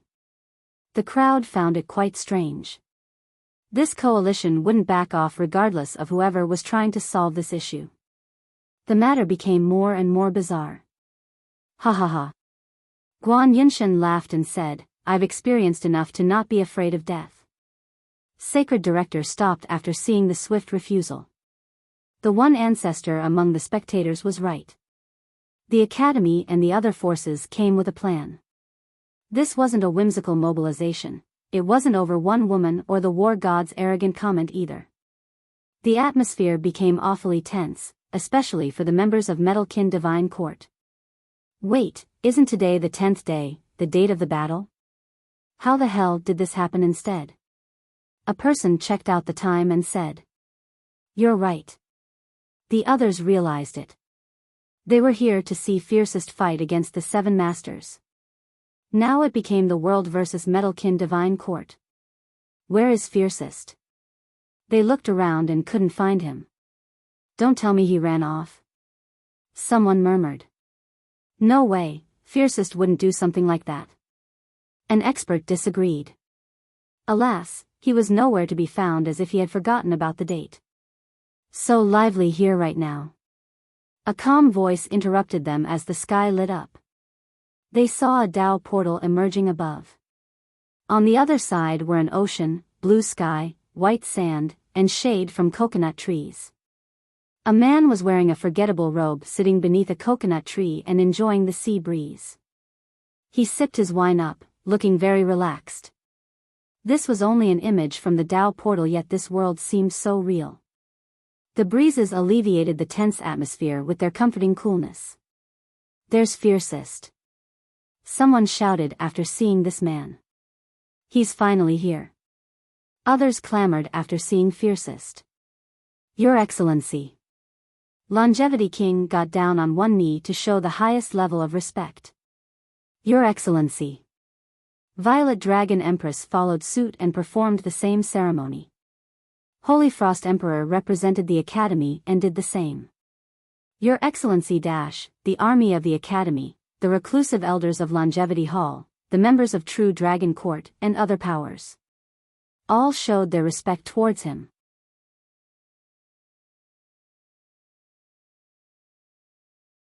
Chapter 3064. The kneeling of the legions made people think as if a king had just arrived. The neutral spectators were awestruck. These systems and masters were all top entities. Holy Frost Emperor had 12 palaces. Violet Dragon Empress was unfathomable to say the least. These top geniuses still chose to kneel and show their respect. Is this necessary? An expert muttered. The ancestors present shuddered at this sight. One of them quietly said, "Just who the hell is this fiercest? How did he get these people to kneel?" They had a better insight into this issue versus the younger experts. They knew that these systems couldn't be controlled by ordinary lords. But now, even the invincible elders of Longevity Hall chose to submit. They couldn't imagine nor fathom the situation at hand. In fact, no one in the world could enjoy this treatment, not even the two current progenitors. After all, Academy of Light and the other systems were above the grasp of the two progenitors. But now, they have shown their allegiance towards fiercest. Not even Luminous Master and Orchid Sage can have this privilege and authority. An everlasting ancestor murmured. "Master, why is everyone bowing down to the young noble?" The bull was floating on the horizon since who knows when. His disciple, Lu Yanbai, asked. Her eyes were wide open while watching this magnificent scene. This was the paragon moment of one's life.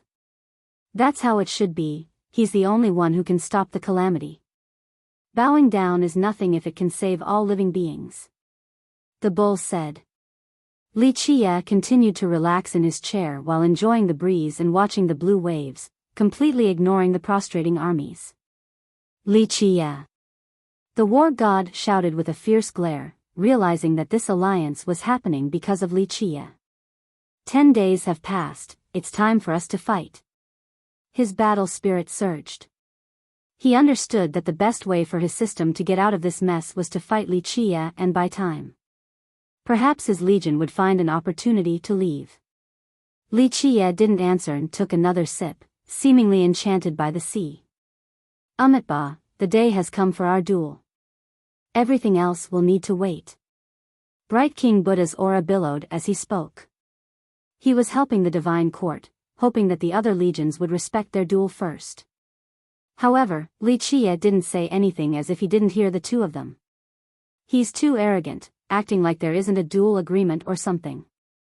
One expert was unhappy to see Li Qia relaxing. I'm sure you'll be 100 times more arrogant when those armies, Holy Frost Emperor, and Violet Dragon Empress are kneeling before you. A senior gave him a nasty glare. This expert realized that this was indeed the case. He would be drowned with pride and ego, thinking that he was the greatest in the world.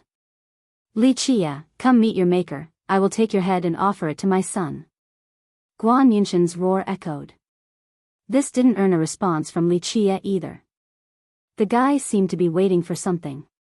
The pot's finally done. Here, the best fish soup ever. Someone suddenly celebrated in the background. People finally realized that there was another person on this beach, completely occupied with making a fish soup. No one noticed him as if he wasn't there in the first place until he spoke. This was a very unique Dao rhythm. The guy was clearly there but virtually undetectable. They saw a youth wearing an apron, looking very casual as if he was a personal chef for Li Qia.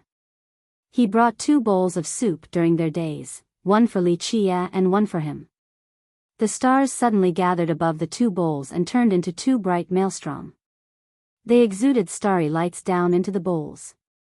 The bowls became radiant as if it wasn't containing fish soup but the water of the galaxy. The 2 of them scooped a spoonful and suddenly, lightning bolts rushed out with draconic roars. The image of peerless true dragons faintly showed up in the steam. The smell finally spread through the Dao portal. Just one sniff made them light up with auspicious energy. This energy then gathered beneath their feet and looked like a blossoming Dao flower. They felt as if they were ascending, their body became as light as a feather. The Dao began lifting them up. Astonishment naturally struck them. Just one whiff of this fish soup alone gave them this illusion. Would finishing the entire bowl turn them into an immortal? What kind of soup is this?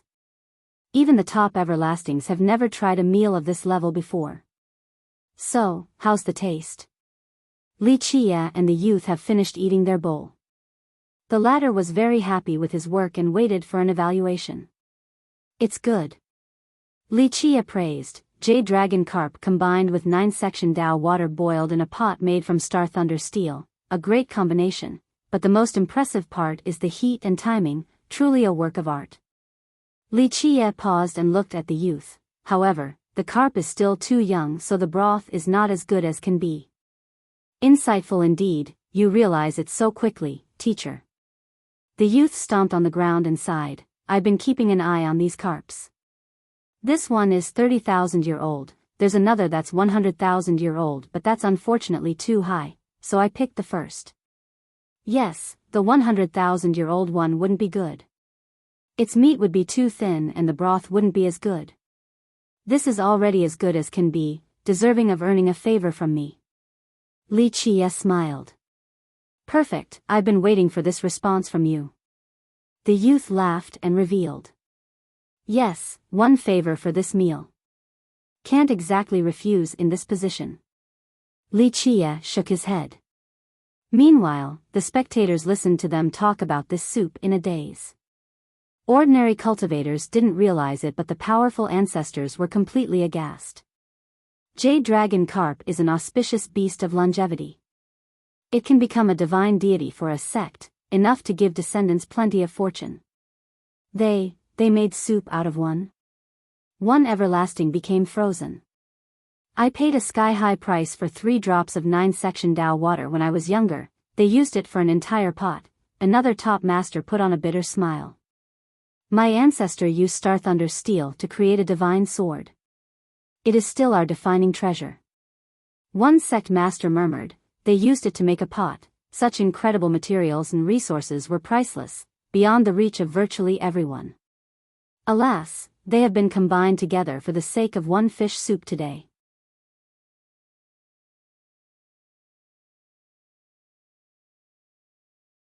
Chapter 3065. The top masters here that were aware of the situation had an ugly expression, thinking that they were so poor compared to Li Qie and this youth. Many recalled his other title, Billionaire Li. Being poor really limited my imagination. One ancestor put on a wry smile. Wait a minute, what the hell? That's Orchid Sage. Someone in the audience finally paid attention to the appearance of the youth. Did you just say that's Orchid Sage? Really? Those next to him found this hard to believe. Yes, the person didn't think so either, but after a careful look, he said, he's definitely Orchid Sage, I'm certain. He's dressing very casually right now though. He saw Orchid Sage once, but the progenitor was different versus now with this apron on. Nevertheless, he confirmed that this person was indeed Orchid Sage. Yes, that's him. Another ancestor sighed and said. Many turned towards the 5 masters of Cloud Peak and instantly knew that this was the truth, judging by their expression. A while ago, just the mass showing of respect was unbelievable enough. Now, a progenitor was personally cooking for fiercest. Orchid Sage was a brilliant genius of this generation, an apex existence. Why would he do something like this? Just meeting the sage alone was an honor. To speak 1 or 2 words with him was a lifetime worth of glory. No one would dare to brag about something like this. If one were to say that he ate a meal personally prepared by Orchid Sage, he would be laughed out of the door. It would be much more reasonable to brag about cooking a meal for Orchid Sage. That would be ridiculous enough already, let alone the other way around. Alas, this was reality. The sage really cooked for Li Qie. Okay, that's enough eating, time to get to business. Li Qie stretched and lazily stood up. He looked at the people on the other side and waved his hand. Grand gestures like this only lower my lifespan, rise. Thank you, Your Excellency. Longevity King bowed again. The rest of the experts also bowed before standing up. Li Qie's eyes then fell on the prodigy and smiled. This brat has both courage and loyalty.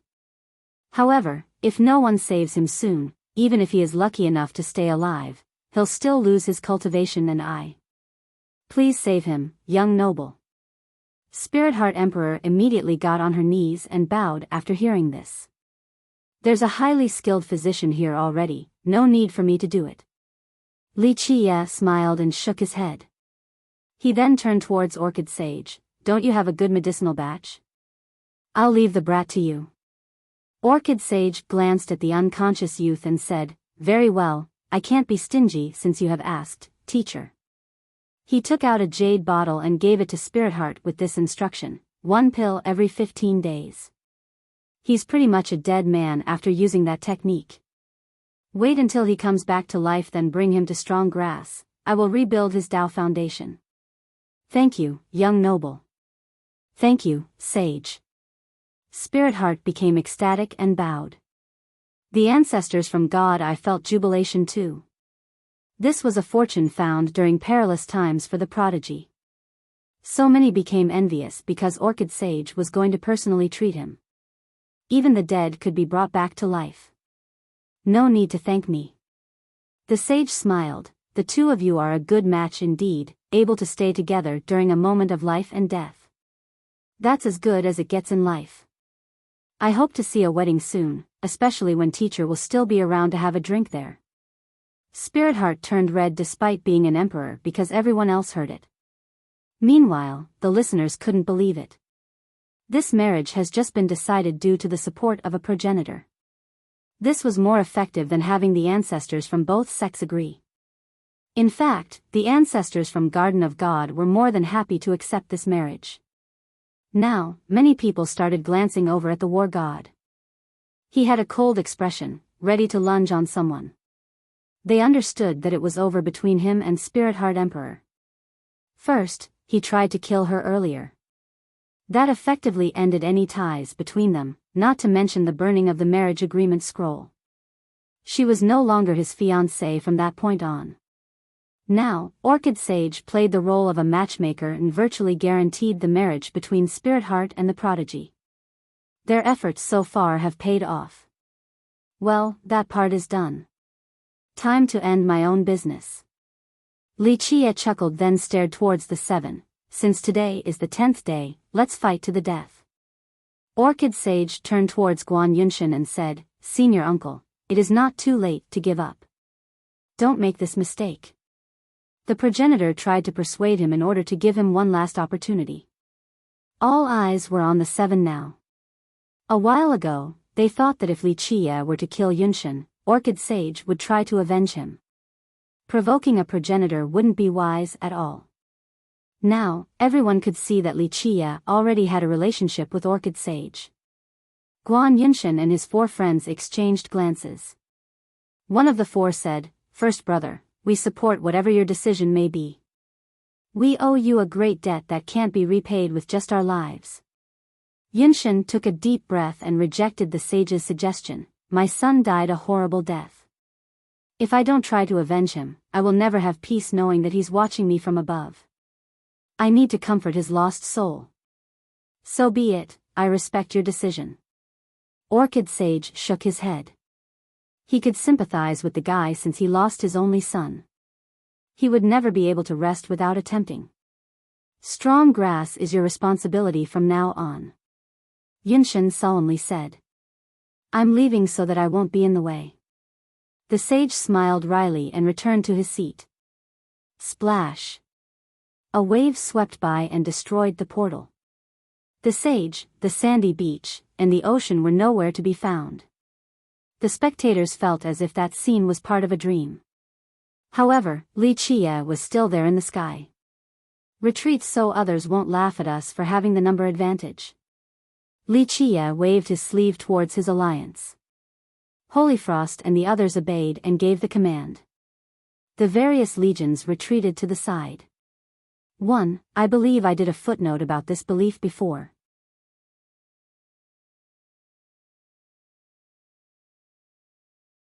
Chapter 3066. Li Qie stood there, as free as ever, though his allies have retreated.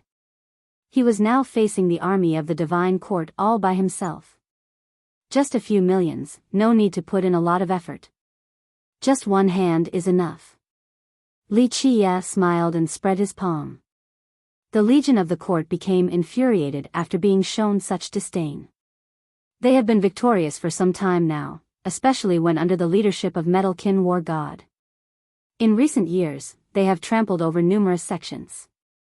The territories bathed by blood because of them were too numerous to count. Cultivators shivered in fear just from hearing the name of their legion.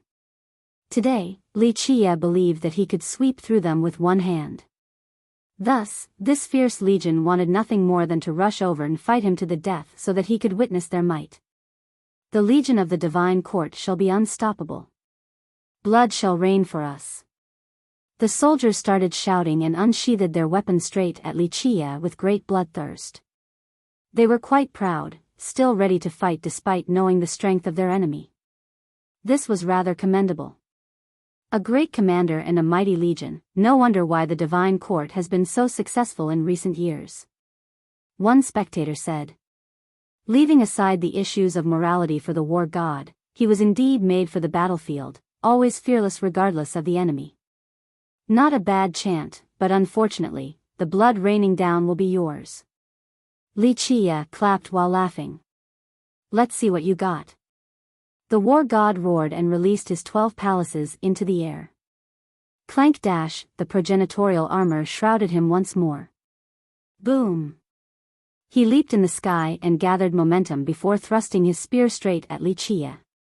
His massive figure didn't hinder his speed at all since the thrust was as fast as lightning, aiming straight for Li Qie's throat. A sure kill move. Extreme speed to the point of being undetectable. The strongest masters would still have a hard time dodging it. People felt their own throat becoming cold. A few started bleeding on their neck. The spear intent seemingly pierced through everyone. Some felt a sharp sting and wanted to scream, but no sound would come out. This thrust alone could kill 10,000 experts, a truly fatal move. As the tip was mere inches away from Li Qie's throat, he retaliated with a finger flick. This explosion was akin to the explosion of 1,000,000 universes. This blast illuminated the entire world. The spectators became momentarily blinded as his finger touched the spear tip. Boom! The spear immediately crumbled into countless pieces and the war god got blasted into a mountain, destroying it in the process. The crowd couldn't believe this horrifying scene since it was impossible to describe with words. Remember, the war god was one of the strongest emperors right now, but he couldn't withstand a single flick from Li Qie. No one would believe this story, but it was indeed unfolding before their very eyes. Are we dreaming? I think I'm seeing things. One elder continuously rubbed his eyes, but everything in front remained the same. Li Qie really did send the war god flying with one flick. If he could do this to a 12-palace emperor, the majority of the crowd wouldn't qualify to be ants in front of him. How can this be? Many ancestors were dumbstruck. Meanwhile, Violet Dragon Empress felt suffocated. Her legion, including Celestial Dragon Venerable, started having cold sweat. If the Empress didn't stop them back then, all of them would have been crushed by ants. Their legion wouldn't be able to do a single thing to him. This is power, true invincibility. In that split second, he performed a spatial profundity so his fingertip contained 3,000 worlds and endless power, 1,000,000 times stronger than your best moves. A high ancestor at the supreme everlasting level could see through this and took a deep breath. Boom! Debris scattered as the armored war god rushed to the sky again, looking awfully tattered. This first exchange was a complete loss. His expression became quite serious and no longer dared to be reckless. That spear thrust earlier was only a scouting move to see Li Qie's strength. No need to rush, I can send you to the Yellow River whenever I put in a little effort. Li Qie smiled and said. The high ancestor earlier was correct. That flick looked simple, but it contained mysteries from the 9 heavenly scriptures. Death is a grand event too. Go ahead and say your last words now or delegate whatever you want to be done for someone else to do. I'm giving you all enough time for this. Li Qie continued. His nonchalant comment gave off the impression of a weak scholar, the exact opposite of what he had done earlier. This stark contrast was quite strange yet still felt so natural when found on Li Qie. This made everyone watch with bated breath. Taking your head as an offering for my son are my last words. Guan Yunshan still wanted to fight. And if you can't? I'm afraid this wish is impossible. Li Qie chuckled. I have lived several 100,000 years, so my life isn't exactly wasted. Guan Yunshan coldly uttered, not attempting to avenge my son at all is far worse than dying. You're a good father, but you have failed in educating your son. Li Qie shook his head. The crowd started thinking after seeing Yunshan's unyielding determination. Everyone knew that he didn't have a son until old age and truly doted on the kid. This made his son too overbearing and arrogant, resulting in early death. Nevertheless, he was worthy of admiration for being ready to die just to carry out a matter of principle. Perhaps he had lived long enough, the only thing on his mind was vengeance. I pity the fathers of this world. However, he's dragging others down with him. A spectator said.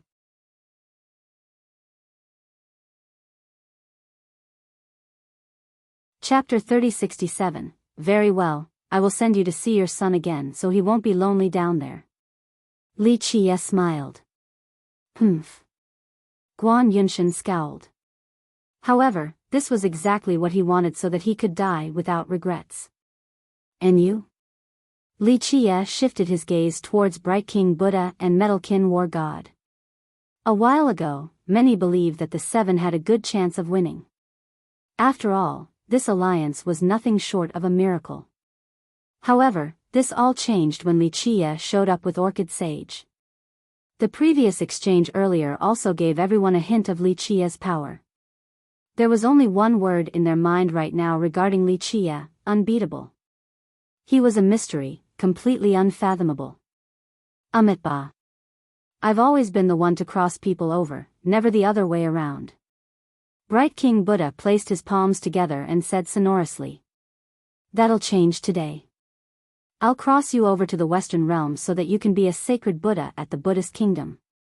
Li Qie smiled.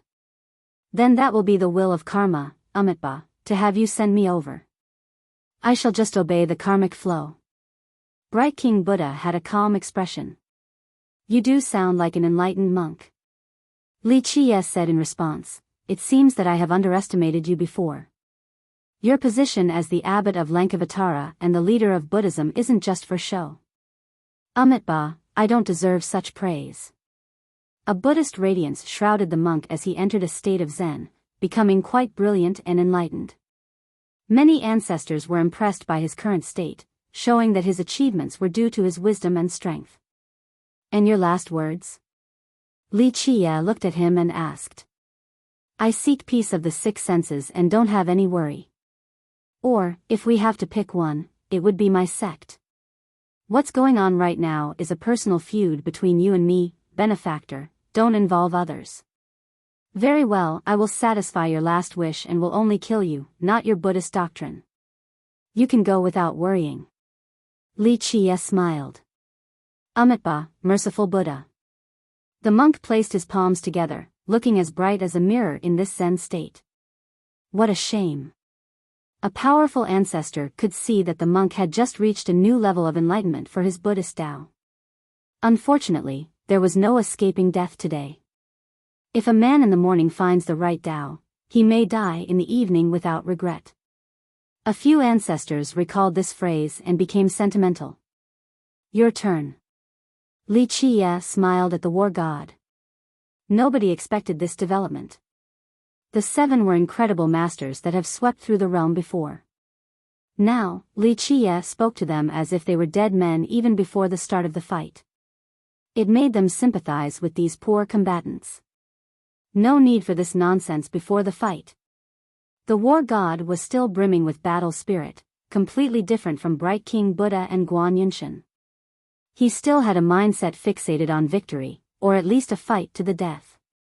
Li Qie's power didn't shake his confidence in the slightest. It was abundantly clear that the war god had no chance of winning in a one-on-one fight against fiercest. However, he still showed no fear towards this greater foe. His battle mentality was perfect. Of course, some viewed this as blindness. Nevertheless, very few possessed this level of fearlessness. A bit special. Li Qie said, "You're worthy of the title War God despite being blinded by arrogance and pride because of your determined mindset. Unfortunately, only death awaits you. The court finds success because of you, but it will also be gone after today because of you. You have buried your system. We swear to fight alongside you, my lord, until the ground is overfilled with our blood." The members of his legion shouted, still ready to give up their lives. Some ancestors of the divine court didn't wish to see this development, but they couldn't stop it. The war god had unquestionable authority and prestige. Their legion was ready to fight to the very last man. The ancestors couldn't get anyone to leave in order to leave some seeds for Metalkin divine court. Many big shots became envious. They truly wanted to have full control over the strongest force of their system.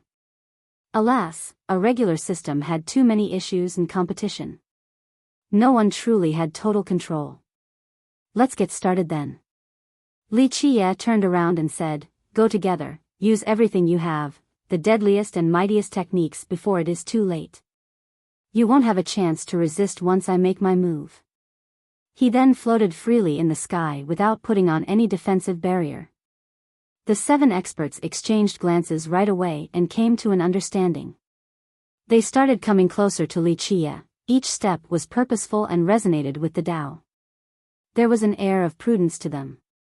The spectators became excited while watching this.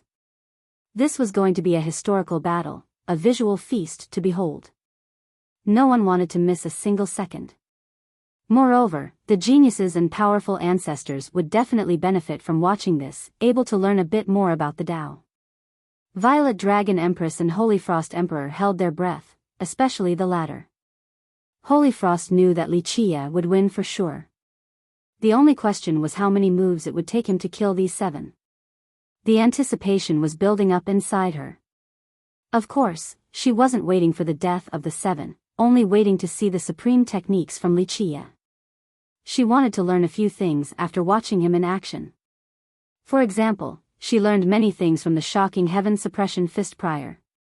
Because of this, her eyes were wide open, waiting for something of a similar level to that punch. Meanwhile, the 7 assumed a triangular position around Li Qie. Bright King Buddha and Metalkin War God took up one corner while the other 5 took up 2. These 5 have been friends for thousands and thousands of years, so their teamwork on the battlefield was impeccable. Their individual power became several times stronger when fighting together. 1. A quote from the Analects.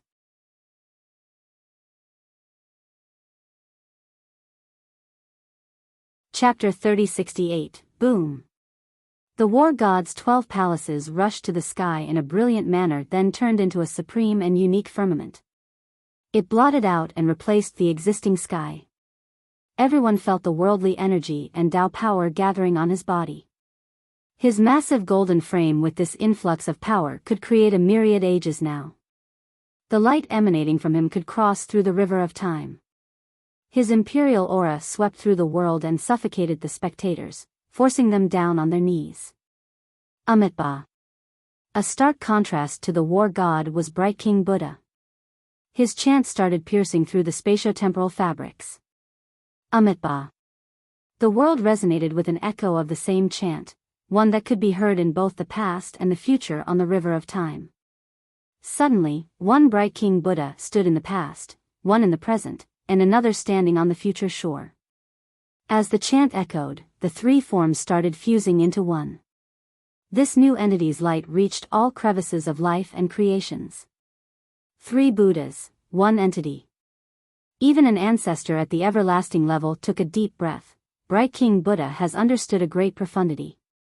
This level of achievement would actually turn him into a real Buddha. When basking in this Buddhist light, people became moved and felt the greatness and compassion of Buddhism. Amitabha. Many cultivators with a weak Tao heart got on the ground and placed their palm together, tears streaming down their cheeks. They have been converted to Buddhism just like that. This terrible conversion ability frightened the spectators. Just his light alone was enough to do so, almost like magic. Boom! At the same time, the 5 masters from Cloud Peak also had circles of light emanating from behind their head. These bright circles had divine peaks floating within them, looking quite mysterious. These peaks made it seem as if they were located in an endless domain. Being trapped in this domain would result in constantly being refined by its power. Come. Li Qie still smiled and stretched out one hand against the 7 experts' impressive auras. They have shown enough to make the world tremble in darkness. So many couldn't stand up straight against this pressure. However, Li Qie's nonchalant attitude told everyone that he could still defeat these 7 with a single hand. The crowd was naturally impressed, thinking that he was the only person with such a domineering style. Die. The first to make a move was still the bloodthirsty war god. He leaped up and it felt that the earth was pulled up along with him. Boom! Just this leap alone emitted a pressure as if an entire world was coming towards his foe, easily smashing their face beyond recognition. Clank! He summoned a spear flashing with Dao light, made from Dao runes accumulating together. This was his imperial Dao, the thing he used to become a true emperor. One could hear the harmonization of the myriad Dao during this thrust. A million spears seemed to be thrusting towards Li Qie's weak spots in the blink of an eye. They were invisible and soundless yet totally omnipresent, representing his battle intent and will. They pierced through space and tore apart multiple grand Dao, showing up next to Li Qie's throat after a quick flash. Ugh! Some of the spectators fell to the ground while vomiting blood, unable to speak with a hole on their throat. His terrible spear intent still damaged the spectators even though it was only aimed at Li Qie. Boom! Bright King Buddha joined in by unleashing an all-destroying Buddhist palm. One could see a Buddhist light pouring down like a waterfall, blinding all spectators momentarily as if they were being stabbed by multiple needles. Numerous Buddhas could be seen in this radiance. They all seemed to be attacking at the same time. Not to mention one person, the entire world was under their suppression. Just taking one breath became difficult. The 2 of them attacked in unison, one aiming for Li Qie's head, the other his throat. Their impeccable teamwork allowed for a sure kill combination in such a short time. Meanwhile, the 5 masters from Cloud Peak finally made their move. Though they were 5 different people, their moves seemed like it was performed perfectly and smoothly by a single person. Boom! 5 worlds came crashing down: metal, wood, water, fire, and earth. These 5 Dao would refine anyone trapped inside into ashes. Poof! The affected area indeed turned to ashes. Not to mention a regular cultivator, even someone with an indestructible physique would also fall victim. So strong. Some everlastings here knew that they wouldn't be able to stop this fatal move. Of course, Li Qie didn't bother batting an eye, still looking as relaxed as ever. He took one casual step to the side and easily evaded the spear thrust from the war god before swinging his hand in a carefree manner. Whoosh! The war god suddenly changed direction and involuntarily aimed his spear straight at Bright King Buddha. At the exact same second, Bright King Buddha's seal also abandoned Li Qie and shot towards the war god instead. Meanwhile, Li Qie took one more step forward in order to enter the 5 Dao and moved his fingers as if he was playing a zither. Zheng! A musical noise resounded and the 5 Dao of the 5 masters suddenly became chaotic and twisted together.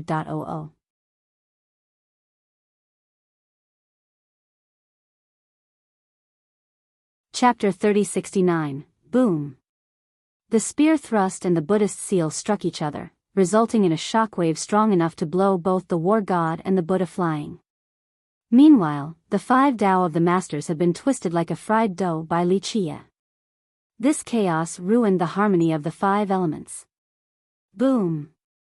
The power of these Dao exploded, creating a terrible black hole in the sky. This 5-element Dao should have been unstoppable, but their mutual antagonization resulted in a terrible consequence. The 5 masters were blown flying by their own technique, some slammed and destroyed mountains along the way. All 7 experts were defeated in the blink of an eye by their own attacks, not Li Qie.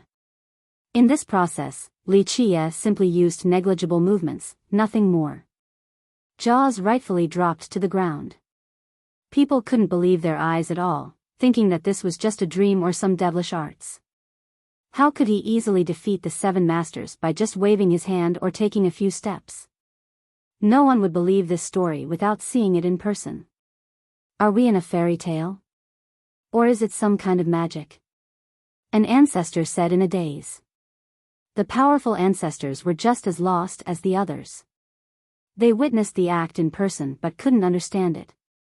An old everlasting shook his head. It's neither. This is a force called apogee. He can do whatever he wants on a whim, exerting the tiniest effort to perform world destruction. It's absolute control. This everlasting was strong enough to recognize Li Qie's technique. He knew that this was a profound Tao existing at the apex. One needed to learn this force in order to stand at the peak. Of course, the ones who could see this became astounded. They knew that only an exceedingly powerful progenitor would have this power. However, immortal lineage didn't have a third progenitor. No one has heard of this before, yet Li Qie possessed the power of one.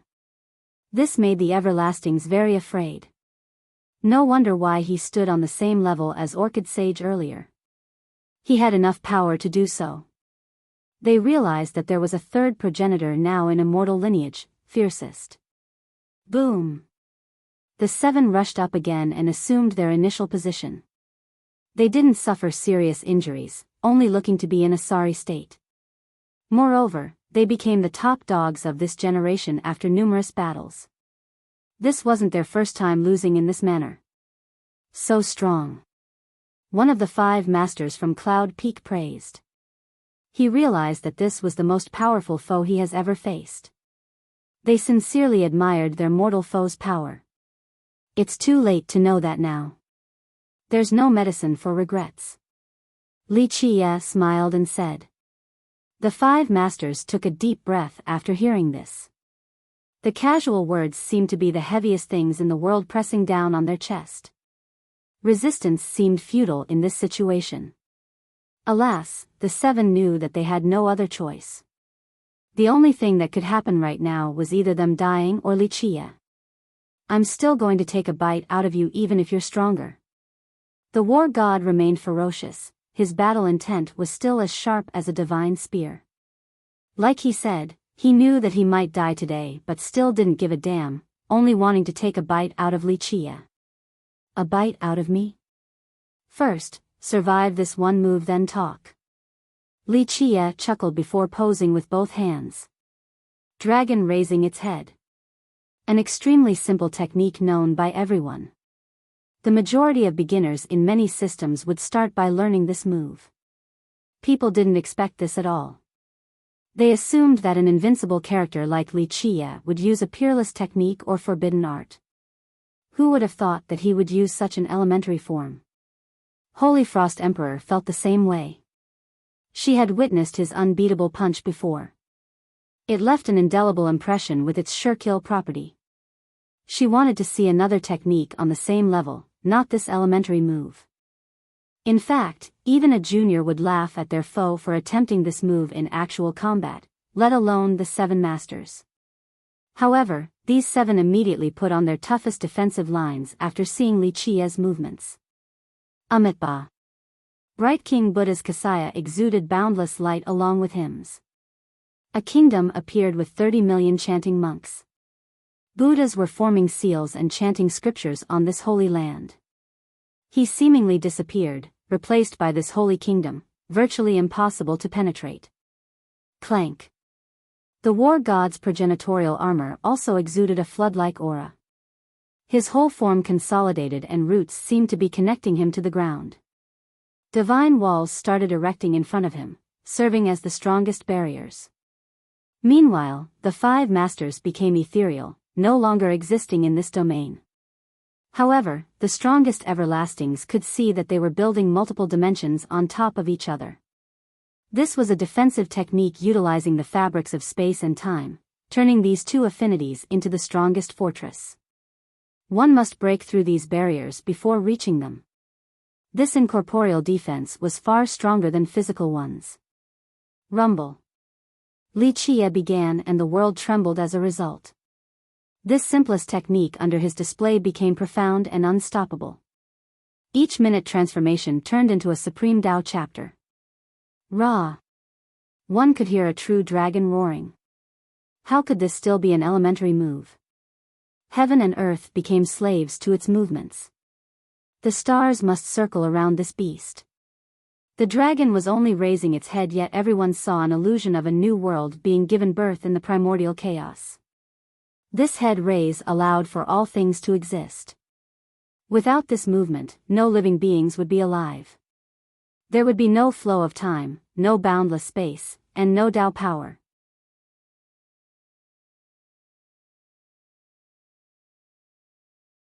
Chapter 3070, Dragon Raising Its Head. This move alone could defeat all others in a unique manner. The dragon traveled like a fist breaking through everything. Boom! First to go down was the boundless Buddhist kingdom of Bright King. The Kasaya of Bright King suddenly echoed with bright radiance, turning Bright King into a great avatar. Alas, this still wasn't enough to stop the dragon punch. Boom! The momentum of the punch broke through everything, breaking the Kasaya, then the golden avatar. Bright King let out a miserable scream before turning into a mist of blood. The dragon turned its head and aimed towards the war god next. Boom! The thick and tall golden walls crumbled instantly after a direct impact. Pieces scattered everywhere. The aura of a progenitor descended to stop the punch. Its light could pierce through all eyes beneath the 9 firmaments. Boom! Unfortunately, more pieces scattered because the punch pierced through the armor plates without any issue. Blood splashed onto the azure sky. The punch pierced through the war god's chest like a dragon. Time and space collapsed right away, looking like little pieces of glass. The dragon moved on through the spatio-temporal barriers, aiming for the 5 masters. The 5 roared and took action in unison, instantly sealing the heaven and earth. They utilized their best palm strikes in order to stop the punch. 1 fist versus 10 palms. Crack. The 5 masters still failed. Their hands disintegrated and they were thrown back like ragdolls while spraying out blood. The latter had the number advantage, but this still wasn't enough. Finally, people saw the war god's massive frame slammed onto the ground. The 5 masters continued flying for miles before breaking the terrains. The world came to a terrible silence, no one dared to breathe. This punch could be considered nothing short of unbeatable. Li Qie finally finished his initial technique and pulled back his hand with Tao runes surrounding it. The screams of a true dragon still echoed across the distance. People realized that this simple move from him wasn't the opening of a series.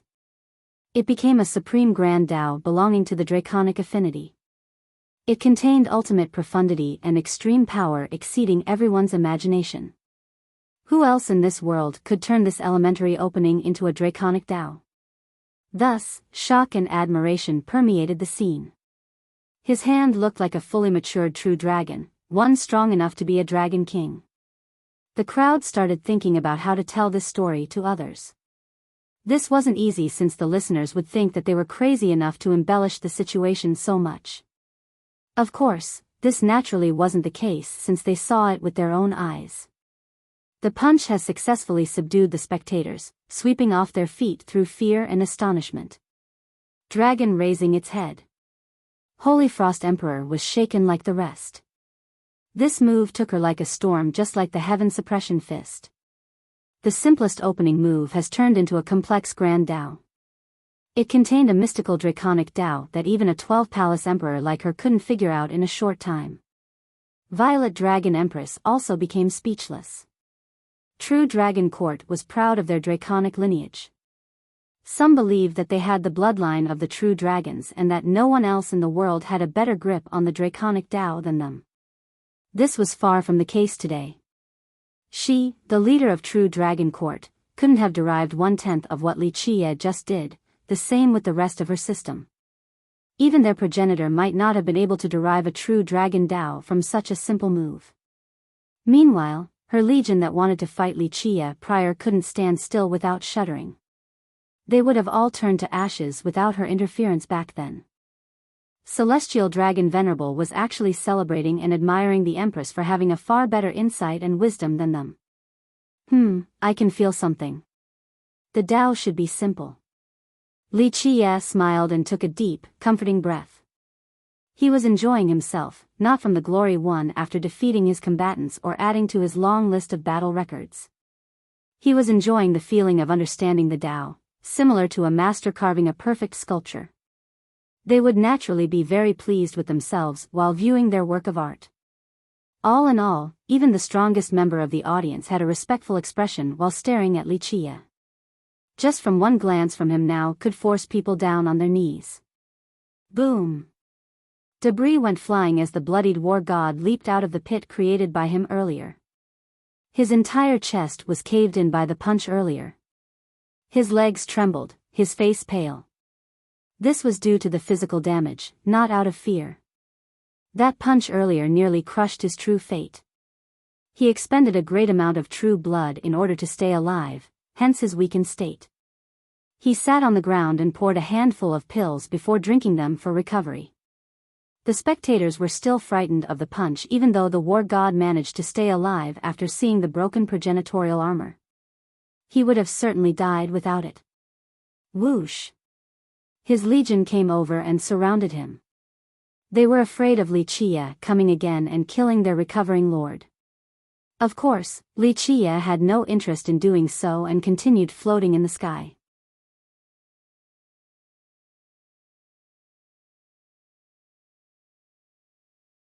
Chapter 3071. The legion formed an impenetrable wall to protect the war god against Wuxia. Clank. They aimed their spear at him, ready to fight to the very last man. Ants, but still courageously commendable. Wuxia chuckled and said, "Back off." The sitting war god shouted. The legion hesitated for a moment before retreating in a swift and orderly manner. The spectators were naturally impressed with the war god's commanding and training style. Many big shots were envious of his legion's discipline and loyalty. He continued to sit in the open, not worrying about a sudden attack from Wuxia. He knew that Wuxia didn't need to resort to an ambush or sneak attack to kill him. Plus, the legion wouldn't have done anything in the first place. Wuxia looked quite carefree while floating in the sky as if everything was within expectation. Buddhist chants suddenly echoed and a blinding radiance returned and surrounded the mist of blood of bright King Buddha. This mist of blood hasn't dispersed after some time. The Buddhas appeared in the radiance. One could even see the form of Lankavatara Buddha, a merciful and benevolent being. The red mist eventually condensed into blood and flesh, the body of bright King Buddha. "He's coming back to life," a spectator said. "Quite heaven-defying, to come back after that much damage. The Tao of Buddhism has so much potential." Another praised. "One must be quite strong in order to accomplish this feat, it's not coming back to life." An everlasting shook his head. Bright King Buddha didn't die completely, so it's more of a reconstruction. A truly dead person coming back to life is impossible. Not even a progenitor can do so. The chants of Buddhism eventually finished creating bright King Buddha again. He was still flashing like before, but everyone could see his light flickering. Just a breeze could extinguish it. His pale complexion wasn't from fear but also from a lack of energy, just like the war god. Many stared at Wuxia, wondering if he would make his move. These two were extremely weak right now. Wuxia could easily turn them to ashes without facing any resistance. However, Wuxia just stood there and allowed them to heal. The young ones didn't quite understand, unlike the older experts. They knew that Wuxia was strong enough to kill them directly, no need to take advantage of the situation. "That's the third progenitor," an ancestor said sentimentally. "A generation with 3, quite incredible indeed." His peer said. "This wasn't unprecedented in history, just rare enough to be special." Boom! 5 figures appeared again, causing the world to shake. The 5 masters. Everyone looked and saw the bloodied 5 looking like a complete mess after the utter defeat. However, their wounds weren't as serious as the other 2. Nonetheless, they immediately started to heal in order to fight Wuxia again at their peak state. The battle had come to a halt, but the oppressive atmosphere remained. Everyone knew that the next exchange would be the deciding factor. It became abundantly clear that the 7 couldn't take on Wuxia. However, none wanted to run or beg for forgiveness. They were going to fight to the very end. On the other hand, Wuxia wouldn't spare any of them either. This is a gentleman's fight. One big shot sighed and commented, "It's a decent way to die." Who would ever give their foes a chance to breathe on the battlefield? Taking advantage of their wounds would be the best opportunity, but Wuxia chose against it. As for the other side, they continued to heal without worries, aware that Wuxia would never attack. This seemed to be a gentleman's agreement amidst a fatal fight, something quite interesting to the spectators. After a while, the 7 started glowing brighter. Amitabha. The first to stand up was Bright King Buddha. He placed his palms together and said, "Benefactor, I feel inferior compared to your style. It's no big deal." Wuxia smiled and said, "It's only a matter of you dying sooner or a little later, still all dead men." People exchanged glances after hearing this. Only Fiercest was qualified to make this domineering comment. "So what, we all have to die eventually."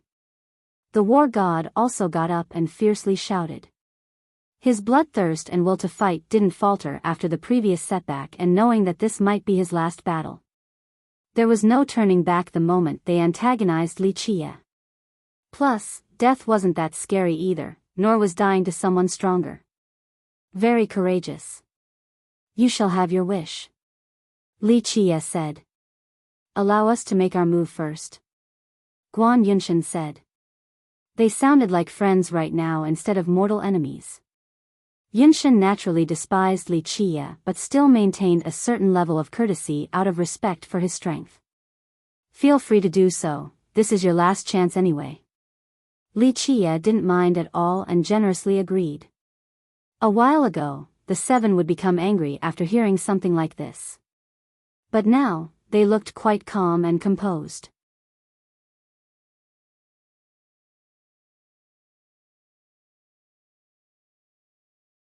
Chapter 3072. All 7 combatants had a mild expression with no sign of hatred and rage. They composed themselves in order to get ready for the next blow. This mentality allowed them to be at their peak state, looking bright and ready to soar like immortals. They didn't put on an intimidating aura nor spout aggressive words. Nevertheless, everyone here could sense something different, something transcending. They had a gaze of the entire world and all of its inhabitants. Pride and arrogance were gone, no longer necessary. The world came to a still. Everyone started sensing the cosmic flow. Some became annoyed at their own breathing since it was a distraction. Amitabha. Bright King Buddha was the first to break the tranquility before the battle. He had a solemn expression as he took out the myriad Buddha bowl, the thing he used to gather the ocean of evil flames. Clank. The war god summoned a sword with surging holy intensity. He seemingly turned into a progenitor with an unrestrained Tao. "The sacred sword," a spectator murmured. This sword contained the grand Tao of Sword Saint and should be virtually unstoppable. Prior to this, Arrogance Enterprise had also auctioned off another sword belonging to this progenitor. However, the former couldn't compare to this one in the slightest. This one was cast after he became an immortal-level progenitor, his ultimate form. It contained his strongest power on top of the greatest metals gathered all over the world. It was certainly one of his best swords, left behind to suppress this fiery ocean for years. Therefore, it felt as if Sword Saint was here in person when the war god was wielding this sword. It didn't exude a sword intent just yet, but people still felt dread looking at it. They could see that no one would be able to stop this sword from decapitating them. Boom! The 5 masters of Cloud Peak walked forward together and suppressed the spatial fabric. It felt as if the entire area was beneath their feet. They have occupied a special place in this spatial dimension. Once they got to their spots, they sealed the area, resembling pouches surrounding and monopolizing the power of heaven and earth. They didn't need to use any merit law after gaining this new force. Just one swing alone would be extremely destructive. 5 Dao duplication. A spectator murmured. An everlasting watched carefully because they have heard about the invincible combination art from these 5 before. No one has been able to survive it ever since the 5 became famous. That's why in immortal lineage, some believe that whenever the 5 masters utilized this attack, their foes would die for sure. Will this move be able to do it this time? Many glanced over at Wuxia, wondering if he could concoct another miracle. The 7 have assumed the best positions and gathered enough momentum to deliver a fatal blow to Wuxia. Alas, they still had a solemn expression despite having the advantages, not daring to be careless. This could be their final battle. Losing meant turning to ashes. They exchanged glances and Bright King Buddha was the first to talk. Amitabha, I am going against the Buddhist Tao today, so I will pass on regardless of victory or defeat. He placed his palms together before slowly opening the bowl. Poof! A mighty flame immediately escaped, carrying with it evil energy. Each spark of flame had a tiny dark glow to them. This evil fire didn't seem to be from this world. Gulp. Next, he started drinking the lava from the bowl. What? This naturally surprised the crowd. His bowl had taken in all of the fire and lava from the ocean. Just imagine the sheer amount being consumed entirely by him right now.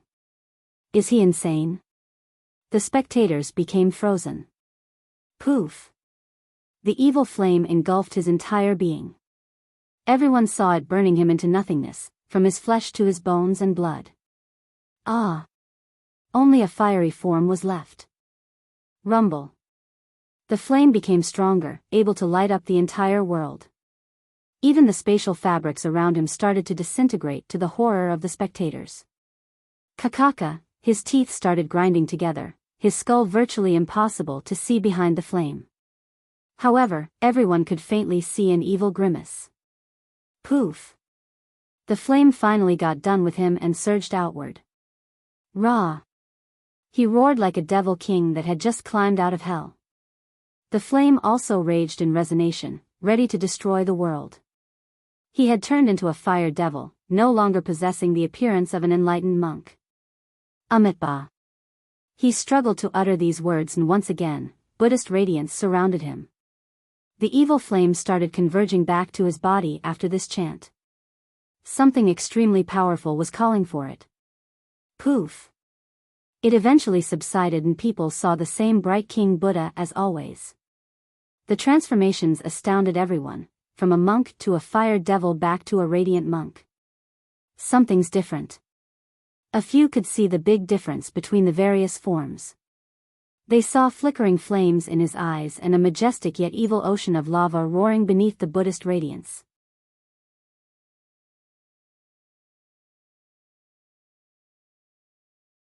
Chapter 3073, Bright King Buddha remained sacred and bright. Only one thing became different. The existence of an ominous feeling. A devil transformation process? An expert quietly murmured. A while ago, Bright King's aura was still oppressive, but now, he looked even more dangerous, akin to a vindictive Buddha. No, he's just borrowing the power of the evil flame. It contains the power of a progenitor. An everlasting put on a serious expression. Which progenitor is it? So powerful. Just 1/10 of this power is more than enough. This everlasting actually had a good idea of whom the aura belonged to but didn't dare to say it. This pertained to the reputation of an invincible progenitor, so he needed to exercise prudence. Not bad. Wuxia smiled while looking at Bright King. To be able to borrow and control this dark power shows that your Buddhist arts are quite profound, worthy of being the leader of this doctrine. Amitabha. Bright King didn't become complacent and placed his palms together while closing his eyes. I am a sinner and will go west to beg Lord Buddha for forgiveness. Clank. The war god finally released his sword intent and became gigantic again. Swords protruded on his metallic back, seemingly made from flesh and blood. Buzz. The sacred sword in his hand began to change color. Turn my Tao into the sword. He roared, and his metallic figure also changed into flesh. All of this time, he has always used a metal form, but now, it started changing with a red hue. Strangely enough, the sword itself was affected by his transformation. It became a bone sword as well. He then inserted this sword into his body before anyone could react.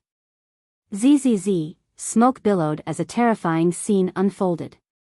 It was as if the sword was a searing iron entering his body. The burning sound made everyone tremble in horror. They watched a molten sword forcefully placed in a living person. Click. Eventually, the entire sword fused with him and took roots inside.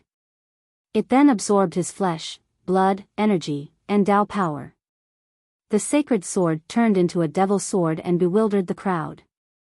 It wanted to drain the war god dry.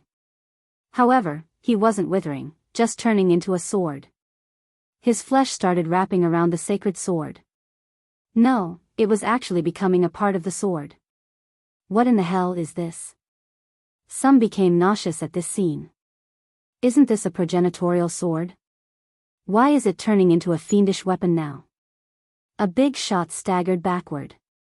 You're mixing up the primary and secondary actors here. An ancestor sighed, the sacred sword isn't the one doing the absorbing, it's the other way around. The war god is changing his blood and flesh into a part of the sword. This allows him to use the sword to its potential. It's a long-lost art of the Metalkins. I suppose the war god had learned it. Another ancestor said with admiration. Clank. After this sword hymn, the sacred sword and the war god were no longer present. Only a bone sword was left. It exuded an unbeatable sword intent that pierces through the sky vault, more than enough to cut through everything. Such a slash could slaughter all things and cut down all emperors. Nothing but dust would be left. So that's the power of an ancestral sword. Many took a deep breath after feeling its true power. Go. The 5 masters from Cloud Peak saw that the other 2 had sufficiently prepared and shouted in unison. The Grand Tao exploded as they gathered their arts, resulting in blinding radiance. Numerous galaxies and 3,000 worlds were floating in their palms and containing countless Grand Tao. Boom! The 5 masters accepted the power of the entire world. Everyone felt their Grand Tao power being forcefully taken away and found it hard to breathe, as if their neck was being gripped. 5 Tao duplication. An ancestor shouted. 5 people appeared once the light dissipated, each presiding over a deliberate position. Each could defend numerous realms by themselves. However, the crowd became astonished after getting a good look at the 5. They weren't the masters from Cloud Peak, but rather, 5 Li Kais. Yes, 5 exactly identical Li Chia outside of their light. Each light represented one of the 5 elements: metal, wood, water, fire, and earth. The crowd then turned their head and saw the real Li Chia still standing there. It would be impossible to distinguish between these 6 without their light. The real one didn't have a glow at all. Their expression, bearing, and breath were all the same. Twins couldn't be more similar. What is going on? Many found this quite bizarre. First, Bright King Buddha devoured the evil flame. Next, Metalkin War God turned himself into a bone sword. Now, 5 more Li Kais have shown up. That's 5 Tao duplication. An everlasting said. Those are illusions? One expert asked for elaboration. No, not illusions nor imitations. The everlasting said seriously, they have duplicated Li Chia's Grand Tao. Therefore, they have his power and merit laws, his invincibility. It's basically fighting against a foe that can turn into you with everything in your arsenals. The listeners nearby shuddered in fear. Well, there are 5 of them. If they are just as strong as the real Li Chia, he stands no chance then. One of them shouted. Now that's interesting, duplicating someone else's grand Tao so well, a miracle indeed, what a merit law. Li Qie became amused after seeing 5 of him. Let's see how perfect they are. He then took 1 step forward. Go. The golden Li Qie smiled. His voice and nonchalant attitude were exactly the same as the real Li Qie. All right. Li Qie laughed then said, let's see how much you have derived from my grand Tao.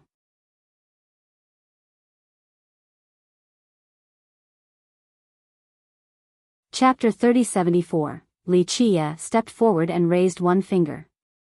Boom! The strike pierced through the sky and loomed above the 5 copies.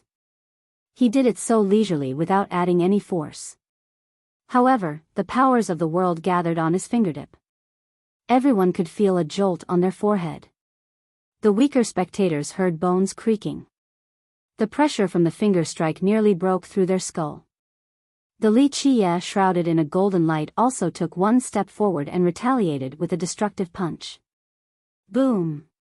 The emanating shockwave from this brutal punch seemed peerless.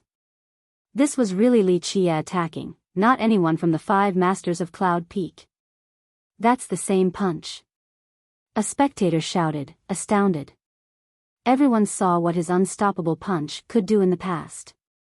Yeah, it really is. They couldn't believe it because this punch was too similar, no, virtually identical. Holy Frost Emperor was shocked too. She has seen Li Qie in action several times. In her opinion, people might be able to copy him but they would be restricted to the bare surface level, unable to exert his real power. However, she couldn't find anything different between the Golden One's punch versus the real thing. Boom! The punch contested and blocked the finger strike. The world turned dark as the clouds were blown away. The explosions turned the peaks nearby into dust. As the 2 attacks pushed back and forth, a different Li Qie, the blue one, also unleashed a finger strike straight at Li Qie. This finger strike was exactly the same as what Li Qie just did earlier.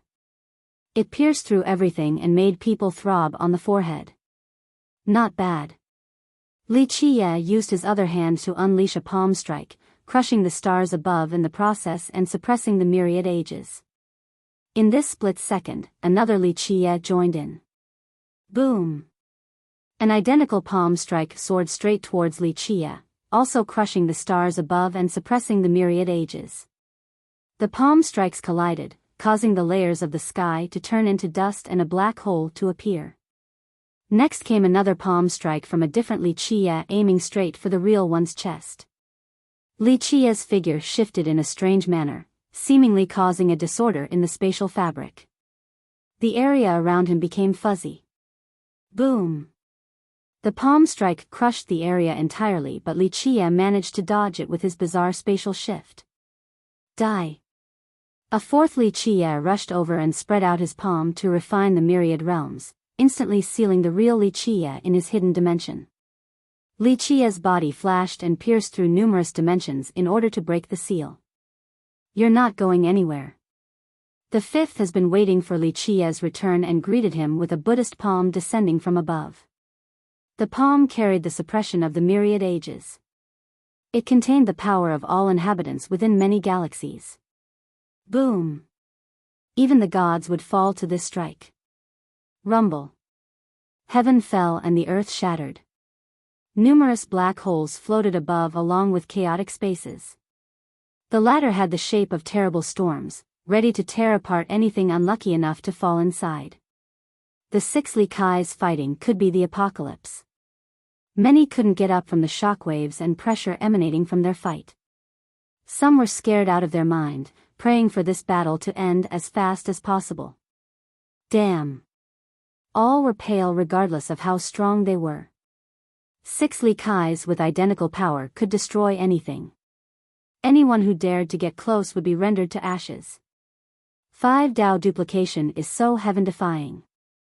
The greatest geniuses and mighty everlastings had nothing but praises for this merit law. The 5 masters from Cloud Peak have managed to create a perfect copy of Li Qie. This merit law was definitely a miraculous feat. It's not inferior to any progenitorial law at all, even the best and most brilliant of them. One Supreme Everlasting said. No one refuted this statement after seeing the effective merit law in action. They should be proud of creating something like this. Unfortunately, it's too hard to learn. It will be lost after they're gone. An ancestor who knew the five lamented. 5 Dao duplication was profound and tough to learn. Moreover, it required 5 people with similar cultivation and perfect teamwork. They also needed to be as close as blood brothers. 5 such disciples would need to train for 1,000,000 years before finishing this technique. Therefore, the 5 masters couldn't pass it down despite trying for so long. Freeze! The 5 Li Kais shouted at the same time. They worked together to refine the world and conjured up an ultimate move. A divine seal from above came crashing down on Li Chia. Rumble. The all-destroying seal instantly crushed all defensive barriers and struck Li Chia's chest. He started falling down after a loud explosion. Kill him now. Bright King Buddha and Metalkin War God have been waiting for this moment. The Buddha unleashed 2 gigantic palm strikes filled with evil flames. Strangely enough, numerous sacred Buddhas were given rebirth in the flames. Boom! The palms imprinted themselves into time itself. Anyone in the future, present, and the past would still be destroyed, 0 chance to resist. Celestial Seal of Nirvana, the lost art of Buddhism. An ancestor shouted after seeing this. Boom! The great palm seal struck and penetrated Li Chia. Clank!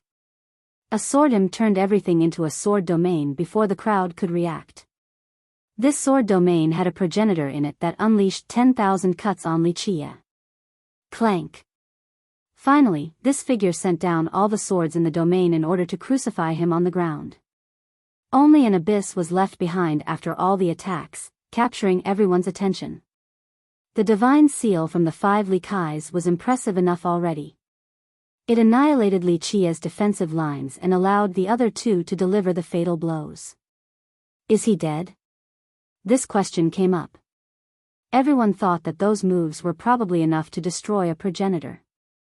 So terrifying. Everyone understood Li Chia was the one who defeated himself. The 5 Li Kais were the main fighting force. The other 2 only took the opportunity to kill him while his guard was down.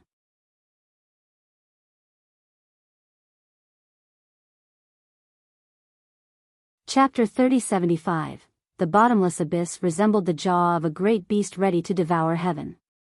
The frightened spectators found that they had nothing to say and could only stare at the abyss. That battle earlier was too shocking, especially the 5 Dao duplication and its destructive capabilities. All existences that could sense that move earlier were scared out of their mind. Even a Supreme Everlasting would instantly meet their maker. The 2 moves after from Bright King Buddha and Metalkin War God weren't shabby either. All in all, this combination should be able to kill anyone. That's why people started wondering whether Li Chia was dead or alive, the same with the 7 masters who all had a serious expression and remained cautious.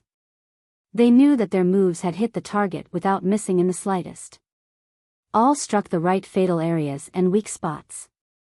They would be confident about their victory if they were facing anyone else. However, their enemy was fiercest. Though he was buried in that abyss, they still weren't sure at all and could only wait patiently. So? Someone murmured after a long while. I think he's dead or there will be no logic left in this world. Not to mention a living person, even the toughest material in this world will still turn to ashes after being hit like that. An expert stared unblinkingly at the abyss. Not necessarily. An ancestor said, another person, yes, but fiercest is a miracle creator. In short, everyone watched at bated breath with no real conclusion formed just yet. Holy Frost Emperor and the others became worried.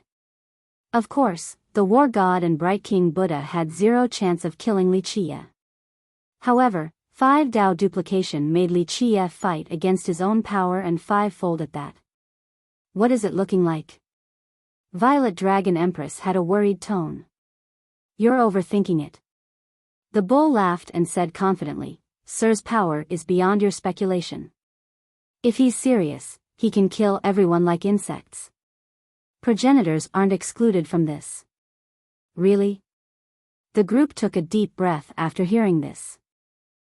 Just watch. The bull continued, you'll see what true invincibility will look like soon enough. Others might claim to be invincible and unbeatable, but those are just straight-up lies with someone like him around. The group became confident again since the bull seemed so sure. Boom! Loud noises from rolling boulders sounded. A figure leaped out of the abyss and floated in the sky. It's Wuxia, he's still alive. Many started shouting. The scene became excited again. They saw him completely unharmed as if those moves didn't hit him earlier. How can this be? Some started gasping and opened their eyes wide, searching for internal injuries. Alas, regardless of their meticulous observation, not a single person could see any damage. He was truly untouched. The 7 masters became startled and staggered backward in fear. They were confident in dealing heavy damages to him earlier in the case of him surviving. Unfortunately, the result betrayed everyone's expectations. I can't believe it, he's definitely not human. One spectator blurted out, thinking that this was the stuff found in legends. The 5 masters from Cloud Peak were shaken. They thought that their duplications earlier were successful. With that, they thought they had a good understanding of his power. This was no longer the case.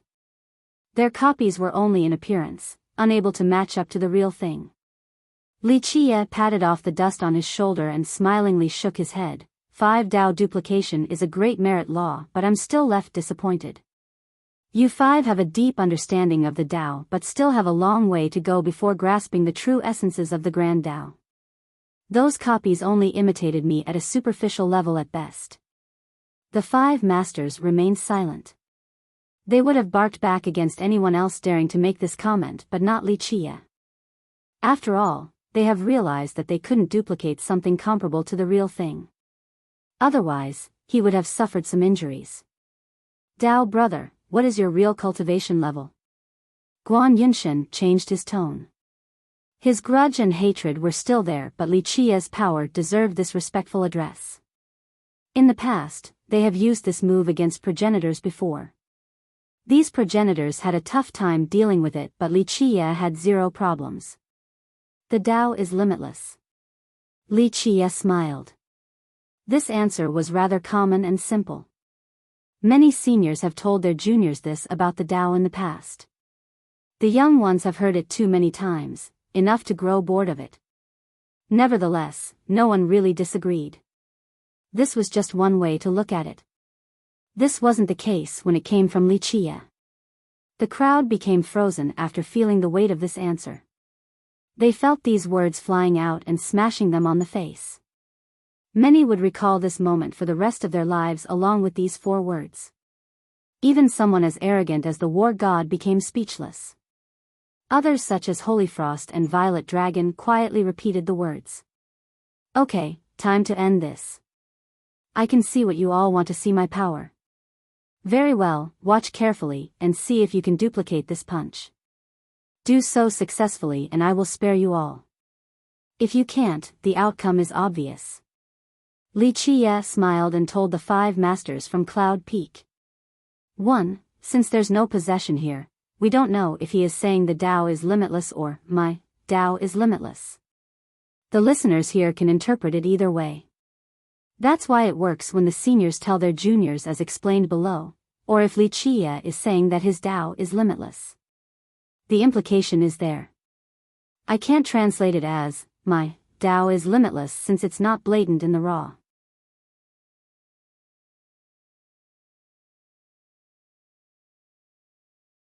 Chapter 3076, Amitabha. I will experience it with my body. Bright King Buddha placed his palms together. So will we. The 5 masters from Cloud Peak exchanged glances before Guan Yunshen spoke on their behalf. They had slim to none confidence after saying this. They had years of domination and had sparred against progenitors too. However, Wuxia was definitely the strongest foe they have ever seen. Even the previous progenitors couldn't compare with him. As for the war god, he had nothing to say. He exuded the sharpest and fiercest sword intent possible, indicating his will to fight to the end. Let's get started. He eventually lost his patience, only wanting to fight regardless of the outcome. Time to end this. Li Qie raised his hand and slowly made a fist. Buzz. He started glowing upon the formation of the fist. This glow was rather gentle, similar to the first glimmer of dawn warming up the land. People held their breath and clenched their fists at this sight. The lack of murderous intent and fierce aura didn't matter. They could sense a new era, no, a new epoch slowly opening from Li Qie. This was no longer limited to looking at a single man. They were standing at a crossroad between the current epoch and the next. A tough decision awaited them. Boom. The entire world seemed to be within his grasp right now. Everyone else felt so insignificant and feeble. They couldn't even resist or try to get out at all. Boom. He clenched a bit tighter, resulting in a little vibration. His fist became filled with power to the brink. One could hear the space around him collapsing like broken glass. One more explosion sounded. This power increased and increased to an unbelievable level. This force broke everyone's comprehension. They could hear the cracking of the myriad Dao. These Dao couldn't handle the pressure and collapsed altogether. Boom. The crowd uncontrollably vomited blood, feeling their body breaking down. The only thing Li Qie did so far was clenching his fist and gathering power. He hasn't attacked anyone yet, but the crowd couldn't handle this soaring affinity. More and more people vomited blood, thinking that they were about to disintegrate. Boom. This was his third time infusing power into his fist. The rise this time buried the yin and yang along with the reincarnation and karmic cycles. Even the black holes around couldn't exist in this oppressive environment, instantly swept away by the terrible force. Rumble. The seven also channeled their energy and utilized their strongest defensive measures. Unfortunately, this was a futile effort. The shockwaves from the rising power rushed towards them in a torrential manner. Bam! Bam! Bam! Their barriers immediately collapsed, so they got sent flying a million miles away while vomiting blood. A sharp pain struck all the spectators, their breath taken away. They felt as if their chest had been penetrated. Once again, Li Qie still hasn't released his fist, but the seven couldn't withstand it. Here, I'll send you off. Li Qie smiled and took one step forward to gather momentum before unleashing the punch. It was neither fast nor slow, just a playful punch with enough devastation to annihilate everything. Activate. The five masters unleashed 10 palm strikes to seal the myriad realms, as serious as can be. Boom. Their strongest attack still couldn't stop it. One could hear the crisp noises of bone breaking. Even their scream was abrupt since they didn't have much time before being turned to mist with no chance of reconstruction. Amitabha. Bright King Buddha placed his palms together and formed a seal. He looked quite peaceful before saying, "Lord Buddha, here I come." Boom. His seal slammed onto the fist. This was his strongest attack and should be unstoppable. Alas, it was akin to throwing an egg at a boulder. The former naturally broke upon contact. Pop. He also was reduced to blood with no chance of rebirth. Nevertheless, his death seemed more peaceful compared to the five masters. Myriad swords as one. Die. The war god roared and raised his bone sword, releasing a ferocious sky-cutting energy. Die. His legion also roared and followed right after him. They turned into a golden sword that fused with the bone sword, increasing the power of the latter. The golden sword aimed to kill all living beings, Li Qie first. Boom. Its sharpness and mercilessness slashed the punch, only to be completely nullified. Crack. The bone sword immediately shattered into little pieces. Pop. The war god and his great legion became bloody mists first, then nothingness. The punch left nothing to exist, they didn't even have the chance to scream. Li Qie pulled back his fist and recalled its power after showing the world his might. The top existences trembled in fear after his awesome and unbeatable display. The spectators could still smell the stench of blood even though there was nothing left in the sky. Bright King Buddha, the 5 masters of Cloud Peak, Metalkin War God and his legion, all have scattered to the wind, victims to a single punch. These supreme everlastings and a 12-palace emperor were as insignificant as ants. 1. There's a line here about the bloody mists dissipating after a while. However, this conflicts with the prior lines about nothing is left, not even the bloody mists. Omitting this line for consistency.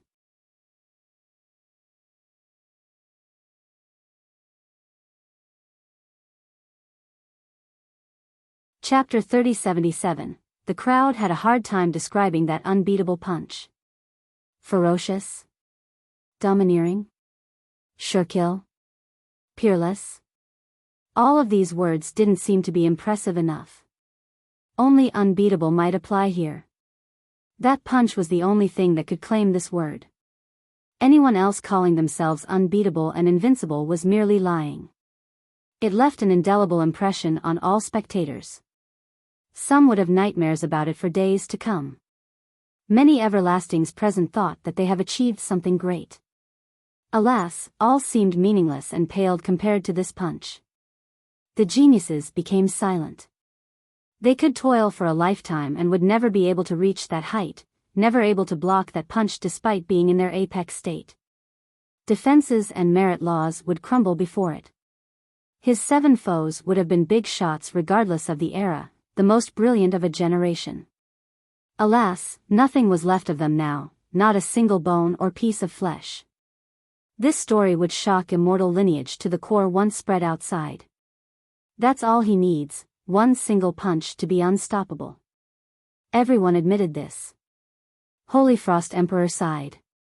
The Heaven Suppression Fist had left a deep impression on her, the same with this one. It didn't use any technique or Tao profundity, just pure power breaking all limits. Li Qie floated calmly without any frightening aura or amazing radiance, looking as normal as can be. In spite of that, he still represented the apex. People stared at him with admiration and respect. No one dared to whisper anything negative about him as if just commenting on this great being was disrespectful. Those who had feud or didn't like him had stares of admiration as well. Your Excellency, you are invincible across the ages. Longevity King and the elders from her sect kneeled on the ground. Your Excellency, you are invincible across the ages. Violet Dragon Empress and those from Divine Dragon Court, Three-Eyed Prodigy and God Eye System, Spirit Heart Emperor and Garden of God. These powerful cultivators and systems all got on their knees. The ones who weren't convinced by him in the past also followed suit. The lucky survivors from Metalkin felt their legs trembling, not daring to stand up. They didn't even have the courage to look at him. At this point, only someone extremely amazing would dare to challenge Li Qie. Not even the most prideful ones could do so due to the fear. No one dared to breathe loudly and a feeling of trepidation permeated the crowd. They felt as if they were servants that have made a mistake and were waiting for the king to deliver his sentence. The ones who have publicly criticized or insulted Li Qie had an even worse time. Some were scared out of their mind and twitched on the ground, hoping that he would forgive them. Li Qie only briefly looked around once before saying, "Rise and leave, there's nothing else here." "Thank you, Your Excellency. May you continue to bless the ages." Someone shouted and created waves of the same chant as a result. The crowd bowed before leaving like the tides. No one dared to linger around after hearing his command, not even those who wanted to stay on this meteor. However, Li Qie stopped the people from Garden of God and God Eye. He said, "A love like this is rare, especially among youths. They are willing to stick together in times of peril and should be rewarded." God Eye Sovereign became ecstatic and stared at the ancestors from Garden of God. "Dao brother, our child is mischievous and require a good lady to rein him in, what do you think?" He instantly proposed on behalf of the prodigy. He knew what the prodigy wanted but didn't do so because of the mess with Metalkin Divine Court. Now, Li Chia had stated his intention. He wasn't foolish enough to miss this opportunity. It might not be there in the future. The old woman from Garden of God glanced over at Spirit Heart Emperor and said, "We're old and senile, let the youths decide their own matter. As long as they are willing, we'll be more than happy to accommodate them." She couldn't be any clearer, leaving the decision to Spirit Heart Emperor. All eyes were on Spirit Heart Emperor now. She was still a maiden despite being powerful, so this sensitive topic made her turn red and bashfully lower her head. They waited for an answer, but she didn't know what to say. "Idiot, why are you still just standing here? Are you waiting for the girl to propose?" The bull kicked the prodigy over and scolded. The prodigy was pale from his injuries, but now, he turned red as if drunk after being pushed forward. The arrogant prodigy looked like a nervous child right now. Nevertheless, he still mustered enough courage to slowly walk over to the front of the emperor. He searched in his pocket for a while before taking out a treasure box containing the ice fire Lingji. He got on one knee, still blushing, and said, Will you marry me?" The seniors here were normally very dignified and solemn, yet they couldn't help but smile while shaking their head after seeing how nervous he was, a stark contrast to his normal demeanor. The guy used to be so confident and aggressive, so sure of himself in all aspects until now, unable to speak clearly during this proposal. The blushing emperor accepted the box and quietly said, I agree." She then helped him up. "Ha ha ha, good, this is worthy of a celebration." The bull was more excited than anyone else for the couple's success and started clapping loudly with its front hooves. The numerous members of God Eye started cheering in jubilation after seeing this. "We're family now." God Eye Sovereign bowed his head towards the old woman from Garden of God. A marriage alliance has been formed between the two systems. The prodigy's smile was as wide as can be amidst the cheers. He held her hands and stared at her intensely. This was a dream manifesting into reality for him, finally able to take the beauty home. Spirit Heart became embarrassed and kept her head lowered after seeing her fiancé's silly appearance. What a happy occasion. The members of Garden of God became infected by the joyous mood as well and started joining in.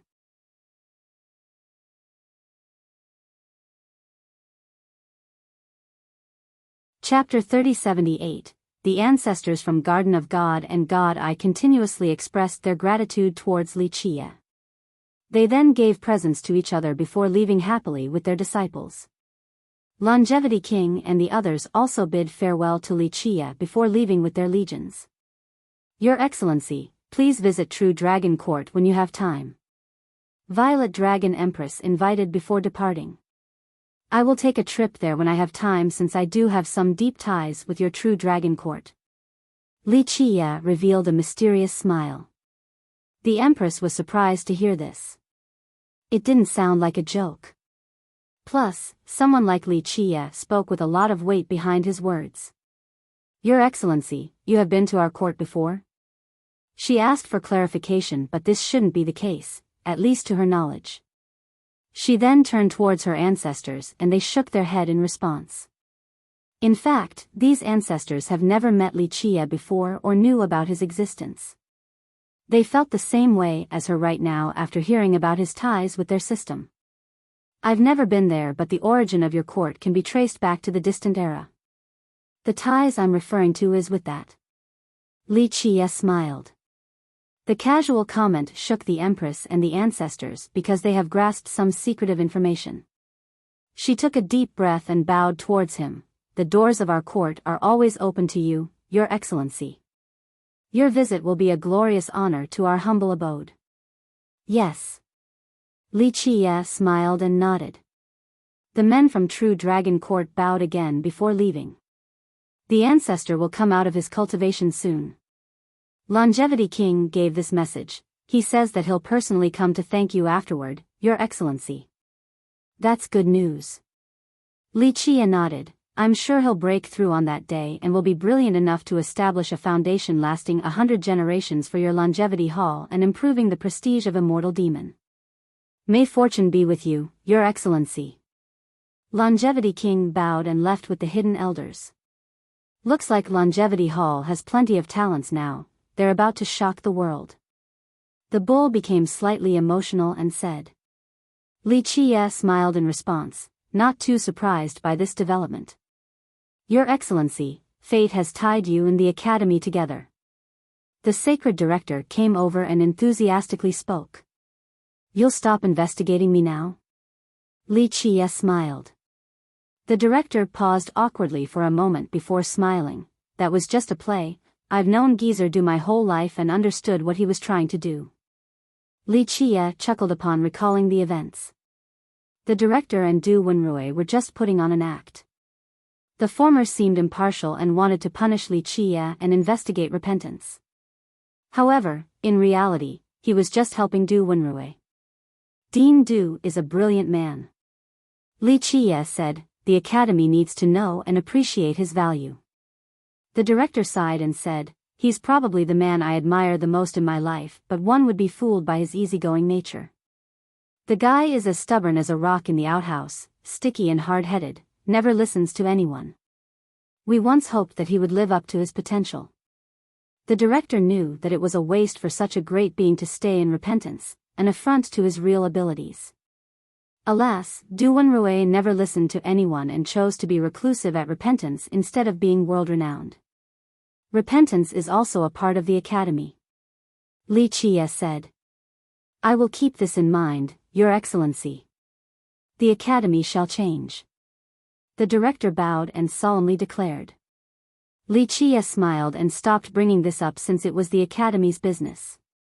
The director then left with the Legion of the Academy. Ha ha ha, see, your Academy might look virtuous on the surface, but it has its own problems and shady schemes in the shadow, just like any other system. The bull laughed and said. Holy Frost Emperor smiled wryly and has already grown used to the bull's insults. Of course, the bull didn't like the bureaucracy and especially Desolate Saint. However, it had no problem with the Academy itself. To a certain extent, it was actually on the same side. Sir, I've been thinking recently.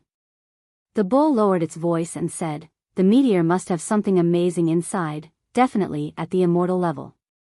We should take it out and have enough to spend for 10 lifetimes. It turned out that the bull has been searching for the mystery of this meteor for the last 10 days. It was powerful enough to see through a few things. That's why it needed Li Qie's assistance right now. Even if there is something good here, it already has an owner. Li Qie smiled. This massive star clearly had a reason for flying out of the expanse. As you said, it might have an immortal treasure, but I'm sure someone else has gotten there already. He paused for a moment and stared at the bull. That's why the expedition ship is still chasing. There's something here that they want. Huh, so what if there's an owner already? The bull laughed. As long as you take action, the item will be in your pocket in no time. As for the undead on that ship, no big deal. You can take care of them with a single punch. They would be idiots for contending against us. Yes, the undead there can't reach the apex. Li Qie said with a profound gaze, however, they're good baits. A bigger fish might come out. What kind of fish are you waiting for, young noble? Holyfrost became curious. It's only an idea. Fish this big aren't stupid and won't reveal themselves that easily. Li Qie shook his head while slightly raising his brows. Well, let's ignore this and just take the item if it's there. Someone else will definitely try to take it back from us, and there's another chance to bait the fish. Let's go already. The bull was losing its patience. I'm afraid someone is moving ahead of you now. Li Qie suddenly turned around and focused on the horizon. Rumble. The air suddenly vibrated. An explosion came after, violent enough to make the meteor tremble. The cultivators who were still here noticed this.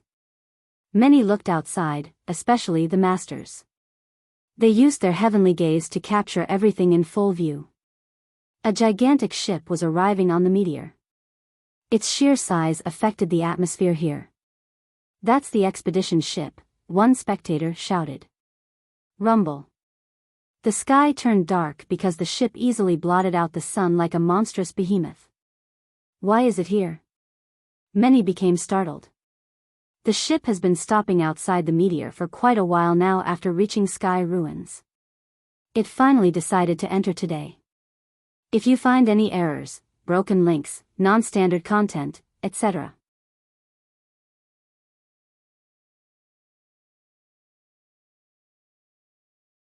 Chapter 3079. What is it trying to do?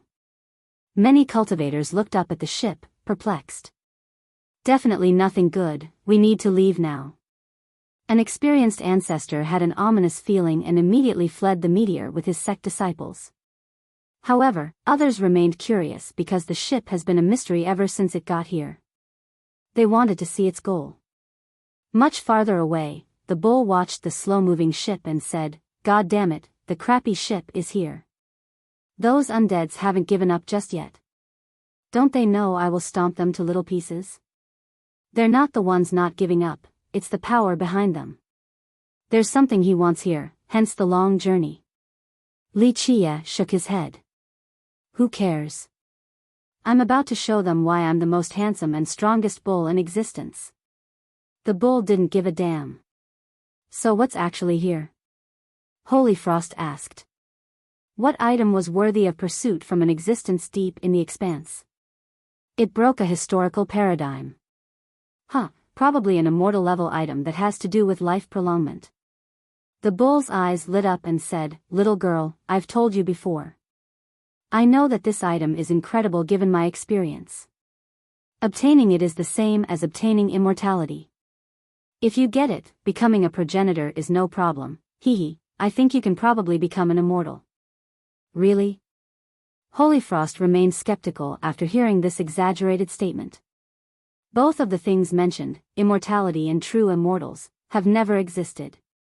Of course. The bull swore, "Just think about it, uncrossable expanse is a place no one has figured out despite so many progenitors and masters entering. What are they there for? What can attract waves of them years after years? Ordinary treasures? No, impossible. Then the answer is obvious, something that has to do with everlasting life." It went on for a bit and made a lot of sense while being full of confidence. The Emperor became startled by this rather logical conjecture. Nonetheless, it didn't convince her completely. "So? Ready to find some treasures?" The bull seemed quite happy with its spiel earlier. "Don't listen to its crap." Li Chia smiled and disagreed. "The things here are definitely heaven-defying, but they have nothing to do with everlasting life." He then stared at the bull and continued, "If it's that easy to become an immortal with just one item, then immortals are worthless. In fact, becoming a progenitor is impossible by relying on an item. One still needs to rely on their cultivation. So you still admit that these things are amazing?" The bull didn't give up on a treasure hunt. Li Chia only smiled and didn't answer. Poof. Suddenly, the expedition's ship up above became shrouded in an evil flame. What is it doing now? Many became confused by this development. "It's happening." Li Chia's eyes narrowed as he smiled. Boom. The evil flame started rushing out like a tsunami, breaking the dam in an unstoppable manner. It drowned out the entire area, destroying everything in its path. Numerous cultivators turned to ashes. They were just here to watch the fun and couldn't react in time, dying before being able to put on defensive barriers. Buzz. The stronger ones instantly summoned their best treasures to stop the incoming flames. This seemed like a level 12 storm with insane power. These experts' treasures instantly turned red before being burnt to nothingness. They didn't have the chance to escape before being washed away as well, turning into mere ashes.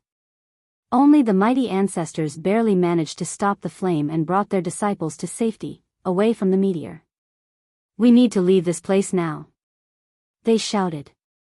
Some who had left earlier looked back and saw the ocean of flame, becoming quite nervous. "We're really lucky." These people heaved a sigh of relief since the entire meteor was on fire now. Boom. Li Chia's group fell under attack by this tsunami of flame too. "It's coming." The bull shamelessly hid behind Li Qie with no intention of facing it. "Sir, save me." A junior like Holyfrost had no need to put on face when the bull acted so cowardly. She naturally hid behind Li Qie as well. Boom! The flame struck Li Qie like a massive wave and got split into two while he stood there, completely untouched. He resembled a rock at the bottom of the ocean. The fierce waves couldn't move him at all. Zzz, the endless flame ravaged the meteor and burned everything.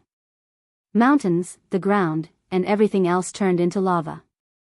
It didn't take long before an ocean of flame appeared again. People took a deep breath after seeing the might of the initial flame. So that's how the previous ocean came into form. One survivor murmured.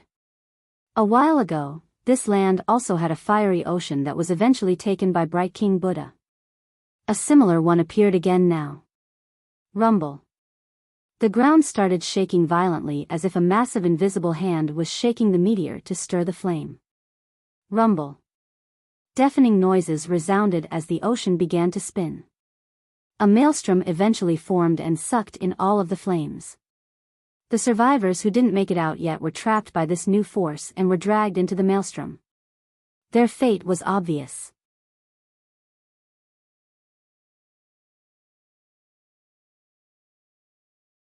Chapter 3080, Rumble. The rotation of the fiery maelstrom intensified, eventually involving the entire sea. It had a terrible force capable of sucking the stars above and began ravaging the ground. Ah! Even powerful ancestors fell victims and turned to ashes. Everyone who has yet to leave the ocean couldn't escape this fate outside of Li Qie's group. He stood there calmly, completely untouched by this maelstrom despite its great power. The flames completely ignored his spot, akin to an entity with a gaping wound. Rumble. The meteor quaked violently beneath this continuous onslaught. As the maelstrom grew larger, so did its pressure. It began attacking a particular position of this meteor. The entire meteor might be penetrated if this kept on. What is it doing? Holyfrost Emperor wondered as the maelstrom slammed into the ground. The damn thing wants to steal our treasures. It should be over there. The bull panicked. Boom! A gate eventually exploded on the impact point. Boom! A boundless force rushed out like a spring, filled with progenitorial aura and laws. They turned into multiple pillars that pierced the center of the maelstrom. A progenitor is defending that place. Holyfrost said. Yes, a battle between progenitors. The bull laughed and said, the contest back then is still continuing with neither side's relenting. Clank. Within the stately aura came a sword capable of piercing through all the Tao in this world. A massive sword floated out of the gate and unleashed a slash separating the world into two halves. This attack could easily decapitate a true emperor. Boom! The ocean of fire was split into two, the maelstrom burst apart. Nevertheless, the fiery affinity remained ferocious. Rumble. The evil flame continued attacking the gate, shaking it harder than ever before. The gate lit up with runes containing progenitorial auras. Judging by the various runes, people could instantly tell that several progenitors have blessed this place. Alas, the barriers of the gate started flickering under the constant barrages of the sea. It wouldn't take long before it collapses. Clank. Clank. Clank. Thousands and thousands of swords started flying out of the gate and began attacking the ocean of lava in waves. They looked like the jaw of a ferocious beast. This sword formation contained several layers that continued to bite at the maelstrom. The evil flame's offense on the gate weakened as a result. The barriers there recovered considerably with this break. Rumble. Loud marching came from the expedition ship. This was a great legion lining up on the deck. Isn't that the ones that jumped into the cauldron? Lu Yanbai sitting on the bull shouted after seeing them. This was indeed the case. This dead army lined up and jumped into the cauldron filled with a bronze liquid. Right now, they had a golden luster after turning into bronze soldiers made from the toughest material. So that's why they jumped in, to craft this form. Holy Frost murmured. Groups of 5 started moving out and jumped down the ship. Each 5 formed a powerful formation when working together. This was indeed a magnificent scene, so many troops jumping down from the ship almost like a cook throwing dumplings into a boiling pot. Splash! Fire splashed everywhere. They began attacking the divine sword array. Remember, this formation looked like the jaw of a beast, so these soldiers resembled lambs entering the tiger's den. Boom! Boom! Boom!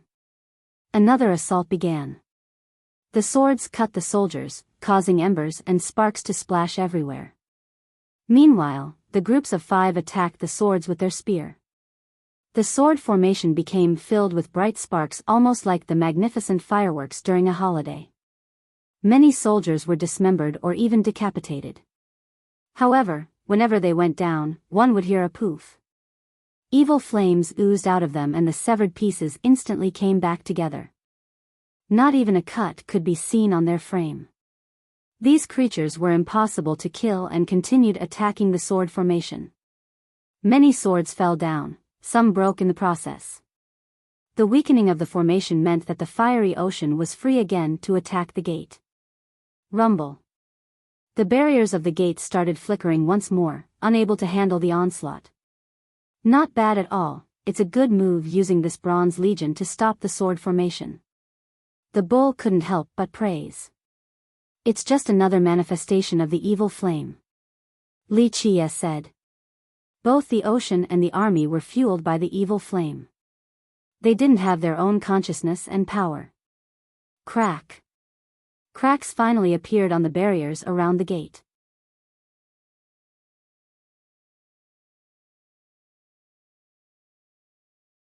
Chapter 3081, Boom.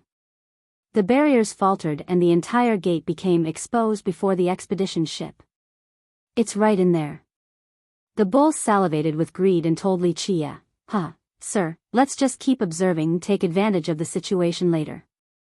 Li Chia shook his head at this wretched bull before staring at the horizon, noticing something. Someone's coming. The rest looked over and saw a ship riding the fiery ocean. It looked slow but was actually crossing numerous dimensions. Everyone had either left or killed by the ocean, yet a ship was coming without fear. Once it got close enough, the people on deck became recognizable. The leader was 5-element goddess with her maid always with her, Jinger. There were other big shots as well. Supreme Emperor from High Sun Pavilion, Tai Sini's son, Tai Xianfeng, and some other old men that Li Chia didn't know. They were all everlastings, clearly extremely powerful ancestors. Once the ship got close enough, Hui Qingxian jumped off and greeted Li Chia. You're really here, Dao brother. I no longer need to worry then. Little girl, don't think about competing with us for that treasure. The bull wasn't happy to see her and shouted, we saw it first, so I will have none of this. Qingxian let out a pleasant chuckle and said, Senior, would be glad if Brother Li were to want to take the treasure here. I'm more afraid of him not taking it. She then gestured to her maid. Jinger walked forward, carrying a chest. It was the thing that Li Chia took out from the boulder back in Sky Pass. Dao brother, you can use this thing to take the treasures here. Qingxian smiled and said. Ha, now that's better. Leave it to me. The bull's eyes lit up. Of course, it was only saying that and didn't dare to accept the chest without permission. Li Chia glanced at it and said, looks like you have figured out its mysteries, not bad. It is thanks to your guidance or it would take me more than a lifetime. Qingshuan's manner of speech was always pleasant and comforting.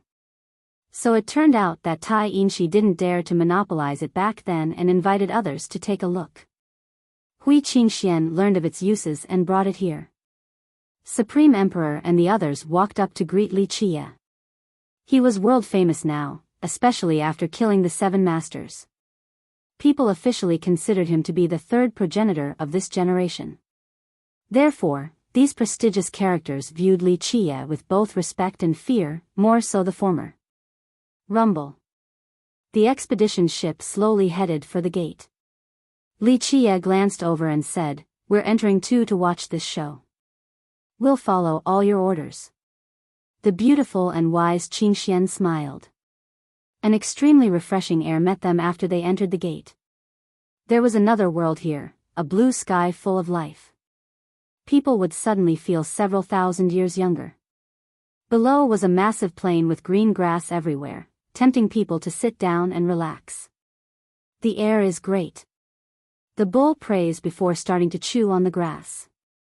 This took people by surprise because it was their first time watching the bull eat grass.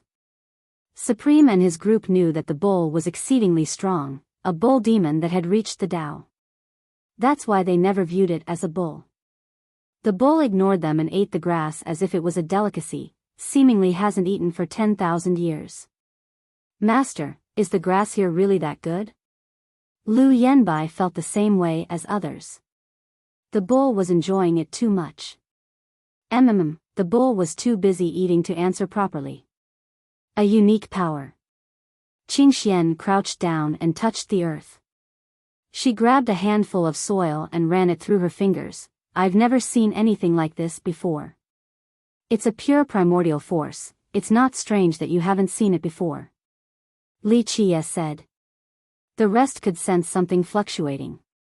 Alas, this feeling was very faint, which made it tough to decipher the actual source and affinity. A taste of home. The bull still had grass in its mouth while looking up towards the horizon with a profound gaze, seemingly longing for something. This sentimental expression was coming from the troublemaking bull? People couldn't believe it. Where are you from again, senior? Holyfrost had asked this before but got no answer. She was very curious about its background. It has always been staying at Sacred Mountain as far as people could remember. However, it wasn't an ancestor of the Academy. Its status there was unique and strange. That's why when it brought up home, she couldn't help but ask once more. I forgot, it's been too long. The bull shook its head and fell into silence. Li Qie smiled and didn't say anything despite knowing a thing or two out of respect for the bull. It chose to not remember. The atmosphere became strange. No one wanted to break the bull's moment of reflection. Rumble. Unfortunately, something else disrupted the peace. Boom. Mud splashed everywhere, attracting their attention. They saw something underground drilling and leaping out, multiple gigantic beasts of varying appearance, evil ape, ferocious tiger, massive serpent. The area became filled with their bestial aura. However, they weren't divine beasts or anything since they were made of stone. Raw. The stone tiger's roar echoed across the plain. The evil ape's head looked like a large block of crystal. It started beating its chest with enough intensity to cause an earthquake. Boom. The massive serpent slammed its tail on the ground, leaving a deep gash. The group hasn't seen anything like this before. These creatures were made from stone, mud, and ores. They noticed something else upon closer inspection. The beasts had a faint glow, runes brimming with progenitorial power. They aren't created by nature and have no life force. Someone is controlling them. Supreme Emperor stated. This makes me think of a progenitor full of legends. Qingxian smiled. Phenom progenitor. Holyfrost revealed the title while thinking of the same person. Indeed. Qingxian agreed. Rumble.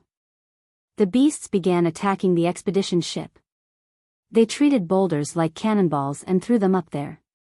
The heavy damages made it imperative for a legion to come down. Holyfrost and the others recognized them right away. This legion was there during the soul summoning ceremony. They had evil flames in their eye sockets.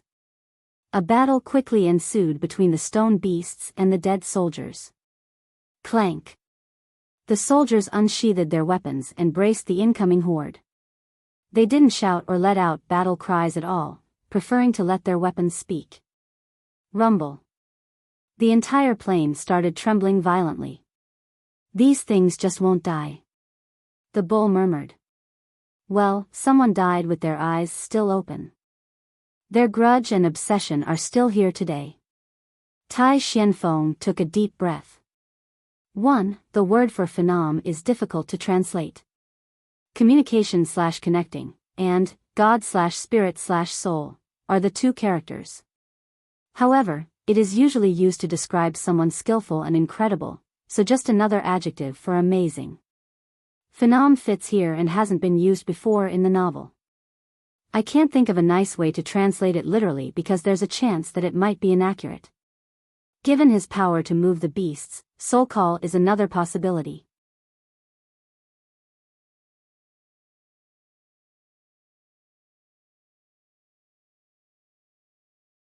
Chapter 3082, Rumble. This area was seemingly rocked by a major disaster with loud explosions everywhere. The dead legion and the great beasts brutally fought, tearing the fabrics of space apart. Though the beasts were made from various stones, their roars, auras, and wildness made them feel so real, akin to primal beasts. On the other hand, the dead legion was completely silent. Each of them looked like a specter delivering fatal thrust from the darkness, almost like serpents. This battle wouldn't end any time soon because each side had its own advantages. The beasts lacked numbers but had the size advantage. One beast could smash thousands of soldiers to pieces. As for the soldiers, they outnumbered the beasts and worked together perfectly, darting back and forth beneath the gigantic creatures. Boom! One beast stomped down and crushed several hundred soldiers into pieces. Alas, the fragments became engulfed in evil flame and instantly came back together. These revived soldiers then climbed up the beast with lightning speed. Crack! A dozen or so of them broke the beast's skull. Numerous broken rocks fell to the ground. However, the same reincarnation process happened with bright runes. The pieces assembled to form a perfect skull once more. The beast then swung its claw and blew the soldiers flying. Rumble. Both sides suffered damages as the battle raged on. It's just that they could recover in such a short time. This was a bizarre and frightening scene. Both the beasts and the soldiers were unkillable regardless of the damages. This looked like an unending battle from hell. The only way to kill them is to destroy the evil flame and the Tao runes. Supreme Emperor felt dread at this special battle. In the eyes of regular people, this type of undying art could be considered sorcery. Of course, they weren't really undying, just continuously fueled by the power behind them. Rumble. Space trembled as the expedition's ship moved on, not caring about this battlefield. Li Qie smiled and followed along. The rest of the group exchanged glances before catching up. The ship moved across this plain in no time at all. At the end of this plain, everyone saw a snow-laden mountain. It stood at the edge of the horizon like a divine mountain separating the realms. Its chill could be felt anywhere. The peaks were covered in clouds and fog, akin to a fairy hiding their face behind a veil. The ship floated nearby, seemingly waiting for something. The battle is about to begin. Li Qie said. Whoosh! A monstrous gale blew away the clouds and fog on top. This revealed a figure walking down from the mountain, a man with a stalwart figure, twice as tall as a regular person. His shoulders were massive, seemingly capable of shouldering the entire world. His arms were just as thick. Though he wasn't posing at all, he seemed capable of plucking the stars by just raising his hands. Wherever he went, that location would become an impregnable fortress. No one would be able to get through him. He could stop the invasion of an entire world alone. Phenom Progenitor, Supreme became startled. You're right, that's him. Holyfrost agreed after taking a careful look. Phenom was an incredible progenitor, capable of controlling the earth. According to the legend, he could turn a pile of soil into the strongest deity. This allowed him to sweep through his era uncontested. Moreover, this wasn't a Tao avatar. It was actually the progenitor in person. He's dead. Tai Xianfeng noticed something. The progenitor was different, made from rocks instead of flesh and blood. Nevertheless, his unimpressive gray shade looked to be the toughest material in existence. Unfortunately, there were cracks everywhere on his body now, like a broken piece of porcelain. Just one touch and everything would crumble. I've heard a tale about the toughness of this progenitor. He once stood still and let 9 masters attack him together. They used several progenitorial weapons but didn't inflict a single wound. Supreme was shaken because the great progenitor was dead now.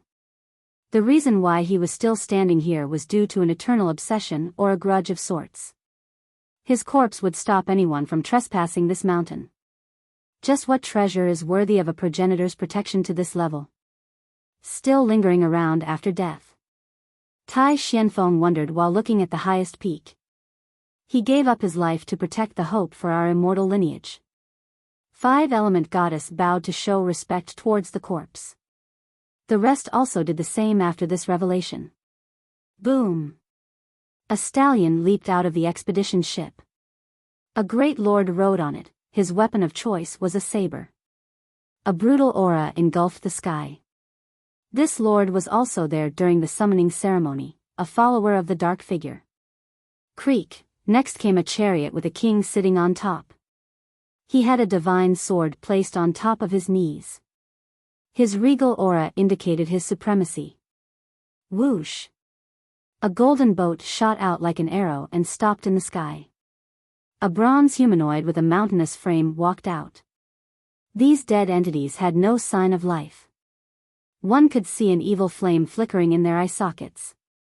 They slowly surrounded Phenom, wanting to suppress him 3-on-1. The emperors exchanged glances while feeling trepidation. These 3 beings were renowned when they were alive, far stronger than 12 palace emperors and everlastings. Now, they were mere puppets to the darkness, a truly dreadful end.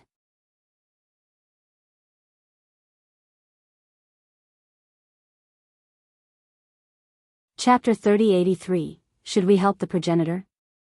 Tai Xianfeng asked. Those 3 can't beat the progenitor. Supreme shook his head. Phenom progenitor was an incredible being, capable of entering dangerous grounds and coming out unscathed. He's not a member of the Decemvirate but is still among the top. This is a battle of the dead. We don't need to interfere, he can handle this. Hui Qingxian agreed. You're not taking half a step forward in my presence. Phenom declared, his voice wielded great authority and might. His mouth didn't open yet the words still echoed with unyielding determination. He has been here for millions of years, never taking an inch away from this mountain. Boom!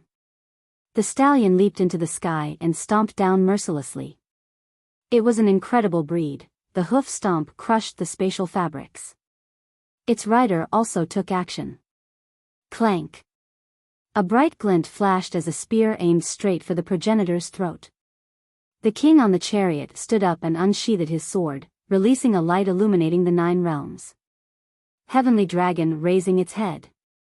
He roared and the sword flew out like a divine dragon. Ra! This golden dragon tore apart heaven and earth with its claws. Its aura swept through the area like a tsunami. Boom! The bronze man was far more direct than the rider and king. His body was a weapon, made from divine bronze. A slam from him encompassed the weight of the heaviest mountain. Just a slight movement from him resulted in black holes all around. Space couldn't handle his weight as he slammed on the progenitor's chest. 8 realms, 8 trigrams. Phenom progenitor retaliated. A symbol consisting of 8 trigrams appeared beneath his feet, exuding enough divine light to cause pure chaos. The symbol sealed the entire area and created a crystallized wall with 8 sides. Each side had runes and auspicious beasts such as phoenix, dragons, and tortoise. These divine beasts looked animated and brimming with primordial power. These creatures then rushed out to join the fray. Rumble. Phenom took on the 3 Dark Lords all by himself without falling behind. Each technique had extreme momentum and freedom. A fine sword never dulls. Many ancestors in the group praised. Boom! The expedition ship started moving again towards the peak. We're following again. Li Chia and the rest kept moving forward. Everyone had a pretty good idea of where the immortal item was. That's why Phenom's corpse remained here. Phenom himself naturally wanted to stop the ship, but he was preoccupied with the three lords, unable to catch up. The ship stopped once more after entering the domain of the mountain. Snow covered the highest peak along with wintry gales. There were no signs of men here, only snow. There was one exception, an ancient palace, perhaps meant for worship. However, the style and architecture couldn't be pinpointed to a particular era due to its old age. The gates were close, completely covered in snow. No one has been able to open it for a long time, or so it seemed. To the front was a stone platform with several pine trees growing around it. Sitting on top of this platform beneath the trees and drinking tea while enjoying the sceneries beneath the mountain could be immensely enjoyable. Two old men were doing just that without the tea. They sat there peacefully and instilled tranquility to the area. One had a beard down to his chest, clearly a courageous person based on his appearance. He wore a black robe with a sun and moon embroidery. He had a saber in his embrace. The weapon seemed to be one with its master. It was still sheathed so its saber intent and glint remained hidden. Nevertheless, people could tell that decapitation was inevitable the moment he took action, even though they couldn't see its sharpness. Even the strongest master wouldn't be able to escape this fate once targeted. The old man on the opposite side had an ever-present calmness regardless of the situation. He was also quite good-looking with incredible charisma and a scholarly air.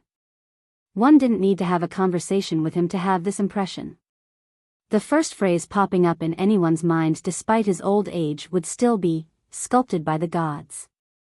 He had a sword placed on the table in front of him in a casual manner, seemingly just tossed there.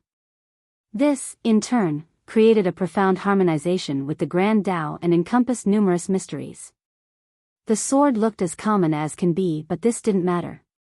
People wouldn't think about its sharpness or its murderous capabilities. Another word would pop up in their mind, Tao. It has surpassed physical boundaries and become a sword Tao. As for how profound this Tao was, this would require further rumination and research. The two old men sat there for an eternity, past, present, and future. The expedition ship floated above, seemingly staring at the two old men. That's Sword Saint. The group has also made it to the peak and Holyfrost recognized one of them. Yes. Hui Qingxian nodded. Sword Saint originated from myriad lineage and lived for the sword. He eventually ascended to immortal lineage, still as invincible as can be with his sword techniques. Some believe that when strictly talking about the sword Tao, he was second to none. The group was mentally prepared for this, but seeing him was still surprising. And that Skysplitter Saber ancestor, right? Supreme wasn't too certain about the other man. That's him. An everlasting ancestor put on a serious expression. I heard he was an imperial-level progenitor when he left for uncrossable expanse. He's at the immortal level now. Li Qie said. The Saber ancestor was similar to Sword Saint in that he also came from myriad lineage. Now, he was another immortal-level progenitor after a breakthrough in uncrossable expanse. The group stopped speaking and watched quietly, afraid of disturbing these two. They sat there, as still as can be, because they were also dead. Did they die from old age here? Tai Xianfeng asked with an uncertain tone. The group started contemplating. No. Li Qie shook his head. They suffered grievous injuries. They tried to cure them to no avail, eventually resulting in death here. The group became shaken after hearing this.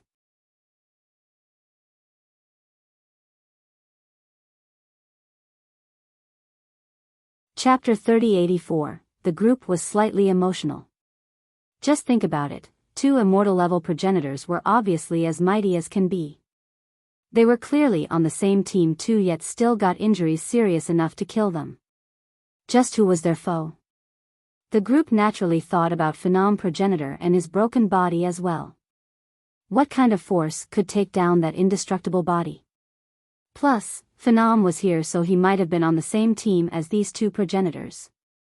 3 progenitors have actually lost? The group took a deep breath and started contemplating. This news would cause quite a stir. In immortal lineage, progenitors were considered unbeatable, especially the ones at the immortal level. Cultivators viewed these beings as the greatest existences. Who would actually believe the news of their death? This might cause total chaos. So many would think that the end of the world was coming. The ones standing here were the top dogs in immortal lineage right now. That's why the fear struck them much more. An enemy capable of killing 3 immortal-level progenitors would wipe the floor with them. Some people deserve the shameful brand of being a sinner for eternity if something were to happen to 3 immortals. The bull murmured. Holyfrost shuddered, fully aware of who the bull was referring to by this point. Poof! Their rumination was interrupted by an evil flame manifesting in the sky. A figure was shrouded within, containing the dominating aura of a ruler. He stood there and all else were as insignificant as ants. People could clearly sense his aura even though it hasn't fully erupted. It's him. Holyfrost muttered after seeing this figure. It was the soul summoned on the expedition ship that got punched into the abyss by Wuxia. She felt that it was actually stronger than before. The 2 progenitors immediately opened their eyes at the same time, instilling fear into the spectators. Their eyes were still pulsing brightly like the stars as if they were still alive. This made people think otherwise about their current status. Master, they came back to life. Lu Yenbai watched as the 2 stood up. No, they haven't. This is just an undying obsession moving them. The bull sighed and shook its head. The 2 floated up to meet the fiery figure while it was speaking. This grudge will never go away. Hui Qingxian also lamented their fate. Why not take advantage of their distraction and run into that palace for the treasure? The bull's bell-like eyes started shifting deviously. The juniors here didn't dare to comment on this despicable act. What's the rush? The treasure won't go anywhere. Li Qie calmly watched the unfolding event above. I guess I'll listen to you. The bull shrugged in response. Everyone began watching the trio with bated breath, ready for the most brilliant fight. You've still come. Sword Saint suddenly spoke. Indeed. The fiery figure responded with a voice full of magnetic charisma.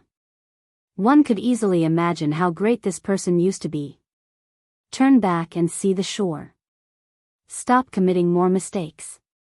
The saber ancestor spoke as well. Watching 3 dead people speaking was creepy, to say the least. A coward would be scared out of their wits right now. Turn back and see the shore. Where is this so-called shore? A place of light and justice? The fiery figure said. The shore is 3 immortals. Sword Saint said. That's why I'm returning. My goal is to obtain an end result for 3 immortals. That's my shore. The figure retorted.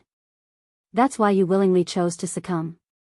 The ancestor's eyes turned cold, the saber in his embrace let out an aggressive hymn. The root of all has no light or darkness, only a choice made with one's heart. The fiery figure said. You're mistaken if you think you are helping 3 immortals. Sword Saint replied sonorously. Then what's your idea to prevent the calamity? The figure asked. With this saber in my hand, until death. The ancestor's saber intense sword, ready to split open the world. And how will you fight after dying? The figure remained composed. As long as I can rest with a clear conscience after reflecting on my entire life, what more can a man ask for? The ancestor coldly uttered. Such a virtuous man. And yes, after your death, 3 immortals will turn to ashes. The group got a chill after hearing this comment from the high-level being. The incoming calamity was as serious as can be. Your choice for the sake of 3 immortals wasn't necessarily correct. Sword Saint said. Correct or otherwise, simply irrelevant. I merely did my best. So what if the world chastised me? I'm at peace with my actions, no need to justify them to everyone else. The fiery figure answered. Afraid before even fighting. That's not what we should have done. The ancestor remained aggressive. You're wrong, fellow Taoist. The fiery figure said, I have tried my best to reach the summit, doing everything I can. What greeted me was utter defeat. You have no idea the power of the darkness circling above us and how many there are. We are mere ants in comparison. And what stops ants from fighting back? With this saber in my hand, until death. The ancestor proudly declared. This domineering statement made everyone feel respect towards this ancestor. The group didn't have a complete understanding of this conversation but still managed to guess many things. This trio must have experienced something terrible. We are on different paths, so fight we must. Sword Saint said.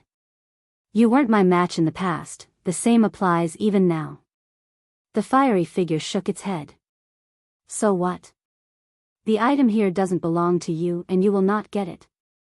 Sword Saint retorted. Just have to try my best and let heaven decide the outcome. The figure said. To the death then. The saber ancestor smiled and released his aura. Leave behind your last words so the descendants can pass them on, my lord. Sword Saint said. No, the world will continue to curse me in infamy later. No need to leave behind anything. The fiery figure paused for a moment before deciding. I see. You used to be our role model, my lord, it's unfortunate. Sword Saint put on a solemn expression and said with regrets.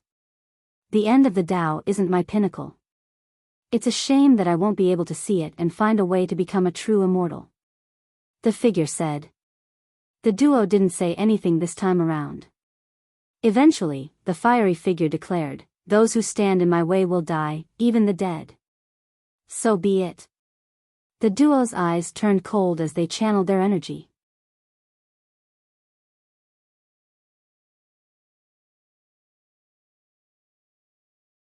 Chapter 3085, Let's Go.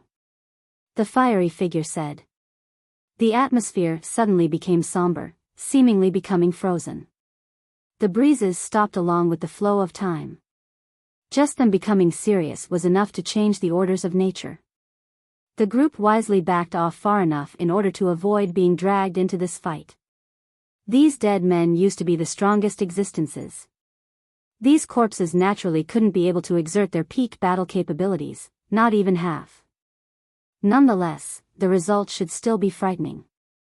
The emperors and everlastings in the group couldn't withstand the shockwaves. Poof!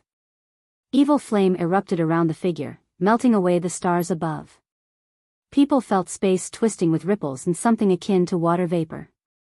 This power didn't belong to this world and was insanely strong. Each strand of flame could easily annihilate anything. Clank! Clank! Clank! Pieces of armor emerged and assembled around the figure, eventually forming a full suit. Tall and tough, perfect width of the shoulder and length of the legs. This body was immaculate and built just right.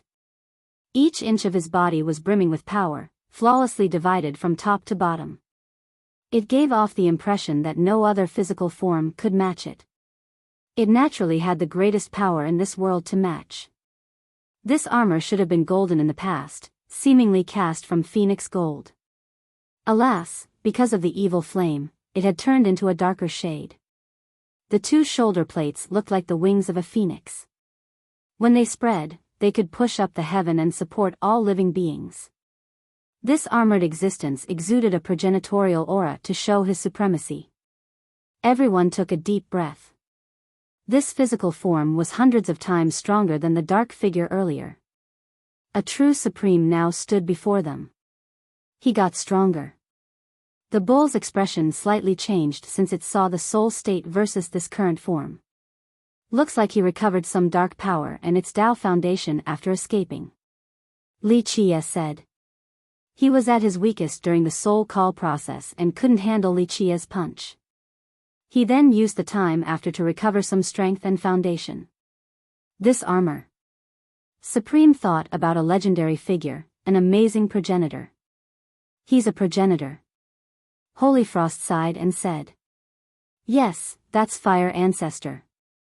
Hui Qingxian gave a decisive answer. Both Holy Frost and Supreme didn't dare to make a hasty conclusion despite all the pieces of evidence. After all, it pertained to a peerless progenitor's lifelong reputation. The truth was that they knew exactly who it was, perhaps a while ago. Qingshuan's answer didn't surprise them at all. Albeit, they were still a little shaken. Fire Ancestor was a member of the Decemvirate who suddenly started a call for an expedition. So many emperors and everlastings answered his summon, several progenitors as well. Who would have thought that the leader of that great army would be part of the darkness now? Just who did he meet to eventually make this choice? They started wondering. If they were to meet the same being one day, would they be able to maintain their course? This made them tremble because they weren't sure at all. Who among them could compare to Fire Ancestor in terms of power, talents, and experience? Yet he still faltered all the same. The trio still maintained the stalemate, seemingly torturing the surrounding with their presence. They were capable of deriving and calculating numerous techniques and possibilities in the blink of an eye, not something the spectators could do. "Excuse me then," Sword Saint said in an elegant and direct manner. "The pleasure is mine." Fire Ancestor seemed to be confident in victory. Sword Saint was the first to start. His sword was still in its scabbard, yet a sword Dao emerged, becoming the only thing significant in the world. An invisible sword Dao instantly thrust straight at Fire Ancestor in an assassination style, silent and undetectable. All defenses were paper-thin before this Dao. Fire Ancestor became lofty in retaliation. He still didn't move, yet people felt as if he had left this world for the distant future. What he did was shifting his essence into the future. He was still standing in the same spot, only in the future instead of the present. Whoosh! The sword Dao flew past, leaving behind a long scar. Its power subsided and Fire Ancestor returned to the present. Sword Saint's Dao was indeed mighty, but to travel from the present to the future was no easy task. It crossed through numerous years and time spheres only to fail. The truth was that crossing the temporal barrier was impressive enough. Only someone like Sword Saint would be able to do it with one thrust. Clank! Skysplitter Saber Ancestor made his move the moment Fire Ancestor returned to the same timeline. It was the same style again. He didn't need to unsheath his saber to unleash a slash. This slash aimed to cut off the temporal fabrics around Fire Ancestor in order to cut off his future and retreat path. A second slash came next, this time with the physical scabbard. It compressed the area around Fire Ancestor, resulting in a spatial attack. Fire Ancestor suddenly became ethereal, almost as if he was melting away. Pop! The scabbard penetrated what seems to be an afterimage, akin to smashing the current of a river. It would splash for a bit before continuing on as normal. In the next second, Fire Ancestor returned, not moving an inch from start to finish. Ordinary experts wouldn't be too impressed by this, but the current spectators were powerful enough to be shaken. All three have only performed a few moves, but they have all surpassed the temporal fabrics. This was impossible for everyone else. A top true emperor might be able to do it after expending immense effort. On the other hand, these three could do so effortlessly, like lifting a hand or a leg.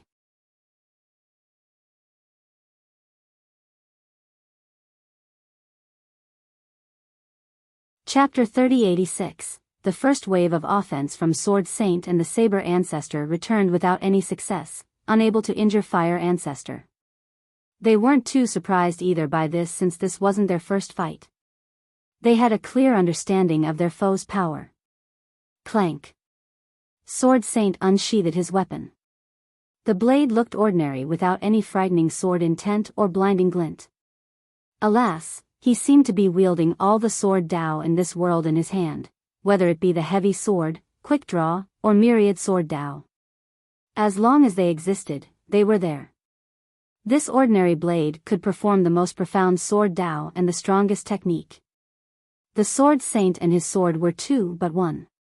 He represented the ultimate sword and the paragon Dao. No one was on the same level as him when it came to the sword. Clank! The Saber Ancestor also unsheathed his weapon. A bright glint descended and engulfed everything. His saber intent permeated into every inch of the land and its inhabitants. Skysplitter's saber ancestor, everyone knew that his blade could divide the firmament into two. In this blink of an eye, everyone got an illusion that a primordial chaos was about to ooze down from the crack. These two were the opposite of each other. Sword Saint's style looked ordinary and calm while the ancestor exuded a peerless saber intent. This destructive intent always followed his heart, aiming at the fatal heart of his enemies and instilling fear upon them. The saber was made from the finest divine metals and had experienced countless trials. Its sharpness left no room for doubts. Just by slightly vibrating the blade would result in the surrounding spatial areas being cut into two. A swing would sever time itself. Its user would only see darkness ahead since the future has been eliminated. One sword, one saber, the ultimate combination of weaponry. Holyfrost and the others felt a chill coursing down their spine. Remember, this was the three progenitors' weakened state. Just imagine how invincible they used to be when they were alive. My turn. Fire Ancestor also took action by spreading his fingers. Poof! A phoenix flame gushed out of his palm. Screech! The fiery bird flew straight for Sword Saint. This wasn't just a move in the shape of a phoenix.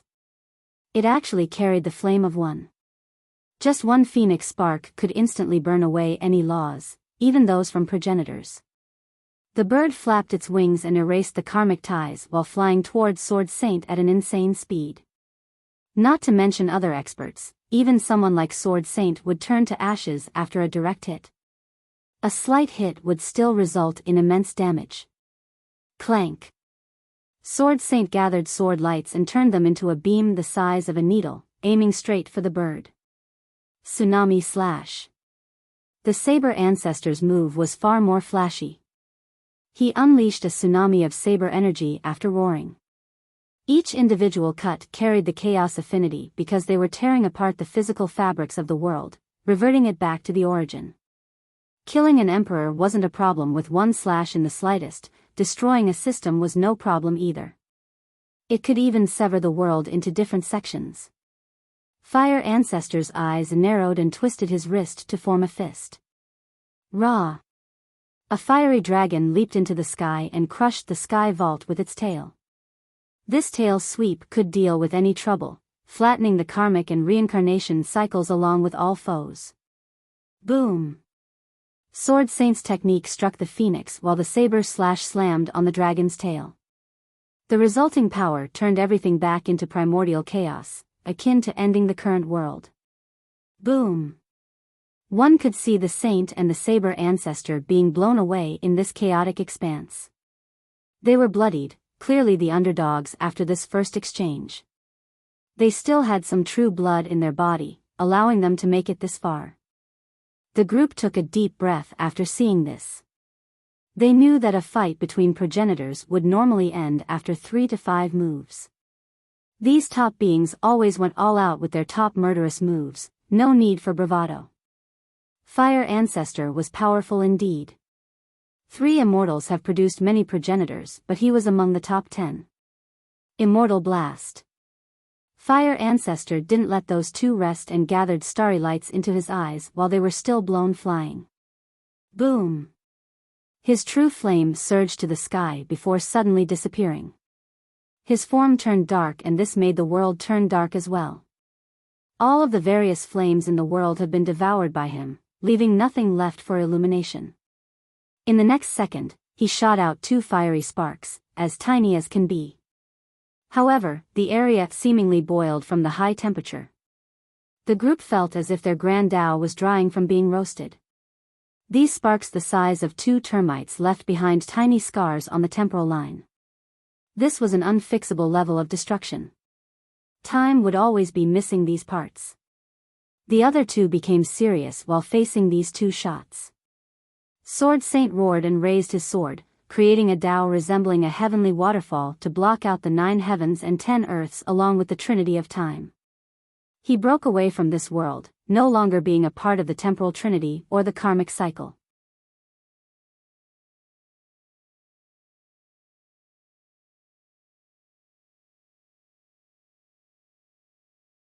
Chapter 3087, Clank. The saber ancestor situated his blade vertically in front of him. Waves of light pulsed outward along with hymns. They stacked on top of each other and formed the thickest dimension of blades. This dimension turned into a domain that duplicated itself 1,000 times over. It didn't take long before billions and billions of blades made up the greatest defense. Bulwark blade. He roared and stabilized the 3,000 worlds, protecting all of the inhabitants with his blades. This was the ultimate defensive technique of the saber ancestor, possessing the most profound and toughest saber Dao, the culmination of his lifelong research and effort. It should be enough to handle any attack while protecting the myriad worlds for ages to come. Pop. Unfortunately, the two sparks still managed to burn out a path. A termite would always find a way to eat through even the toughest wood.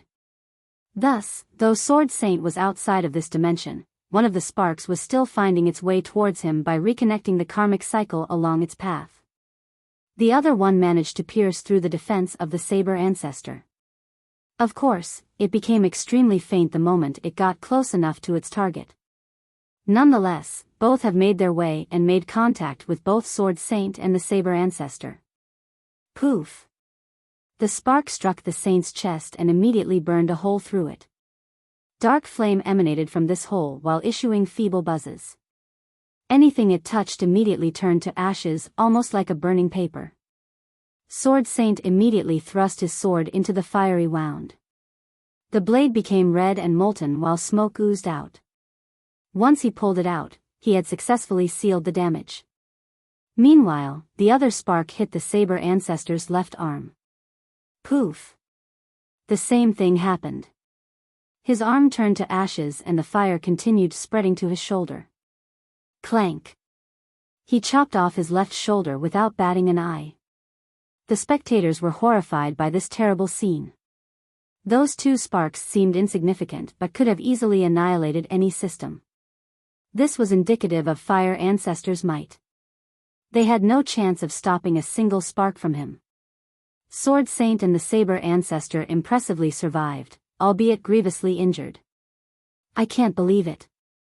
Tai Xianfeng gasped while imagining the outcome of these sparks being let loose on a mortal lineage. Continents would melt without a single survivor. That's a member of the Decemvirate for you, Supreme said. Holyfrost also knew this, but watching it in person still frightened her. This gave her a better perspective about the strength of the Decemvirate and the dark existence that Fire Ancestor met. Poof! Fire Ancestor lit himself up again to gather more potential sparks. However, the bright radiance around him was less luminous than before. Immortal Blast clearly took more energy than it looked. Those two little sparks together were made from thousands of different flame types. This made them the most ferocious with the highest heat. Boom! His flame slowly rushed to the sky again and regained its power. He took one step forward, ready to put an end to his foes. Sword Saint and Skysplitter Ancestor can't take him on. One ancestor became aghast. Boom! Suddenly, a bright radiance engulfed Fire Ancestor and locked the various affinities around him. Fire Ancestor staggered backward after being stuck by this light, nearly toppling over in the air. This ambush caught him by surprise, but he quickly stabilized his stance, shifting his attention to stop the light instead. Don't even think about it. An old man appeared in the sky, the originator of the light. The radiance earlier came from the bright moon above his head. Who is he? One ancestor shouted. Is that divine moon progenitor? Tai Xianfeng wasn't too sure. Yes, that's him. Holyfrost wasn't surprised to see him here. They have met him back on the expedition ship when he tried to stop them from advancing. He appeared again in order to save the other two. Another progenitor. The others became amazed. They could tell that he was also dead, hanging on due to an obsession just like the other progenitors. 5 have shown up now in this place, such a magnificent showing. Rumble. Fire Progenitor slowly pushed up the descending radiance with both hands. Boom. He eventually repelled the entire thing, causing Divine Moon Progenitor to stagger several steps backward. Humph. Divine Moon snorted and erupted with radiance again, ready to make a move once more. He seemed even fiercer than the Saber Ancestor. I heard Divine Moon Progenitor followed Fire Ancestor on the expedition. One spectating ancestor said. The others nodded. These two started out as allies, but something happened during the expedition and they have become enemies. Long time no see, old friend. Fire Ancestor stopped attacking and said. I don't have a friend like you. Divine Moon coldly replied. I know that you still hate me, but I still consider you a friend. Fire Ancestor nodded. My friends never killed me. Divine Moon retorted. What difference does it make if you are alive right now? You would still be like the other lords. Fire Ancestor said. So I should be thanking you? Divine Moon sarcastically said. I know your personality, so that's why I fulfilled your wish. Of course, feel free to call me despicable or wretched. I will shoulder it all. Fire Ancestor shook his head. 1. Not clear here who he is referring to. You're tuning into the Biyao's Wuxia Chronicles YouTube channel. Don't forget to subscribe and join us on this journey to catch the most captivating stories.